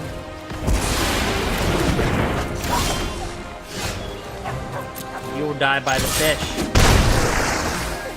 You will die.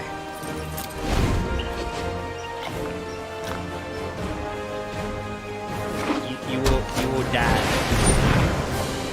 I heard a couple freaked out. People freaked out when I beat them. I don't know. Alright. I should have kept. I don't know. I really don't pay attention.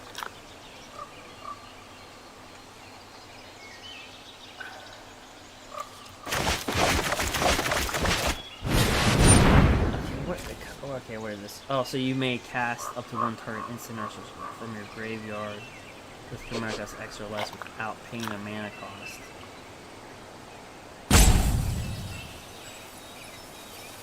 Okay, so look at the top 3 cards of your library. Oh, yeah, well, we'll just, I guess we'll tap her on it, tap her on it.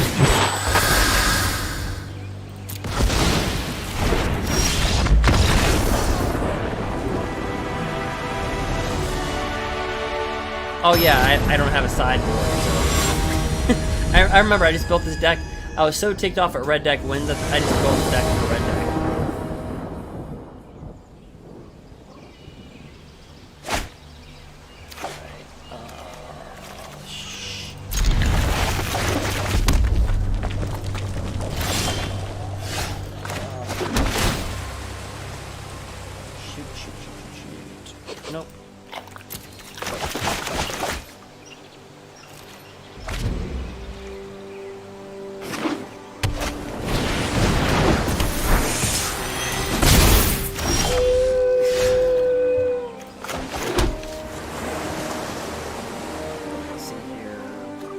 Bring out Stinging Lionfish.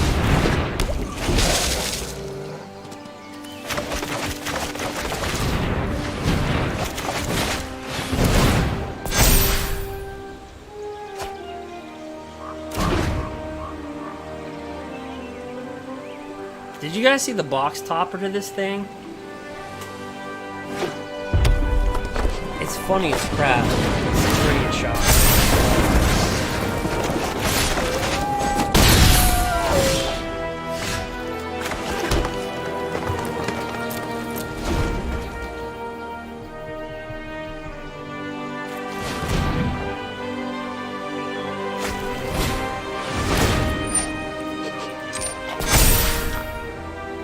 Yeah, I agree, Raph. I think discontinuity, or it would be a rare, but I think in today's meta, you have wilderness reclamation, so everything untaps. I just think in today's meta, that's probably the reason why it's mythic.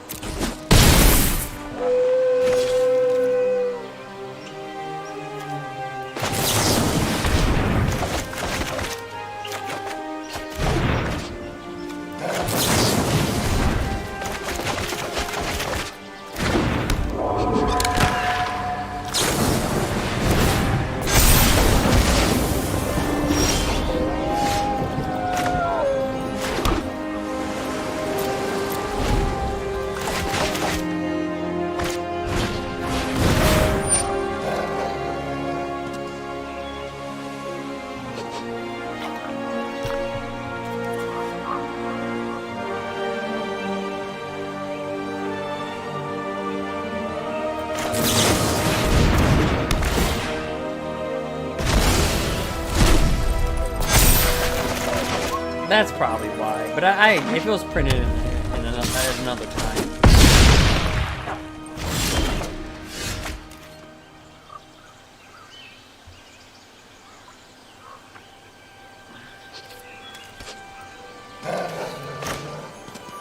It looks like our fishy deck died.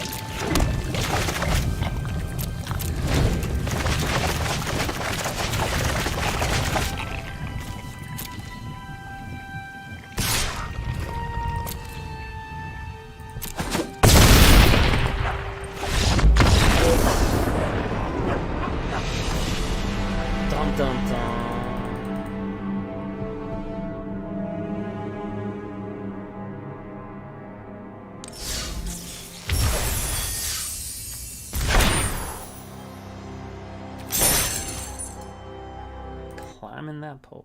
Let me see something for a second.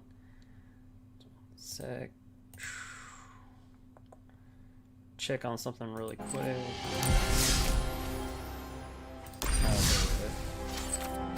Alright, let me get it back. Alright.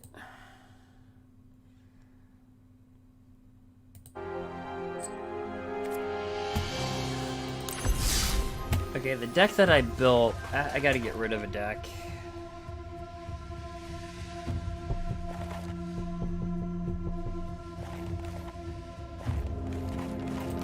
What was this?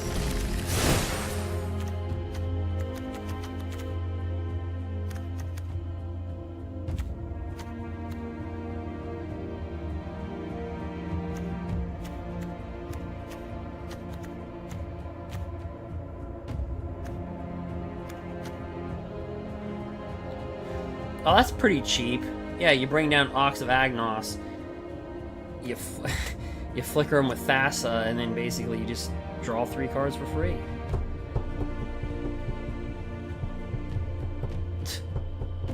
And you discard your hand, you got Urethane, yeah. I'm gonna keep that deck. I have the discarded deck.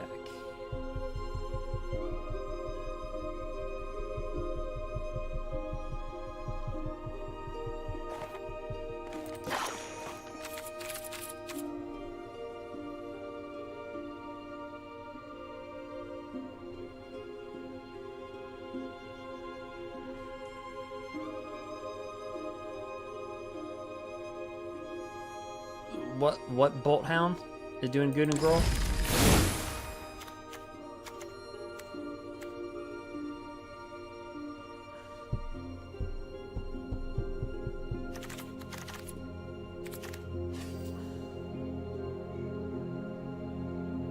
Bolt Hound?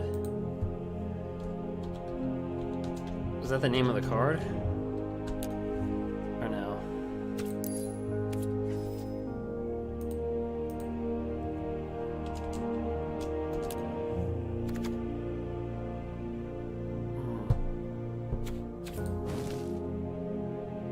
Oh, this thing?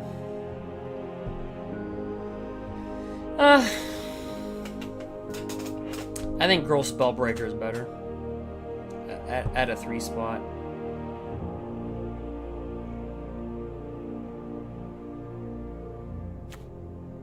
Lovestruck Beast.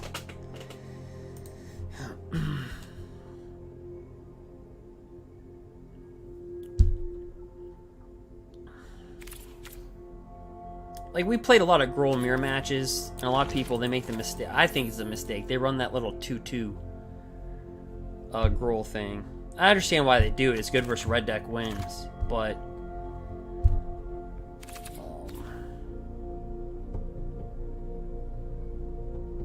trying to see. You know, I can make the life game deck. Here, what did I do? I had. I just gotta get rid of a deck.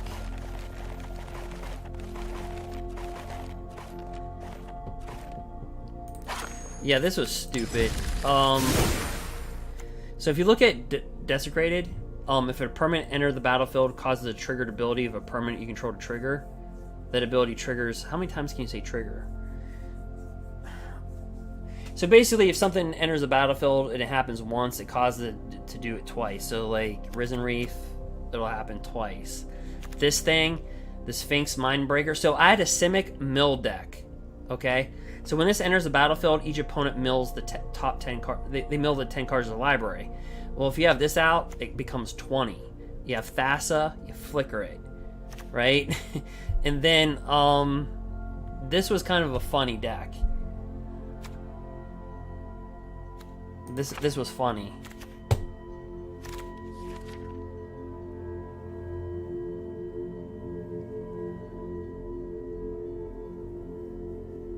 Yeah, this deck was funny.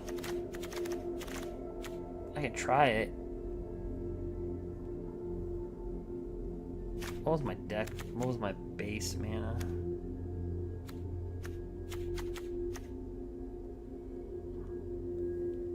Pretty horrible. I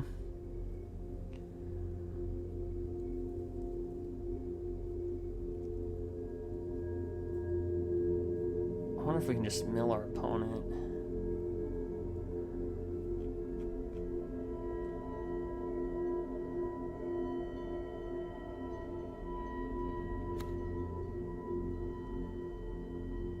I'll change the mana base up, because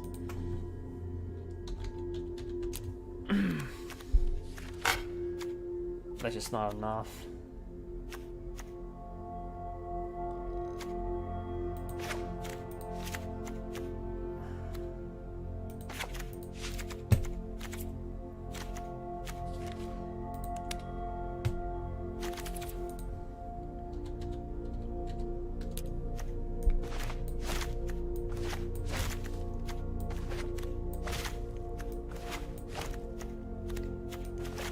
You know what? Screw it. I'm going to craft the Teferi Master of Time. Let's see if we can mill our opponent by taking 2 extra turns. And just mill them for those 2 extra turns, like with Thassa. Like, alright, we're going to take 2 extra turns. Mill, mill.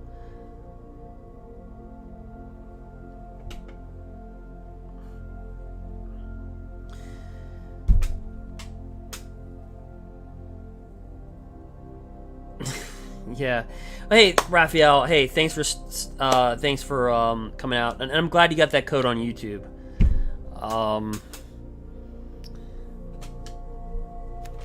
I wonder if we could do that.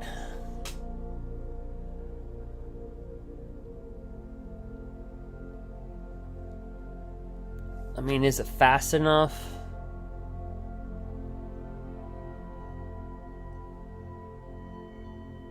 I can probably take out the Desecrated, to be honest with you. What can I...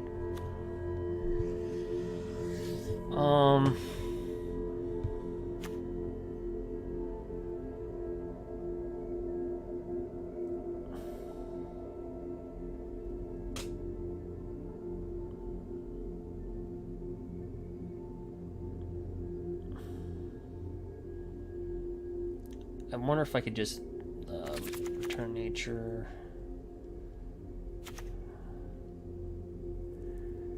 Vivian, what was I thinking with my sideboard? I don't know what I was thinking. Vivian Arcbow.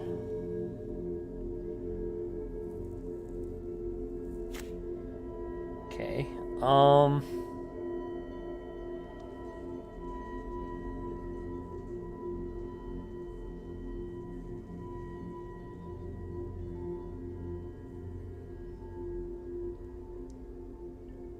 What I...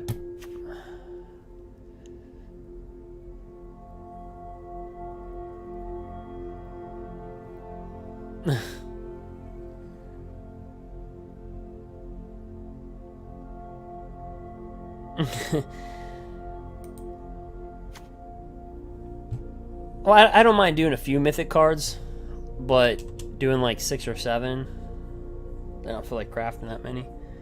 If I'm not going to use them, you know what I mean? Because there's going to be decks that we're going to be building, you know, over the summer, so...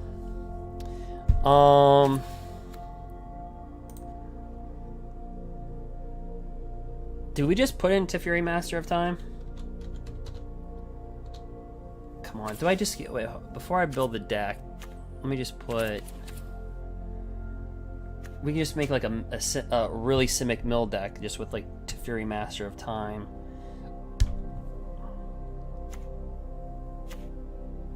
Or do you guys want to see life gain?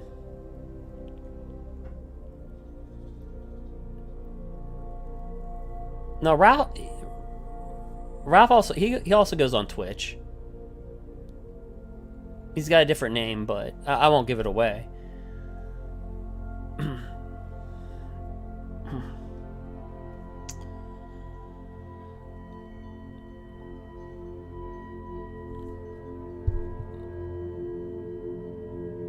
Yeah, he's been in the chat with you guys before.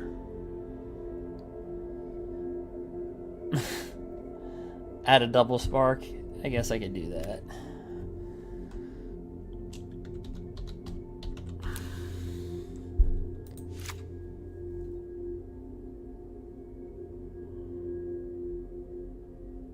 But what would I take out for 2 Teferis? The new one.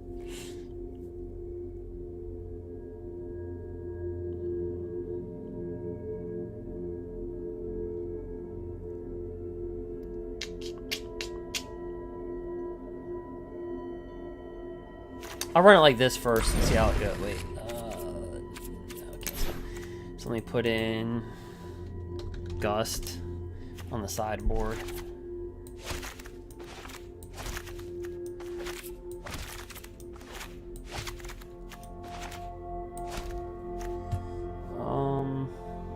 Let's get rid of Arcbow, Tameo.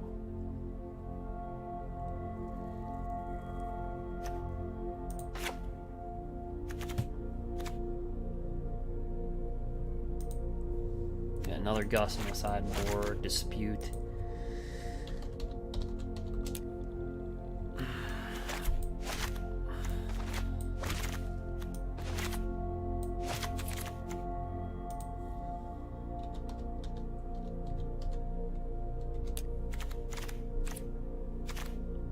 Let's go with Wilt.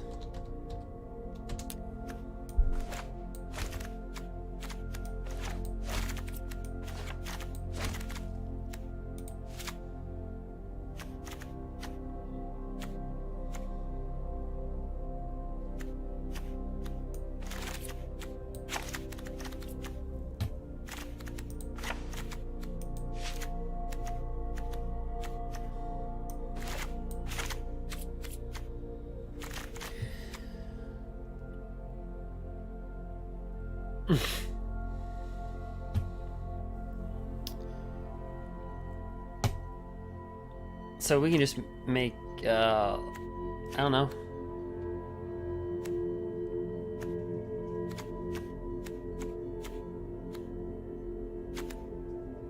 Let me try to mill our opponent. Oh, it's...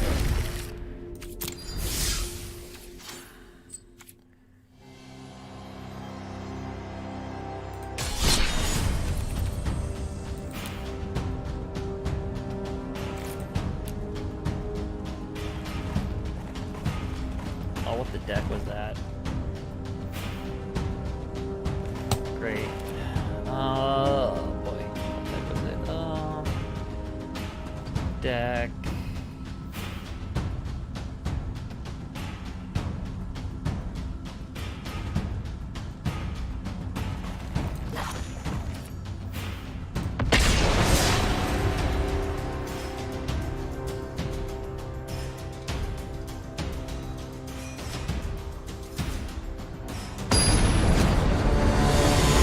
Yeah, I could do that. That's a Fury enchantment.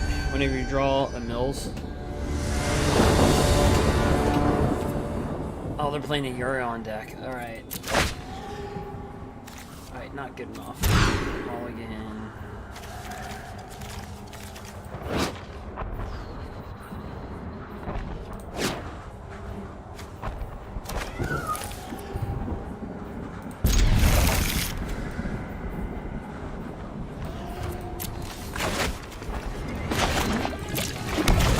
He's probably gonna think we're playing Sultai. It's like, nope.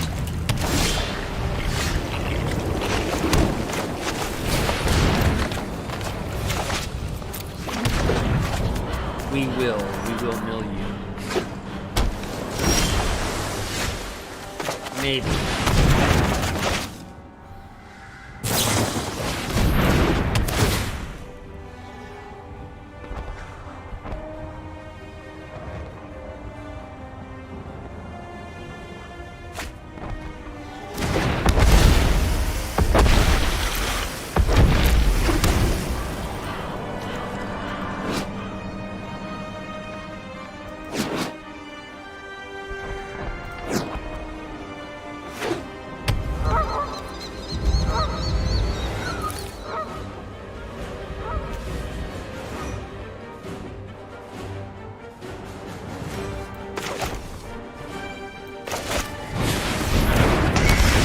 Hopefully we get a land. We get Nisa on the board. Dang it.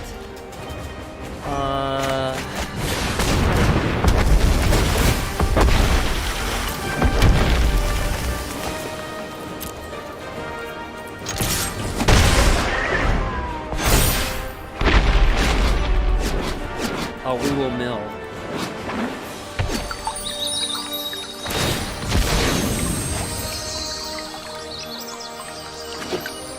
Let's see if we can mill our opponent.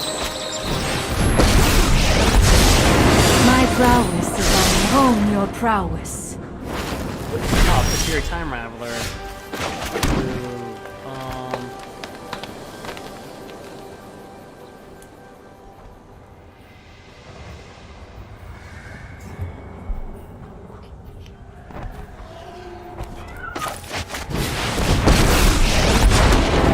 Power surges through these lands. Behold, nature's true power.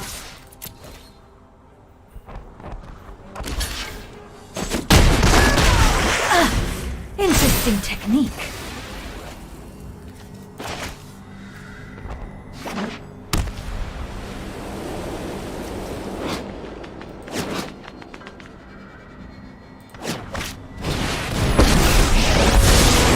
Right on schedule.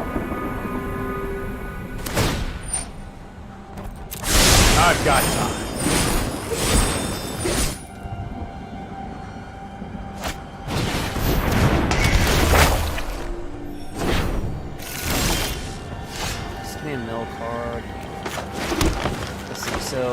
Cavalier Thorns will double his ability. Watch this, guys. Ready? You might want to clip this one. You might want to clip it. You ready?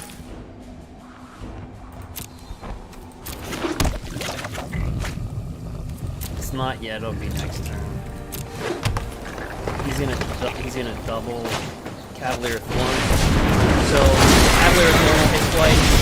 Risen to refill hit 3 times, so he's desecrated.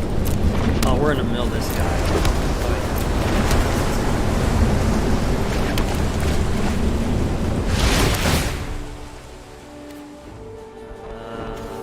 Sure. Sure.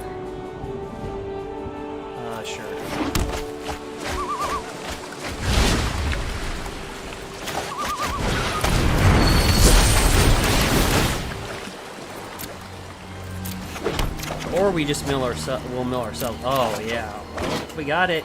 We got desecrated, Thassa. We got our mill guy.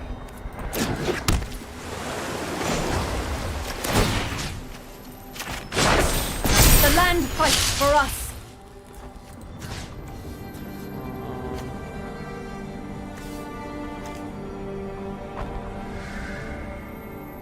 Like, I don't want to kill him. I just want to mill him. You know what I mean?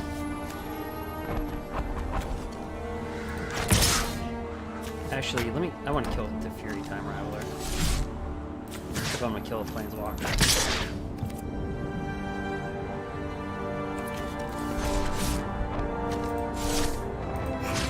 No, stop. Let's just redo this.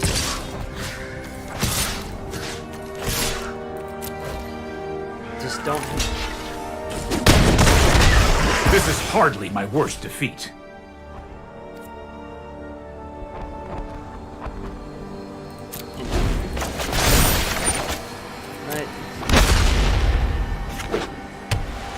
Now, I don't care if he Elspeth conquers death to Nissa. Alright. Brazen Bar kind of sucks, but... Oh, Shadow of the Sky. Well, that stinks. Well, that hurts. You know what? I'll take this. I'll mill you.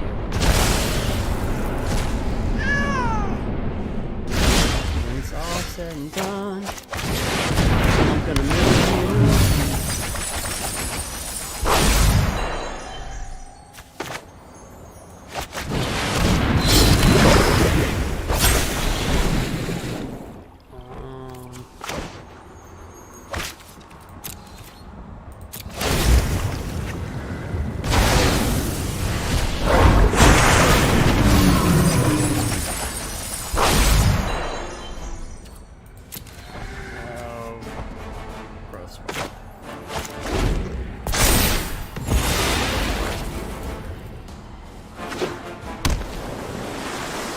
He got 40 more cards. Oh, he's got an 80 card deck. Did he just Elspeth Conquer's Death my little Sphinx? How dare he? That is so rude. We're gonna do it again. Oh, come on. He had an 80 card deck. He's playing blue-white control.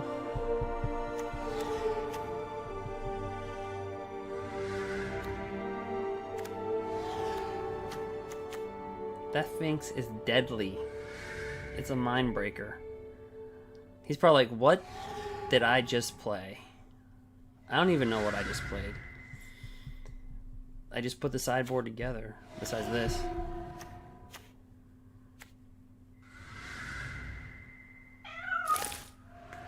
He's probably going to play with a bunch of counter spells. So, let me take out 2 of these. Board in 2 of these.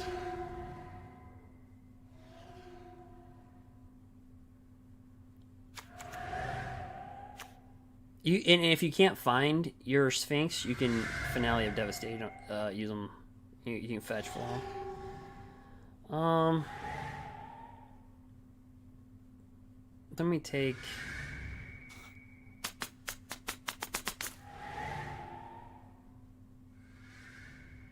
Actually, let me board in Arbor. Yeah, let me take out. I'll take out one of these. Oops. Put in Mystical Dispute because you'll probably try to counter everything. Yeah, it mills 10 cards. Yeah.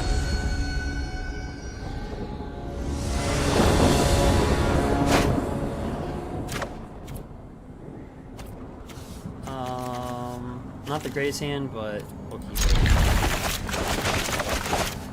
2 disputes.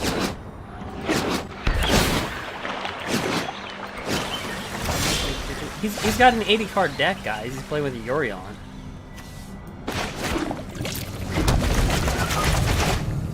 We would have milled him anyway, though. He was down to 40.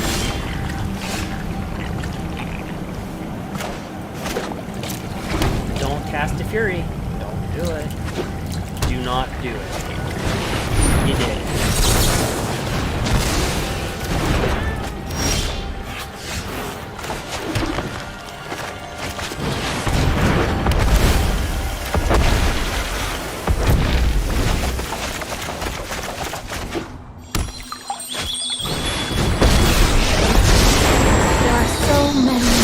Thoughtfulness before action.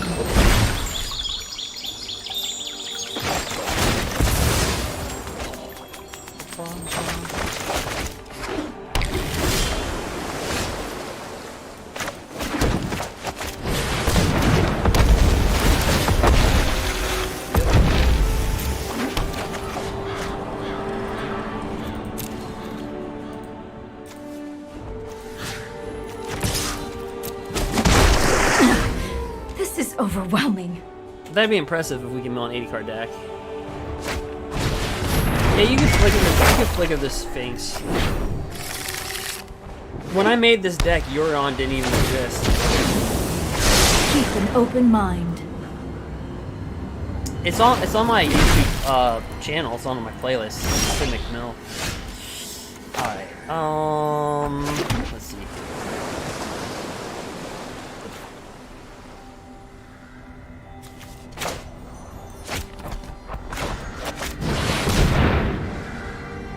Ooh, that was a bad auto tap. Do you see how they tapped out all my blue? When realistically, you should let that open.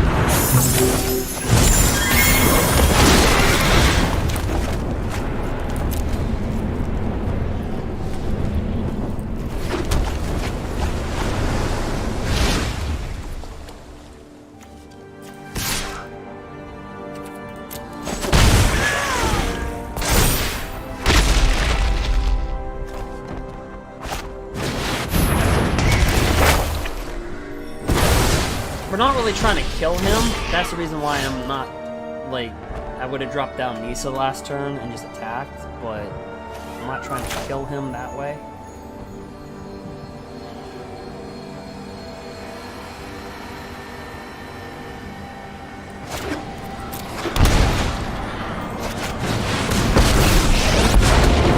Seek shelter in my stewardship.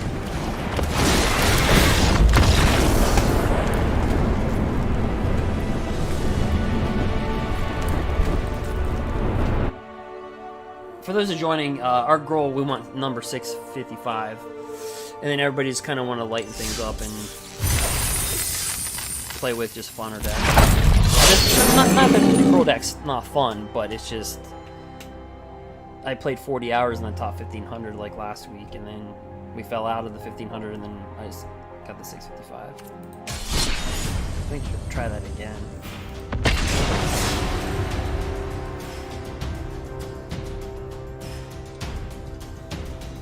Yeah, you can use Yorion to flicker the Sphinx.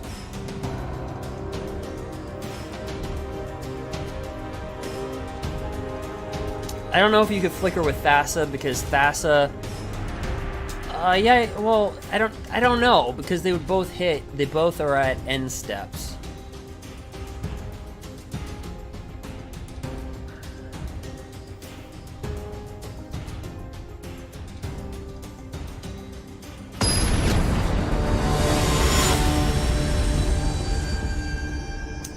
Alright, Dark.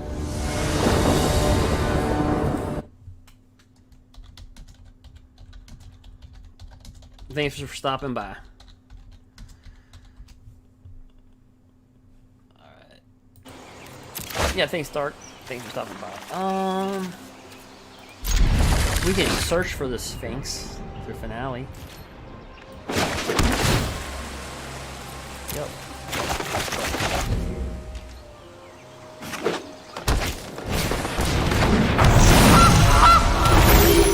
What is it, Jun Sacrifice?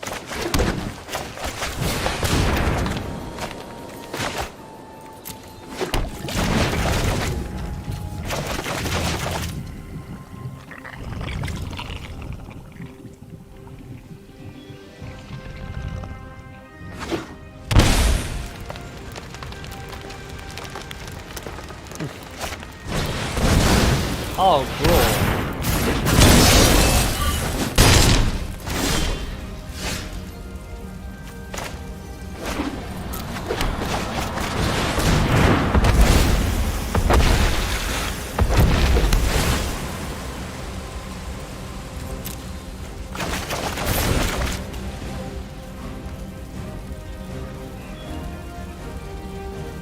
Maybe I'll just have to win with the Sphinx. I don't know.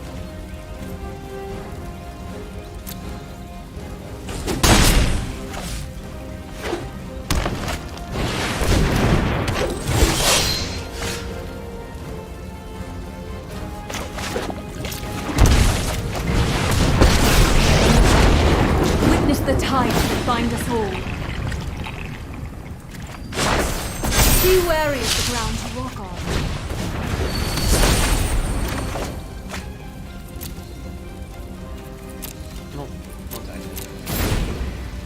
Yeah, but for anybody that's joining, we played with the Gruul deck. We made it to rank number 655. There's plenty of gameplay in the top. If you want to subscribe or follow, go ahead and do that. I played in the early access event. So right now, just people wanted to see non-rank, not the top 1500 play.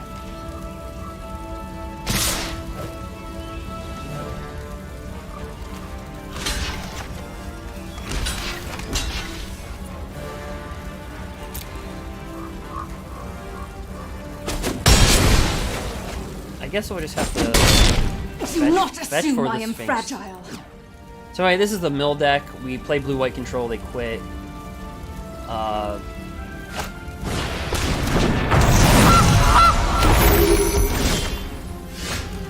so can I find them? Let's see here. 2, 4, 6, 8. Yeah, I can find the Sphinx. Okay.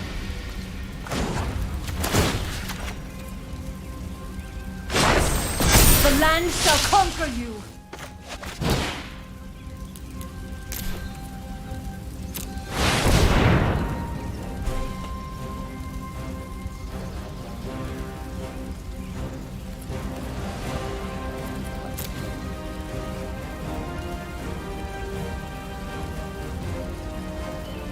Ooh, wait a minute. When everything enters the battlefield, it causes the ability to trigger.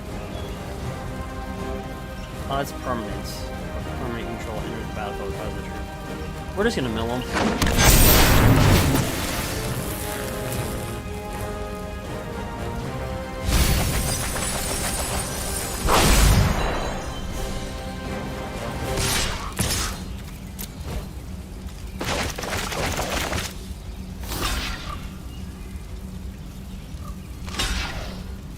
I probably could have got something better, but I started milling them. Nice. Heroic intervention.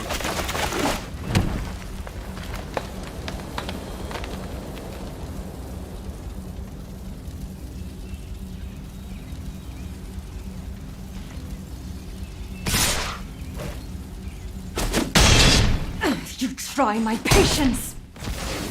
Forgive me.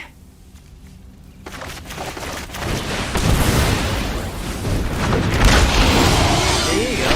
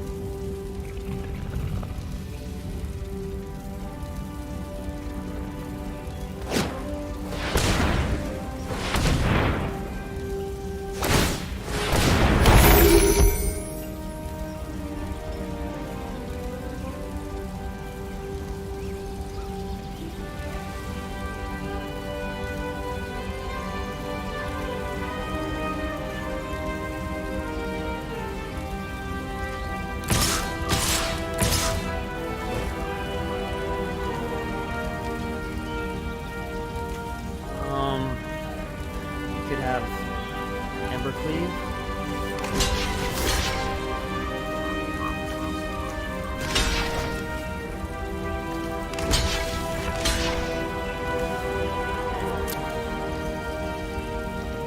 Possibly.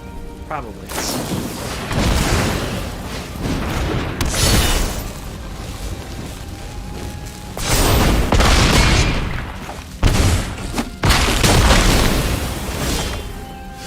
Oh, Fassa.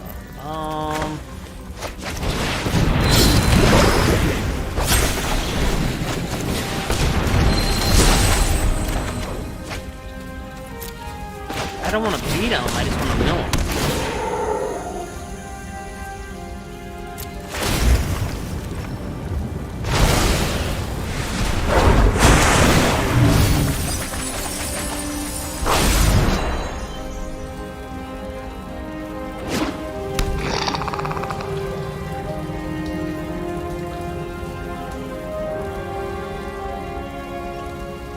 We got 16 cards left.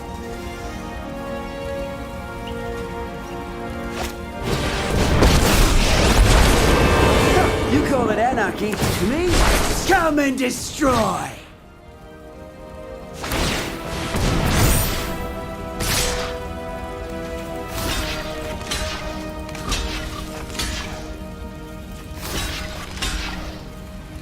That's 9 of the damage.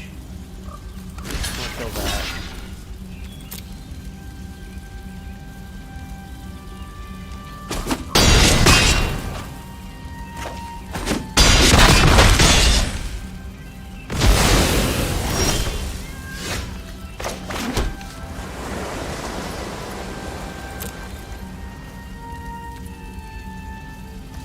Might look at that.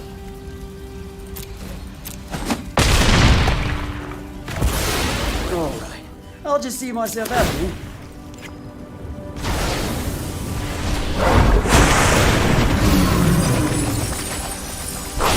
We got 6 turns left. We can tap his creature too. Alright. I hope you're ready to fight for your life. Yeah, I'll just tap him. It's all good. I like to think big.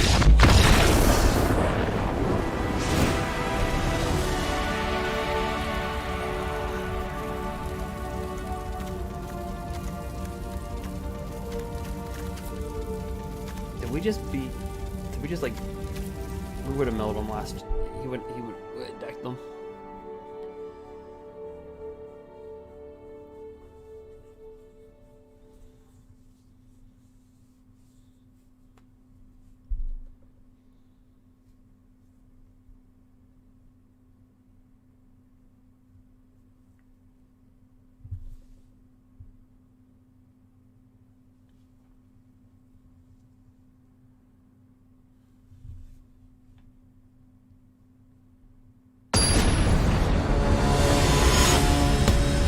Right.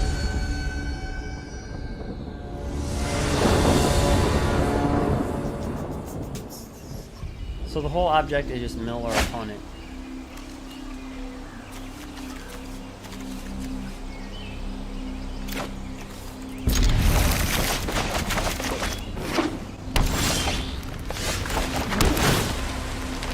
Alright, cars duplicate. No, we can go with that.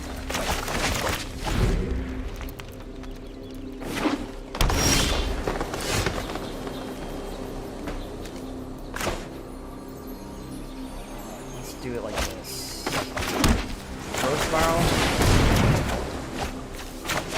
Take 2. This. Couple lands.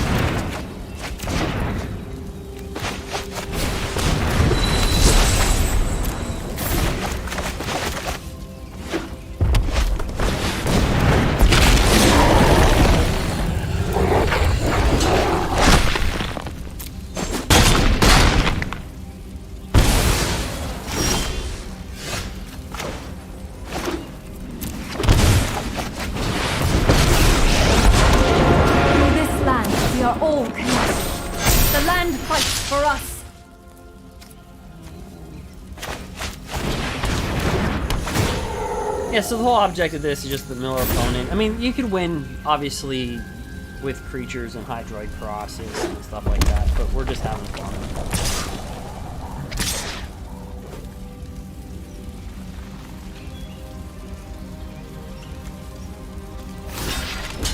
And he could have an embercleave.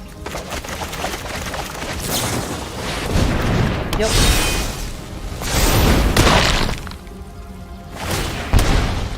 Stop!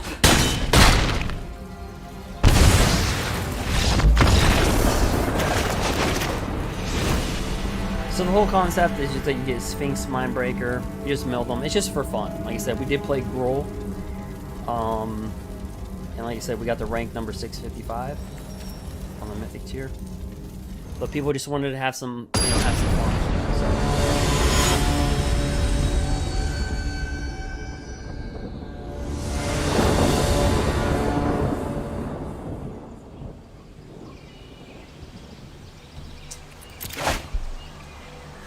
We got our Sphinx, but the rest.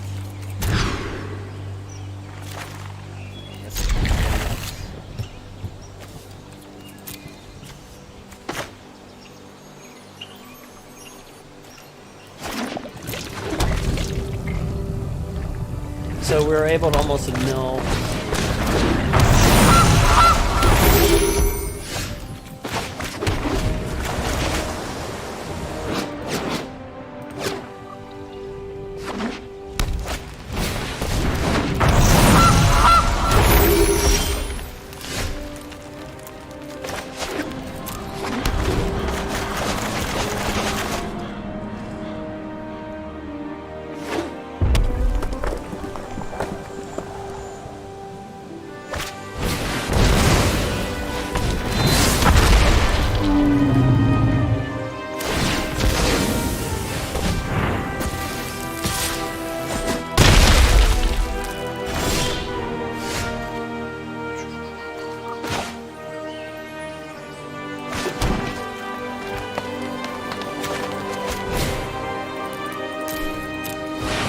I wonder how the veto deck would do. George, you think the veto deck would do alright? I don't know.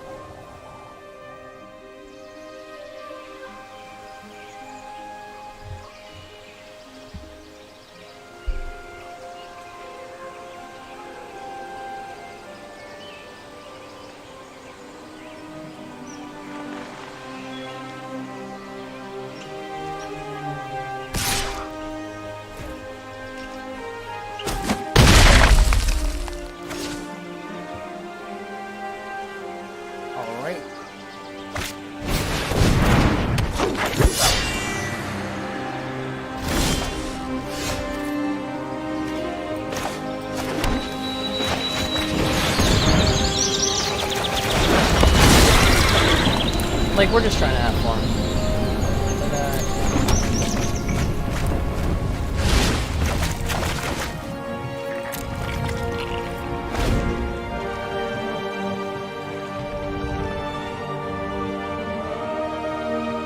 And if you had embercleave, this is where you double attack with these two.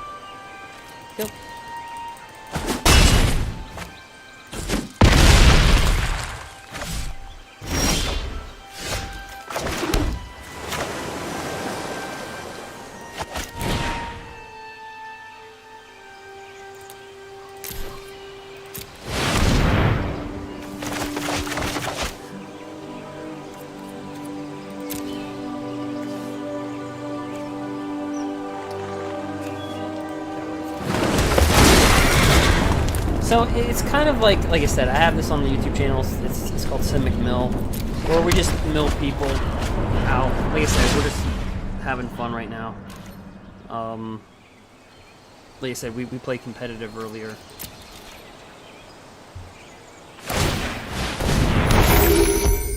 which is what I typically do.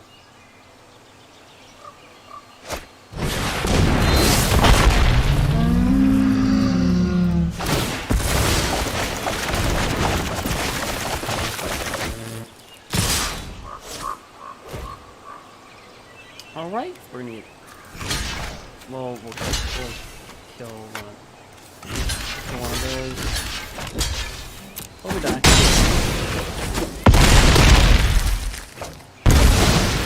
So we were able to mill blue-white control with an 80-card deck. I mean, they quit, but they would have milled.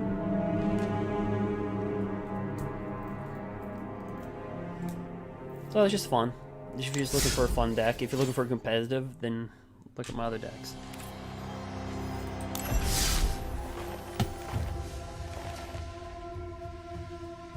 I play with Mardu Knights on the channel.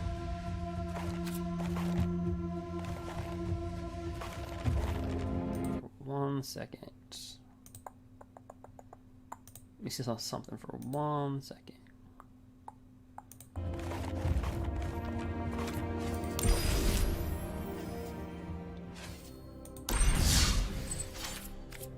Alright, let me bring it back. Bam. Okay, killed. Okay, so...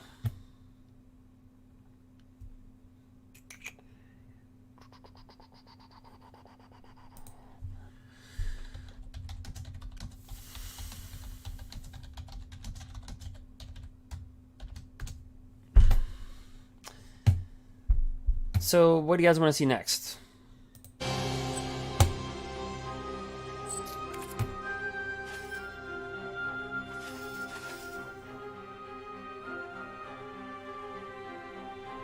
So that was our Simic Mill deck. So Simic Mill.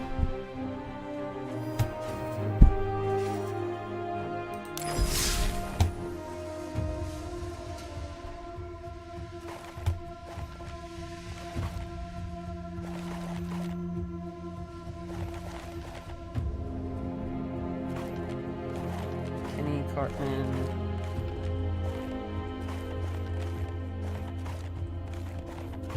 Do you guys want to see M21 life gain? No problem, Gurs. I mean...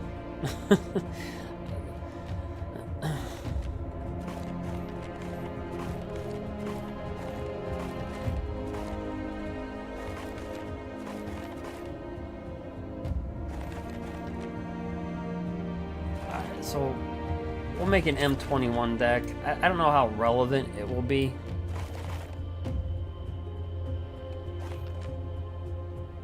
So it's what I did in my early access event. By the way, I was invited by Wizards. And it did pretty well. Versus board wipes, it's gonna be tough. But let me see a deck that I can chuck, because I'm at maximum deck capability. I can't, like, if I try to make a deck, it'll deny it.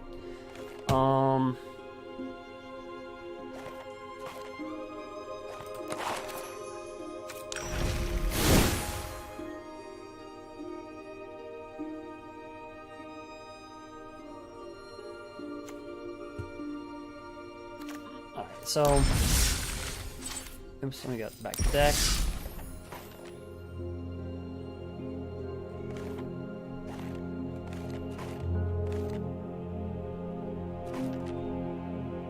John.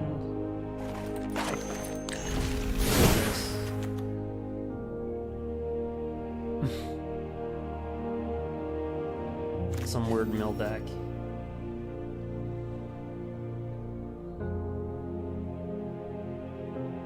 That makes sense. Into the story. Put out 7 more cards in the graveyard, draw 4 cards. That makes sense. For a mill deck.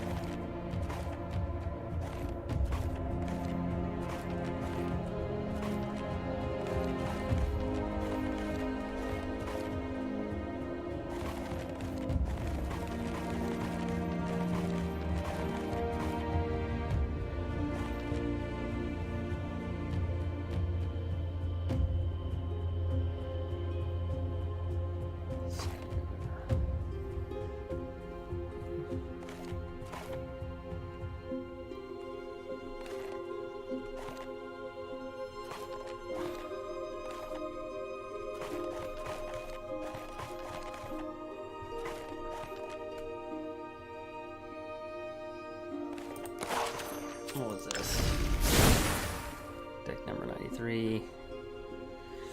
Oh, so this used to be like the Simic ramp deck that people would run. Cavalier of Gales. This was like the old... This was like the Simic ramp deck to run. Besides Agent of Treachery.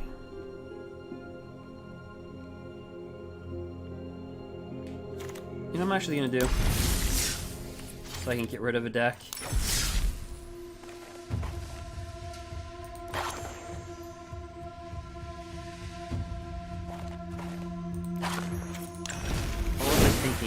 What was I thinking here? Tamio. Okay, so this is like classical Bant.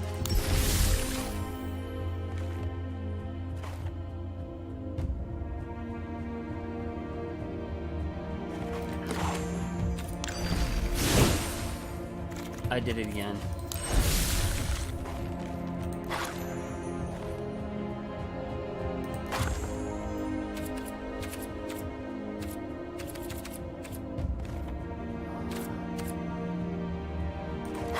What was this? Okay. I'm not gonna get rid of this deck because it just it has a good idea to it. Let me see. There's gotta be a deck that's pure crap.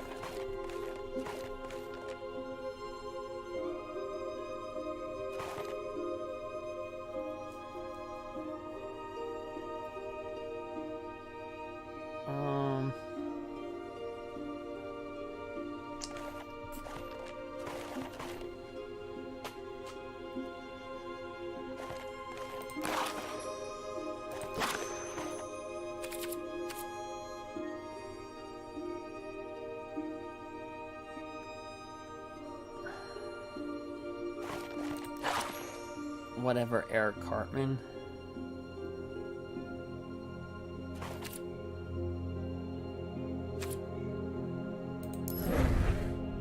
I think what I could do is drop whatever Eric Cartman is and actually just put it in a PDF and then just import it later. Yeah, I can do that. I'll just title it whatever Eric Cartman. So I remember.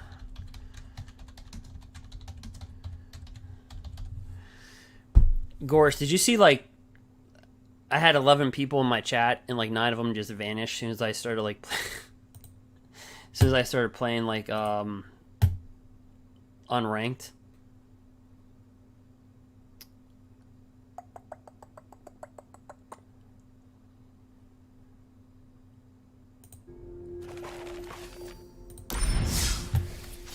All right.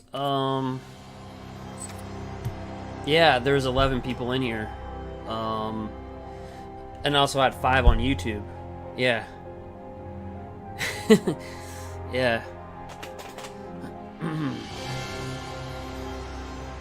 Well, they're probably here because of the title. I mean, look at the title of my video, right? It's probably like Gruul Mythic League.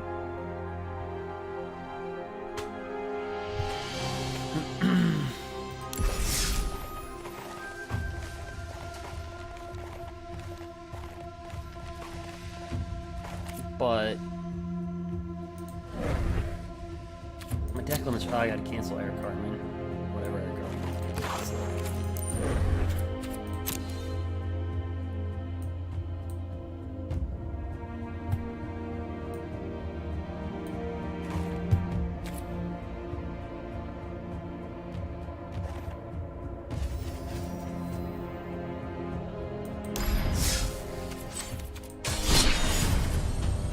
Alright, so let's play the deck here.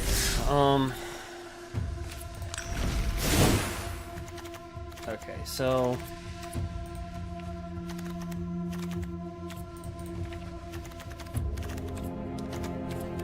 white, black.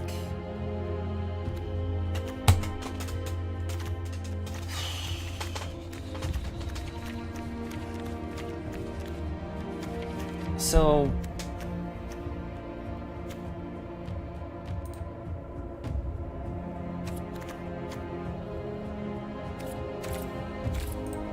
veto.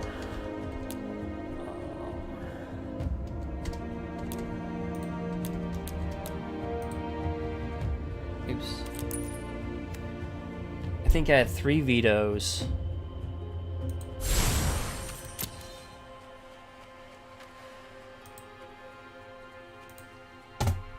Yep, and it does this a lot. If you, I don't know why it does this to my account. This happened to me on live stream under my my Wizards account.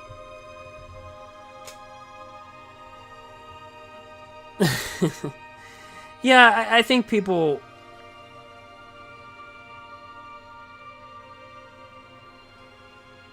Like, because I don't think there's too many YouTubers that consistently. I mean, I'm sure there's some, or Twitch. Like, I'm sure there's some, but I don't think that. There you go. I don't think there's many that play. Like, I'm sure there's some, and I'm pretty sure there is, but I'm pretty sure there's not one that like just does a deck and just like kills it and just stays in the top 1500 with that deck all the time. Like, I don't know if somebody does that. But if they do, they probably do it for like a living.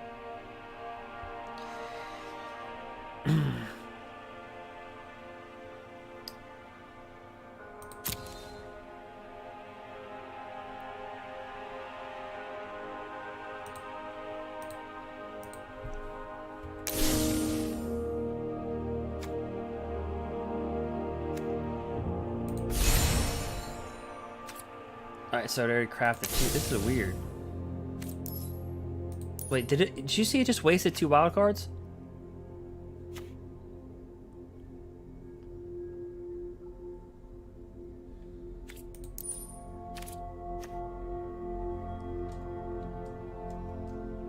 Yeah, I did hit escape, but it well, I'm gonna have to log out because it just juiced 2 of my wild cards.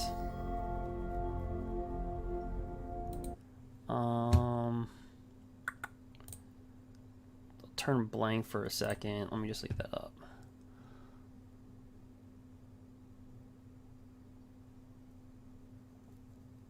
Oh, okay.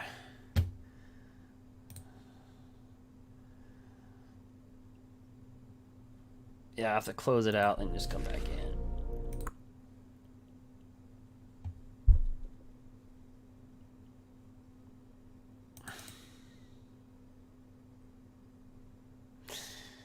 Yeah, I mean, my computer should be able to handle...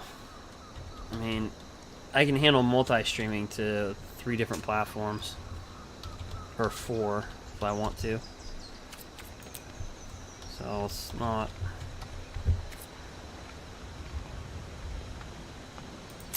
Oh, okay. Because a lot of streamers during early access, they were dropping. Well, because I started late, right? So I started late.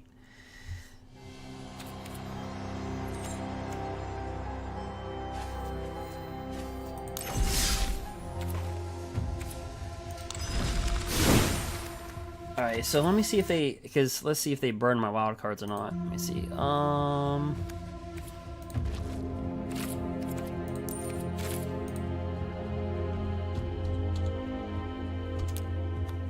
Okay, no, they didn't.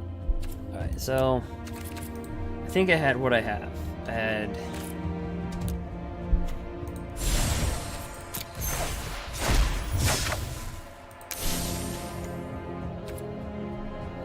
oops, and you guys are totally, I just left the screen off. Okay. So hopefully it comes back. Let me take that off. Let me turn that back on. Okay, there you go. Yep. Okay, so let me turn that screen. Okay, you're back. Alright, so what did I have at the release? I had 3 vetoes.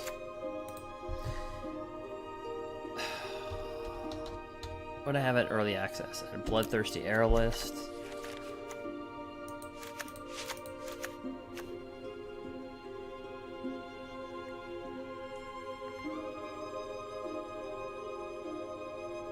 Let me just type in the word rogue.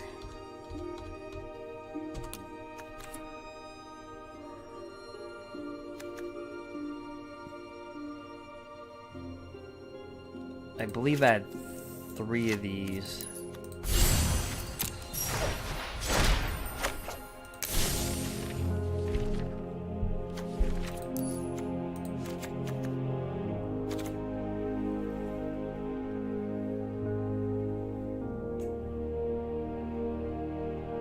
Yeah, 3 Knight of the Even Legions.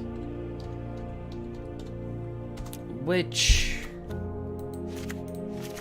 can kind of be taken out.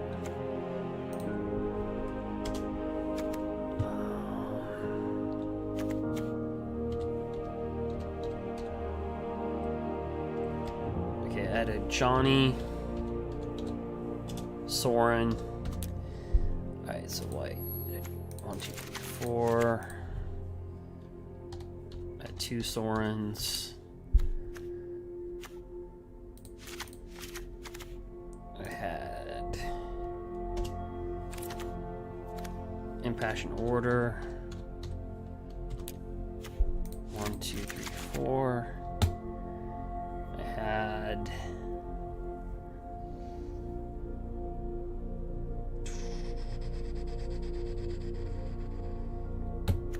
because half of it was like M20, basically M21 combined. 3 Passion Orders. I know I had those rogues.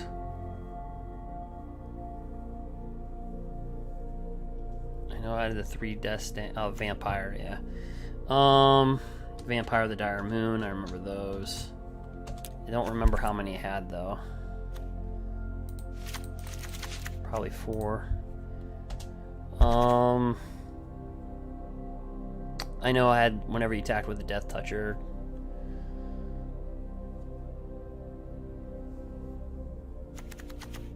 Yeah. Try a Scorpion.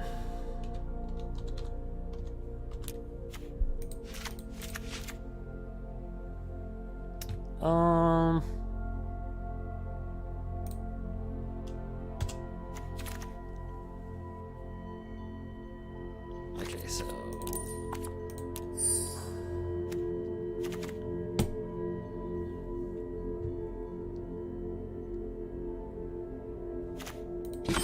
okay, so I'm missing 6 creatures, I know that. So 3 of those, so that'd be there's 4 other cards.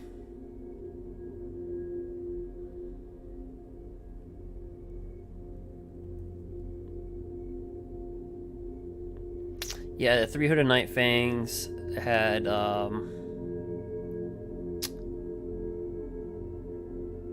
of the other rogues, but still leaves me with 4 more cards.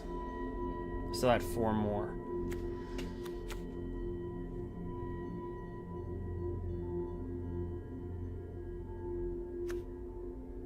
Revival Revenge. I had 2 of those.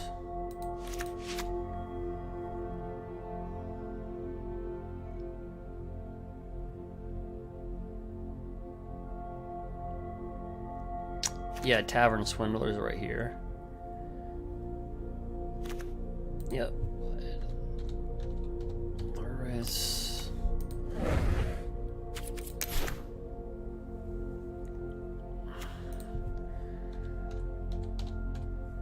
Rogue?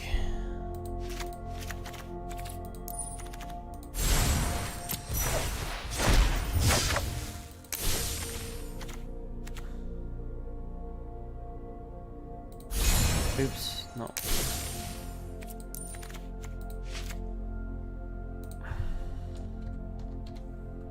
At 3 of the Fangs.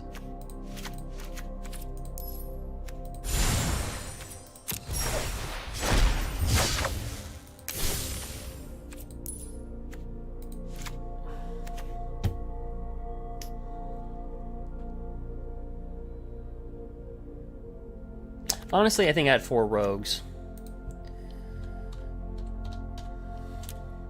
I think I had 4 of these in there.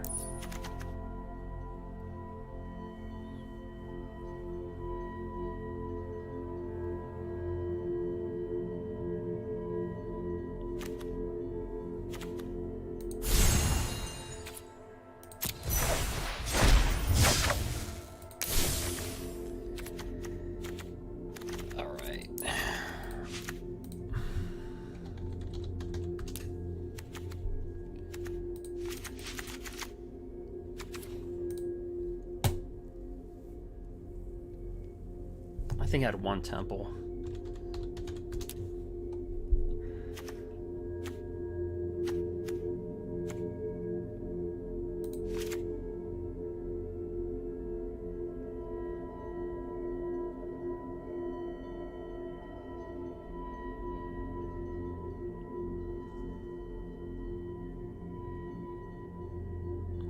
I didn't have a sideboard because we played in the best of 1. Because nobody wanted to play this deck in the best of 3. I do remember that. Alright,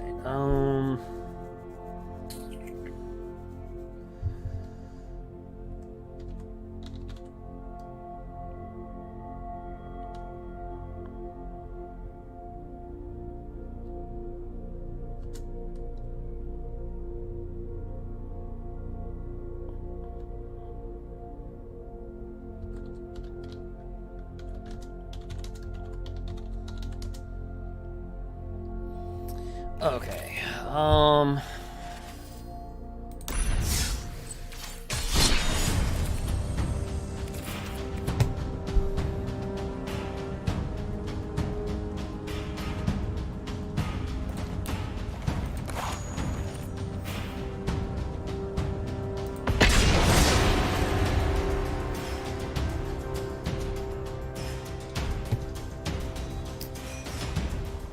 Yeah, Grafdigger's Cage would be in the sideboard. For sure.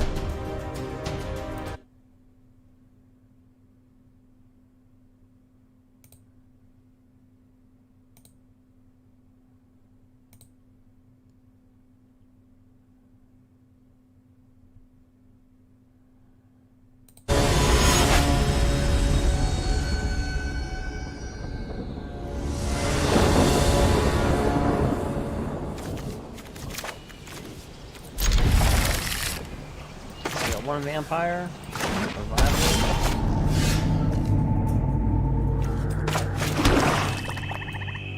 Oh, we're gonna mill them for 2.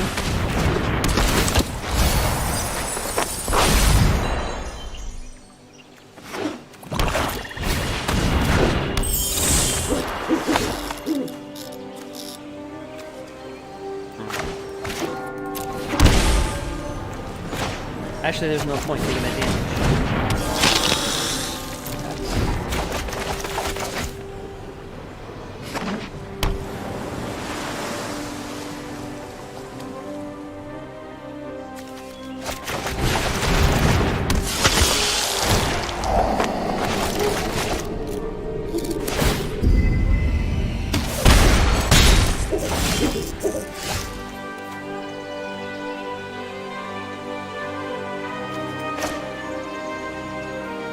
Here's what I'm actually doing. I'm gonna drop this down.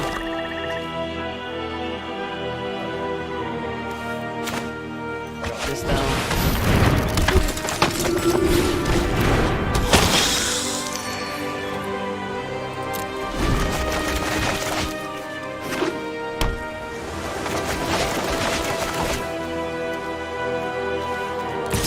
So again, if you're just joining, we played the Gruul deck.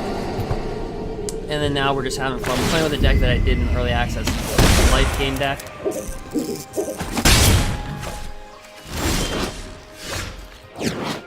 So whenever you control a creature that attacks, that has death touch, they lose 1 life, you get 1 life.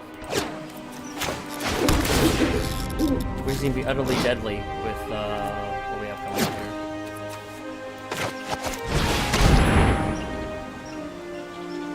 Let's see, you count.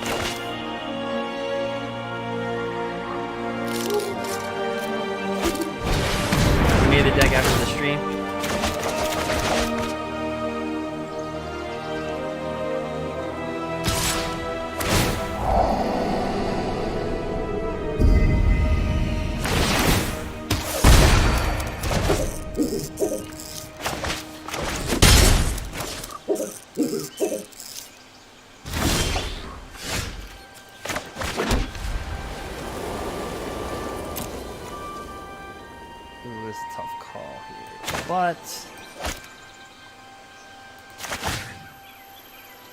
oh, I'm back in back.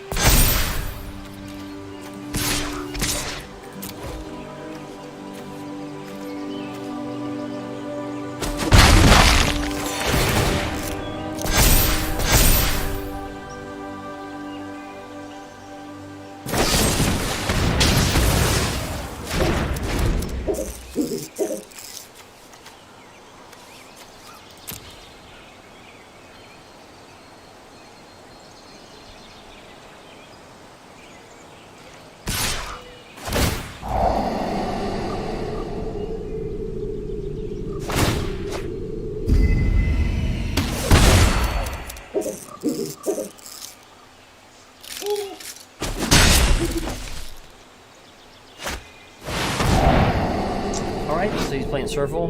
Return target creature card from your graveyard to the battlefield. So it's gonna be a 6/6 flying trample.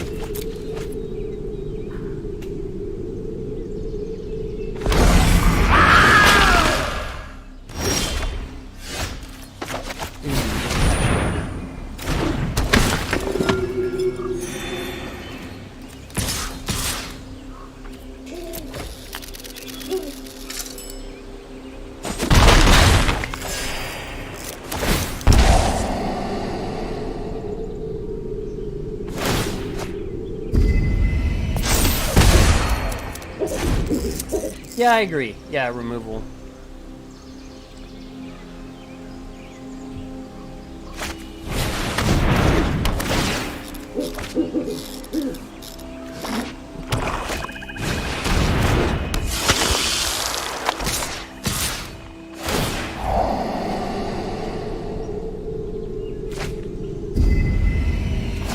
Basically, when you circle each time, we take one games one.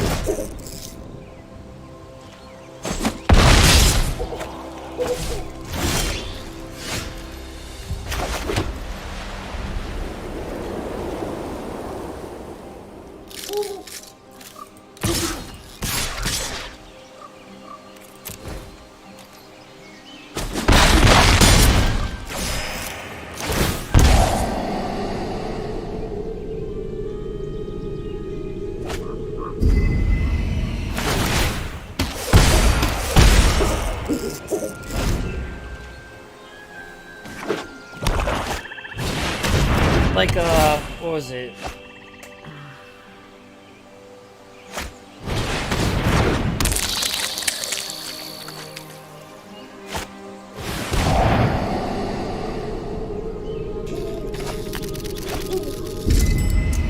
At RRYO,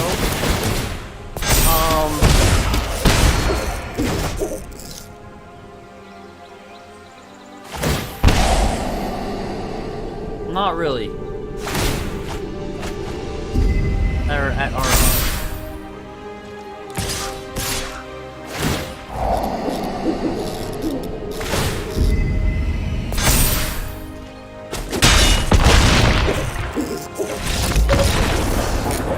Well, that didn't last long, of course. We died.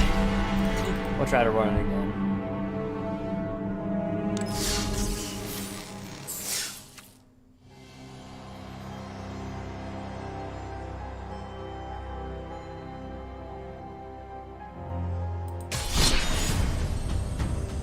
Nope, we died.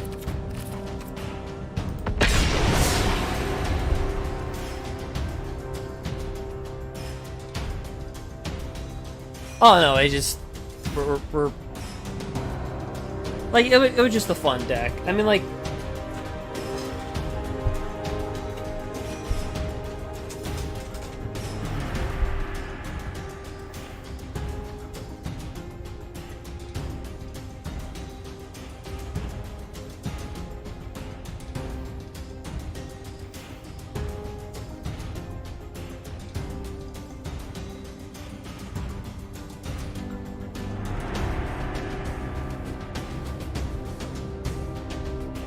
Yeah, like if we had removal, yeah.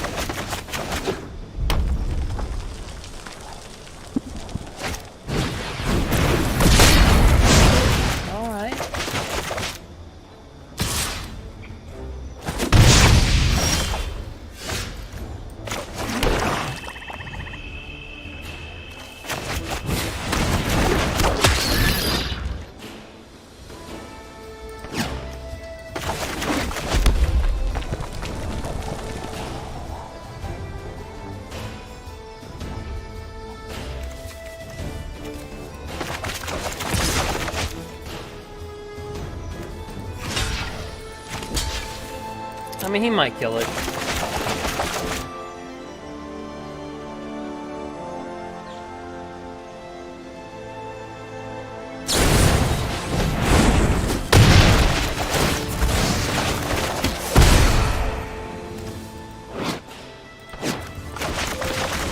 Where is the veto?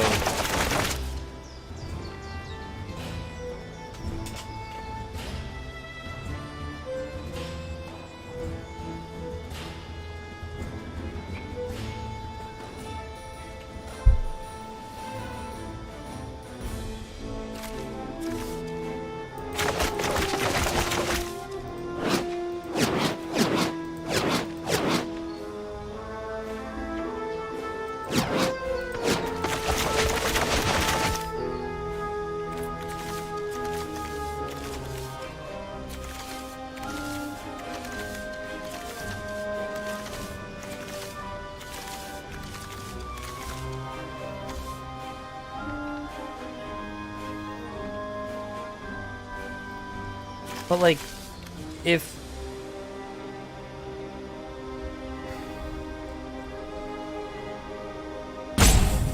like, I'm just shocked at how at least like that Simic Mill deck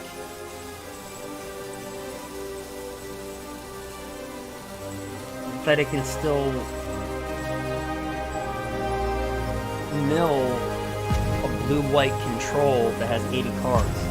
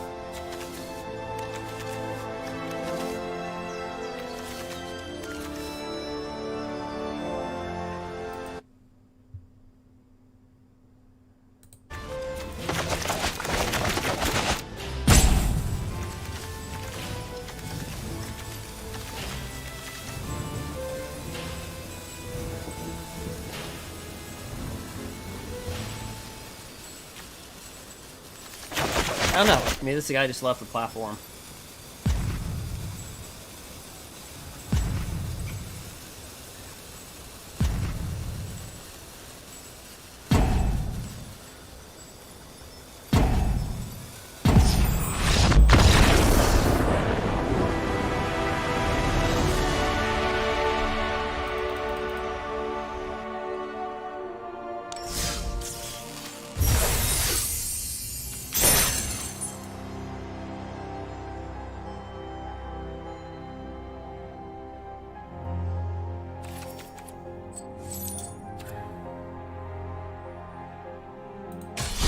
We'll give it one more shot.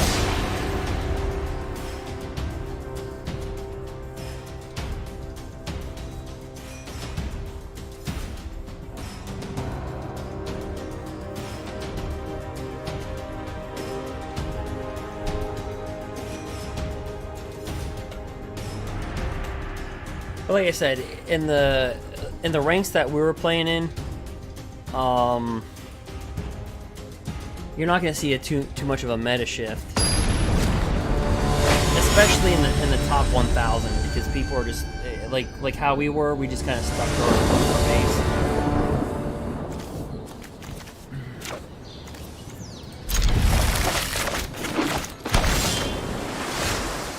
Right, we will mill 2 cards. Whenever this enters the battlefield, another rogue, mill 2 cards.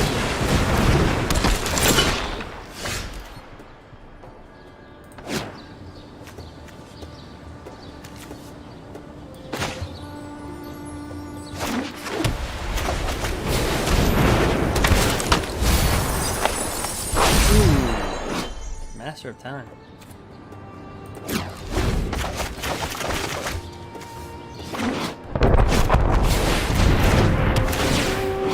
Well, that's pretty good.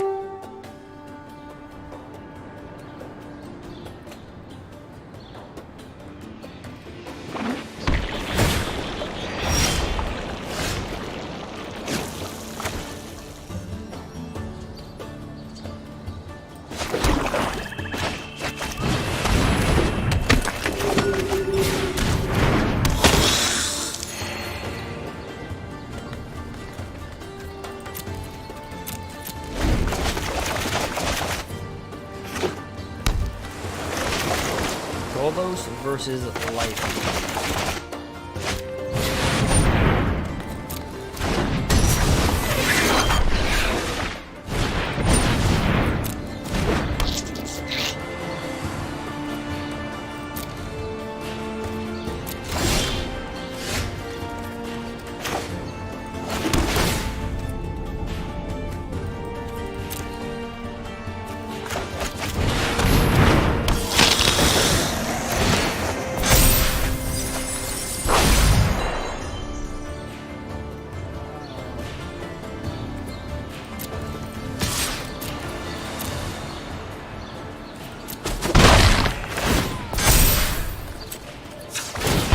Flip a coin.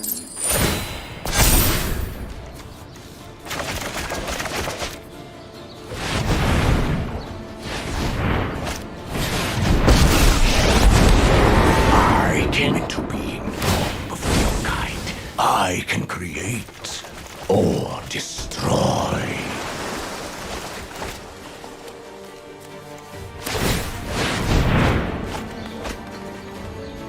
The other Ugin. Accept a lesser world, and you will grow lost to history.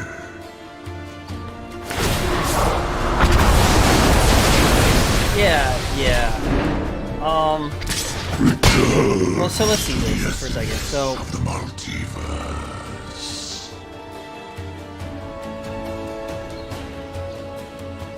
I mean, so basically,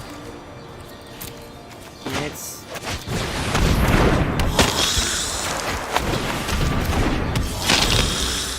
and he could just Ugin our guys out.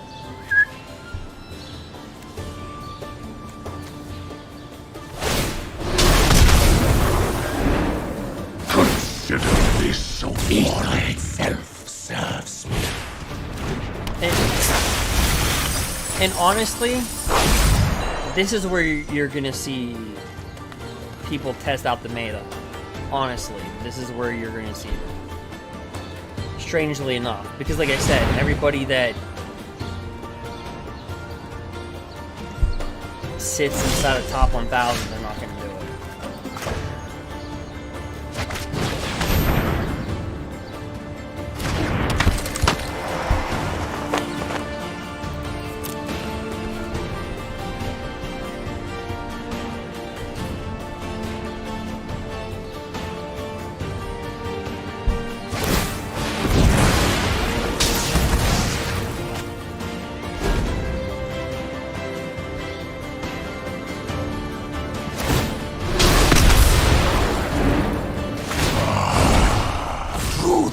Lies beyond vision, my greatest creation.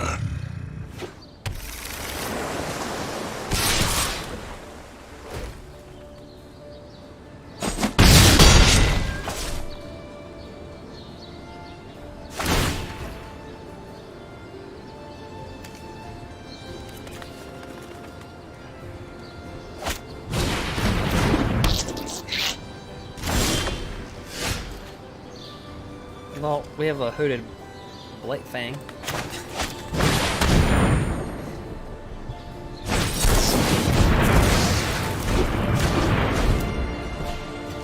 So I will fight for this. I am not frightened by you.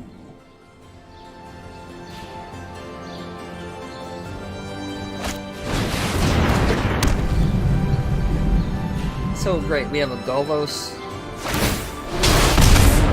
Carlos artifact. Flames burn Planes or Carlos beyond. Planeswalker. So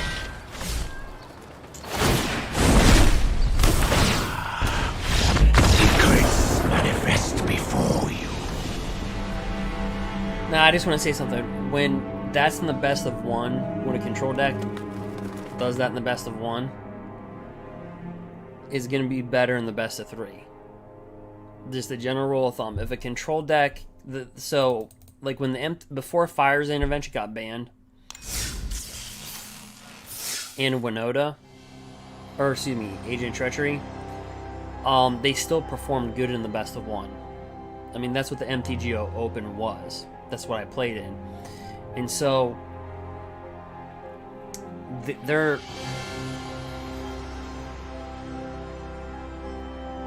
naturally, so for that deck to do that in the best of one. Now, granted, we don't have removal in the deck, but and I don't know if the life gain deck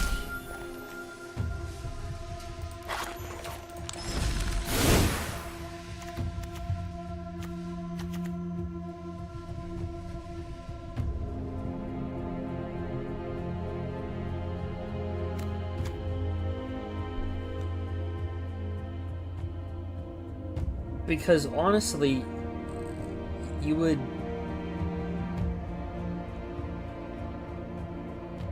to crank it up a notch. You know, so what am I running? A 30 creature shell? Yeah, 32 creature shell. So honestly, you might take out this rogue, right? This M21 rogue.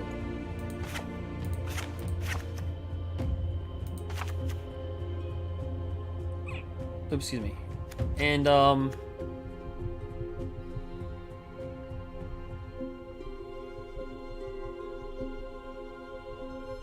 you know, and then you just take a look and say, okay, well, maybe let's add, you know, I butchered his name, didn't I?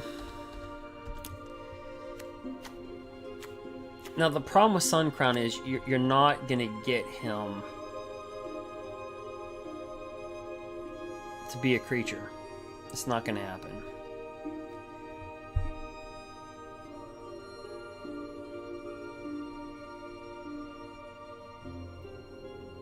So, you know, like,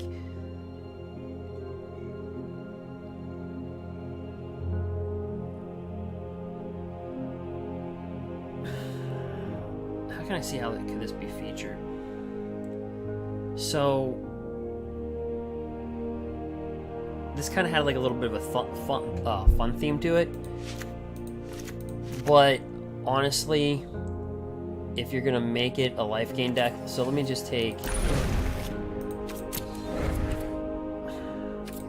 what am I missing? Okay, we'll just do that arbitrarily. Right, so save and exit. So if you're looking at, say, oh,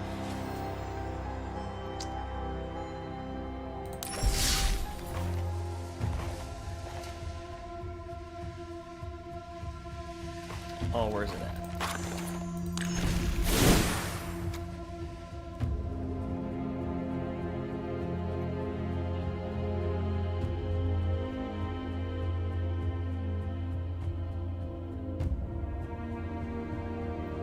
Like, if this deck were altered in the state that it's in, actually, let me take these birds out and add veto.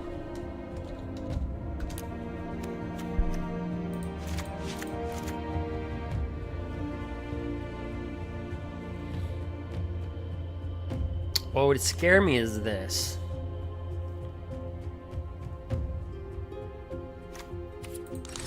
But we can certainly test it.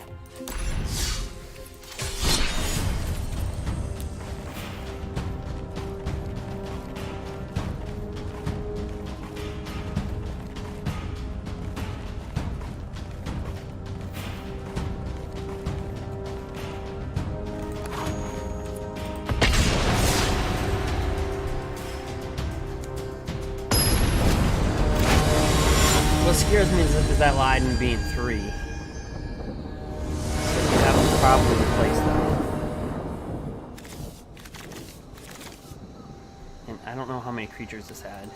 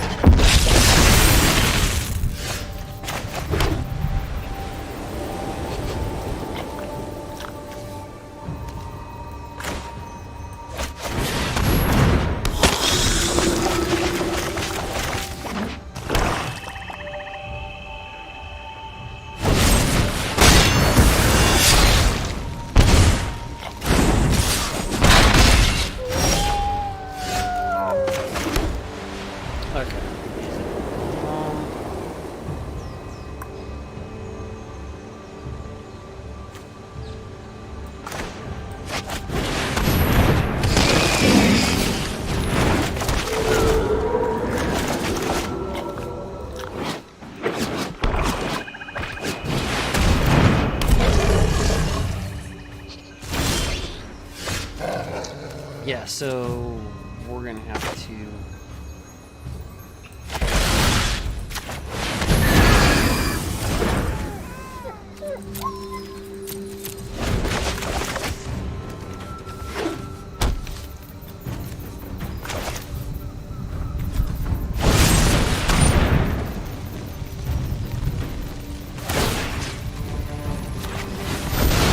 We'll get that protection from black.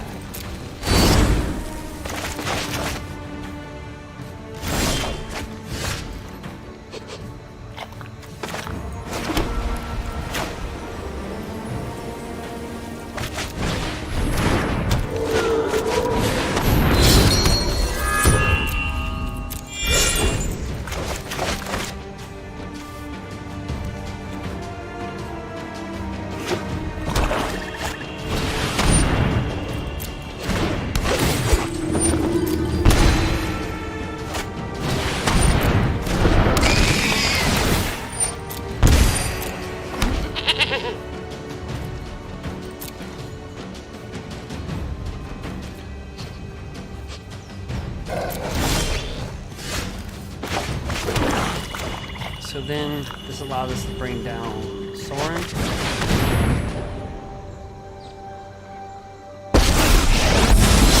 I will have revenge for House Markov. Actually,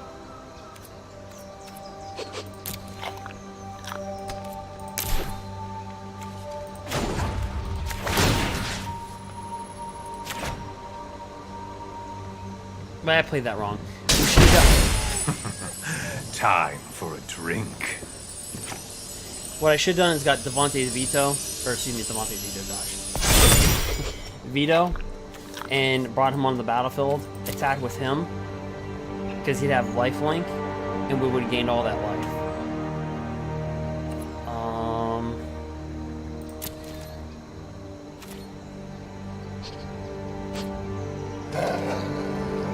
But since we didn't do that, we'll do no attacks. So this is kind of how I think you make it a little competitive for best of one.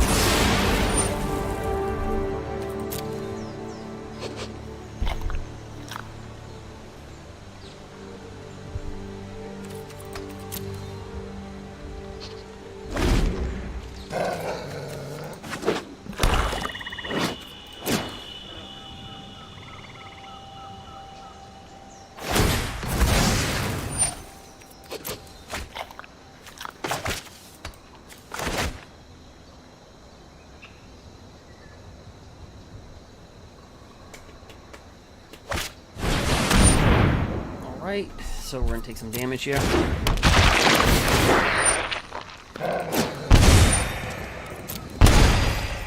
He's like, thank you.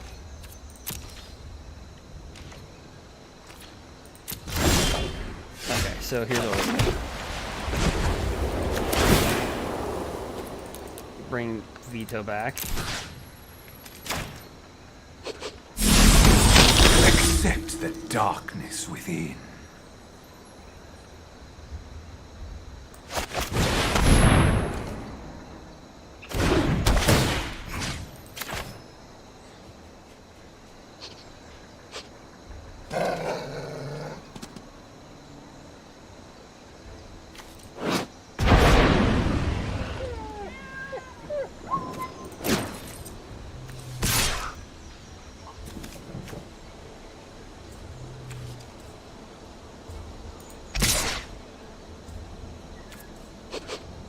He can kill this.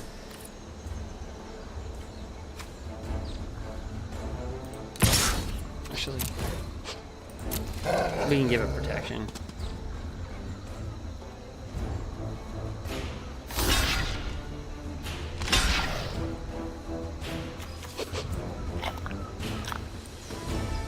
Actually, it doesn't matter. We already blocked, so that was a bad.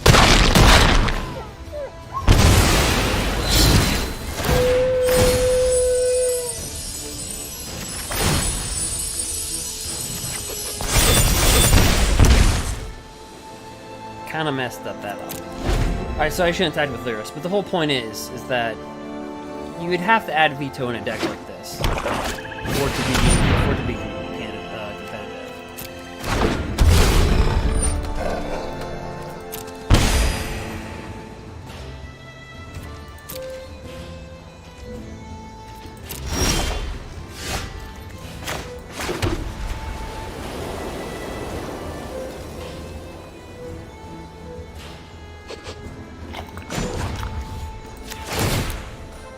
So let's get Lyris back.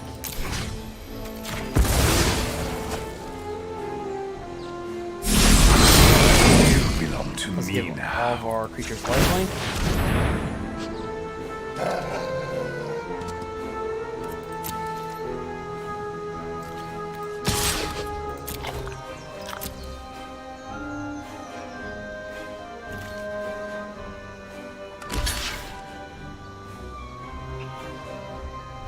And he'll take 5 damage because whenever you gain life, the opponent loses that much life.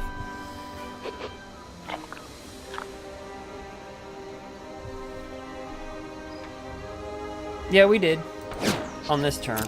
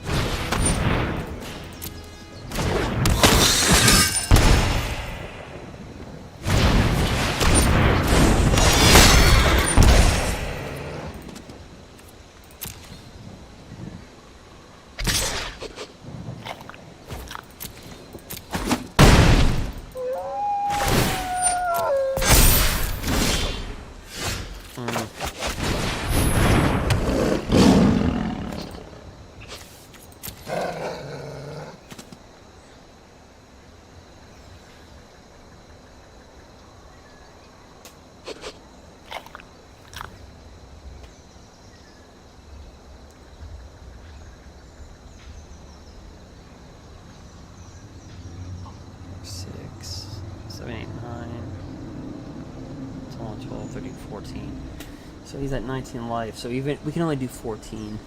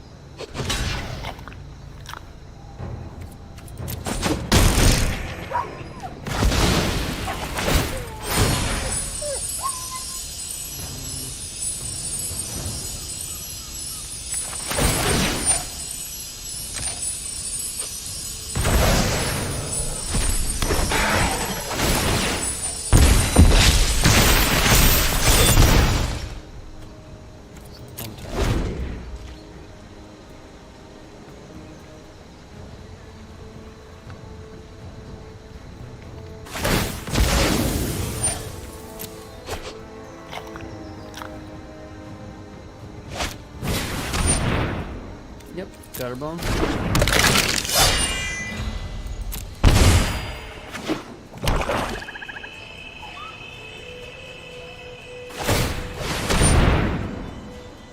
Resolve.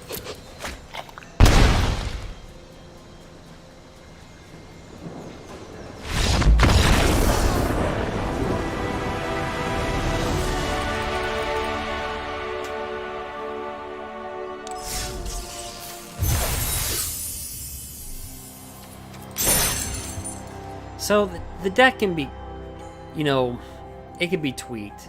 But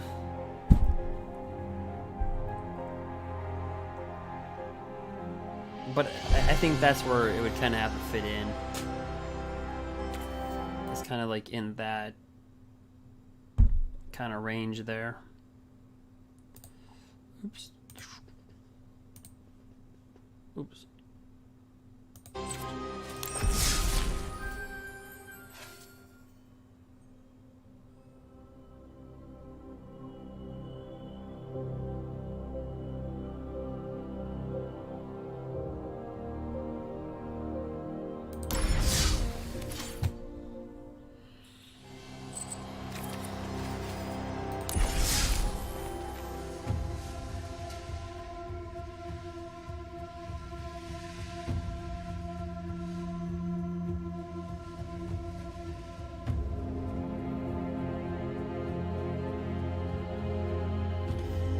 So, oops. Oh, wait, I turned that off for you guys, didn't I? Bonk. Boom.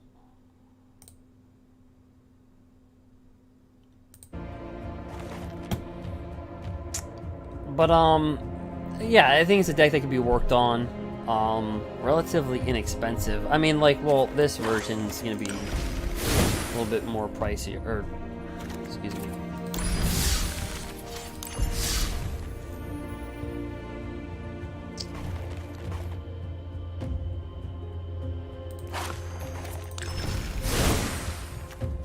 Like,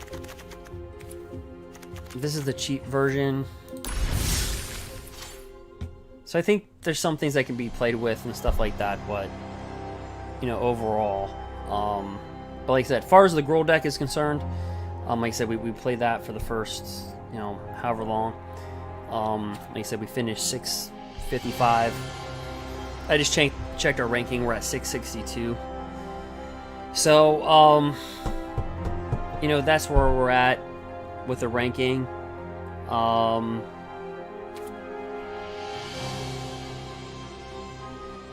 I mean, I say Gruul's here to stay, but I'd say if I saw cards being what we saw, you know, the cards really from M20 getting into, you know, the top tier Mythic rankings is Teferi, Master of Time.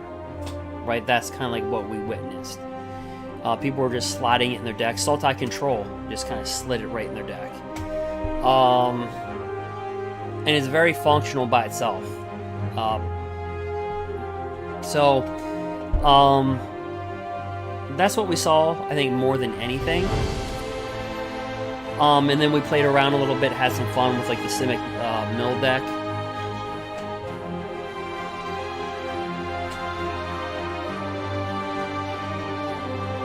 I think that was a little bit of fun. In fact, I could actually play around with it.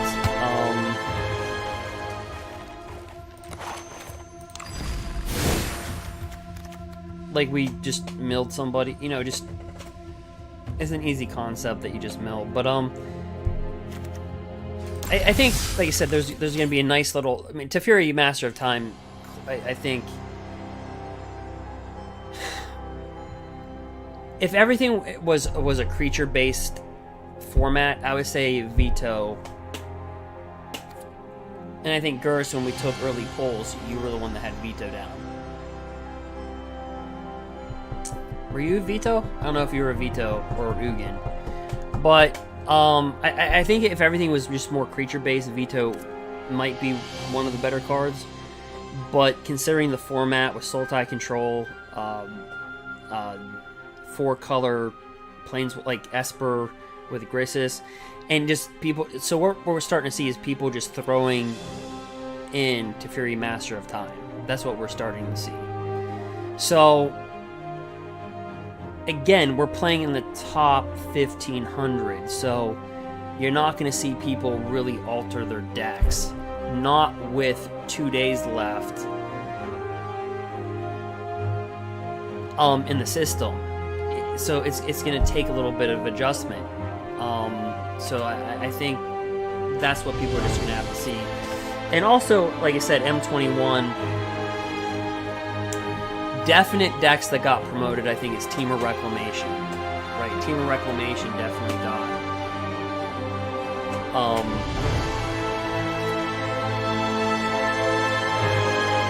You know, and Temur Reclamation just, you know, is going to get much better, because what we saw with Temur Reclamation is that, I mean, honestly, all you have to do is just add, the discontinuity. I'm not even going to try to spell that.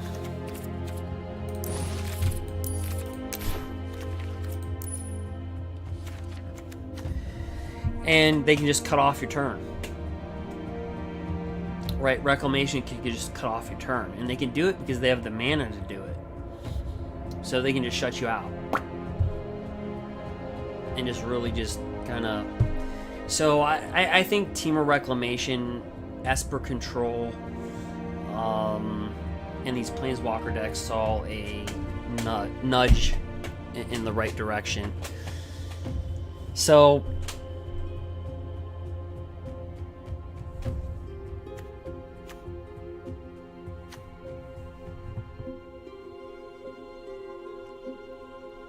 So yeah, so I think that's what they saw. It was a nice little nudge in that direction.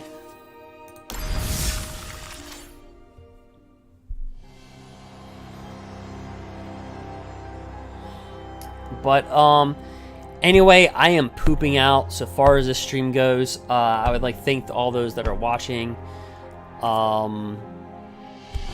Yeah, and also those on those watch that on YouTube, also on Twitch.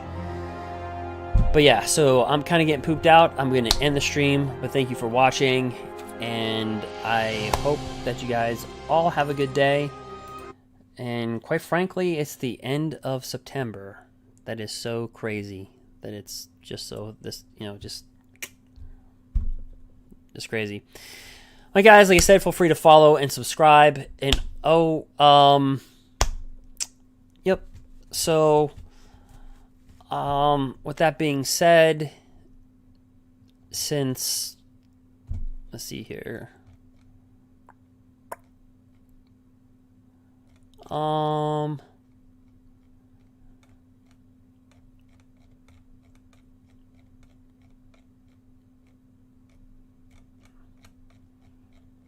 Usually my YouTubers don't beat my Twitch.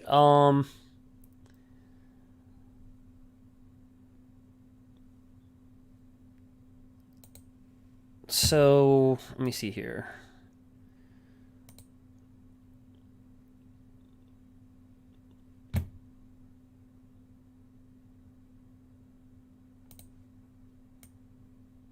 All right, so let me go ahead and let me see here.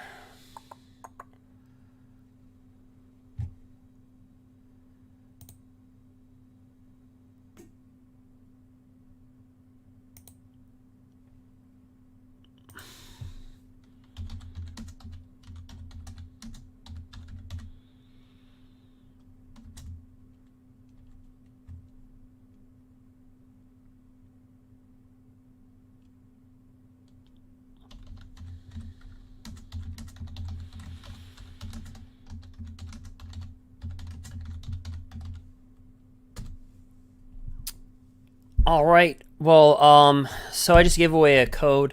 Again, if you want to follow and subscribe, I give away codes again. Typically, they're randomly. I do it about every Friday. I didn't do it this Friday, so I decided to do it today. I gave one away on YouTube. That's already been taken. And you know, I sent it out on Twitch. So, Twitch is a little bit easier because you can send it a message, but, yep, so, that is it, but, alright, yep, have a good night too, girls. And even those that didn't follow and subscribe, thank you for watching, and I'll say, have a good day, and maybe tomorrow, I'll see how the rankings are, and see how things are going. And maybe we'll run Gruul one last day. But as for right now, I'm kind of pooped out, and I think people just wanted to see something different besides just top 1,000 play. I mean, even though I'm glad that I can play in top 1,000, top 1,500 play a lot.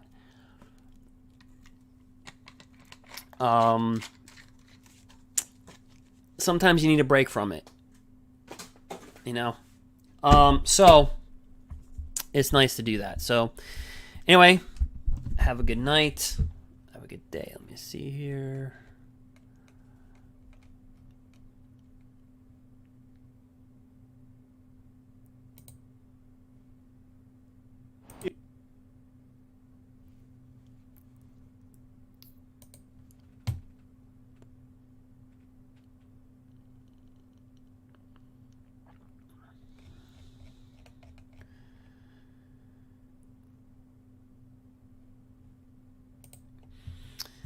I have no idea what that is. A Merrileaf Pixie. I have no idea.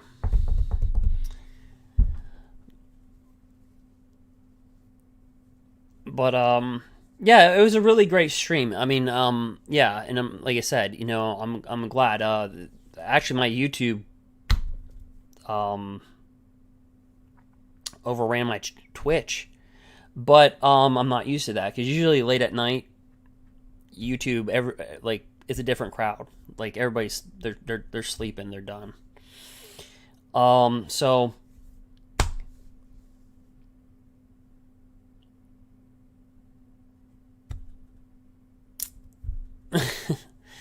yep, YouTube.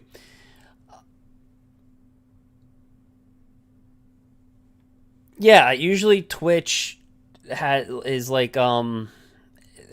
Yeah, but for something like YouTube was just anything that I did tonight was really just it was more than Twitch. I had no idea why. But it doesn't matter. I mean, that's a good part, and some people like that platform better, and some people like this platform better. I have people that actually have me on both. And I think some just pick one. But anyway, guys, have a good night, and I'll have to take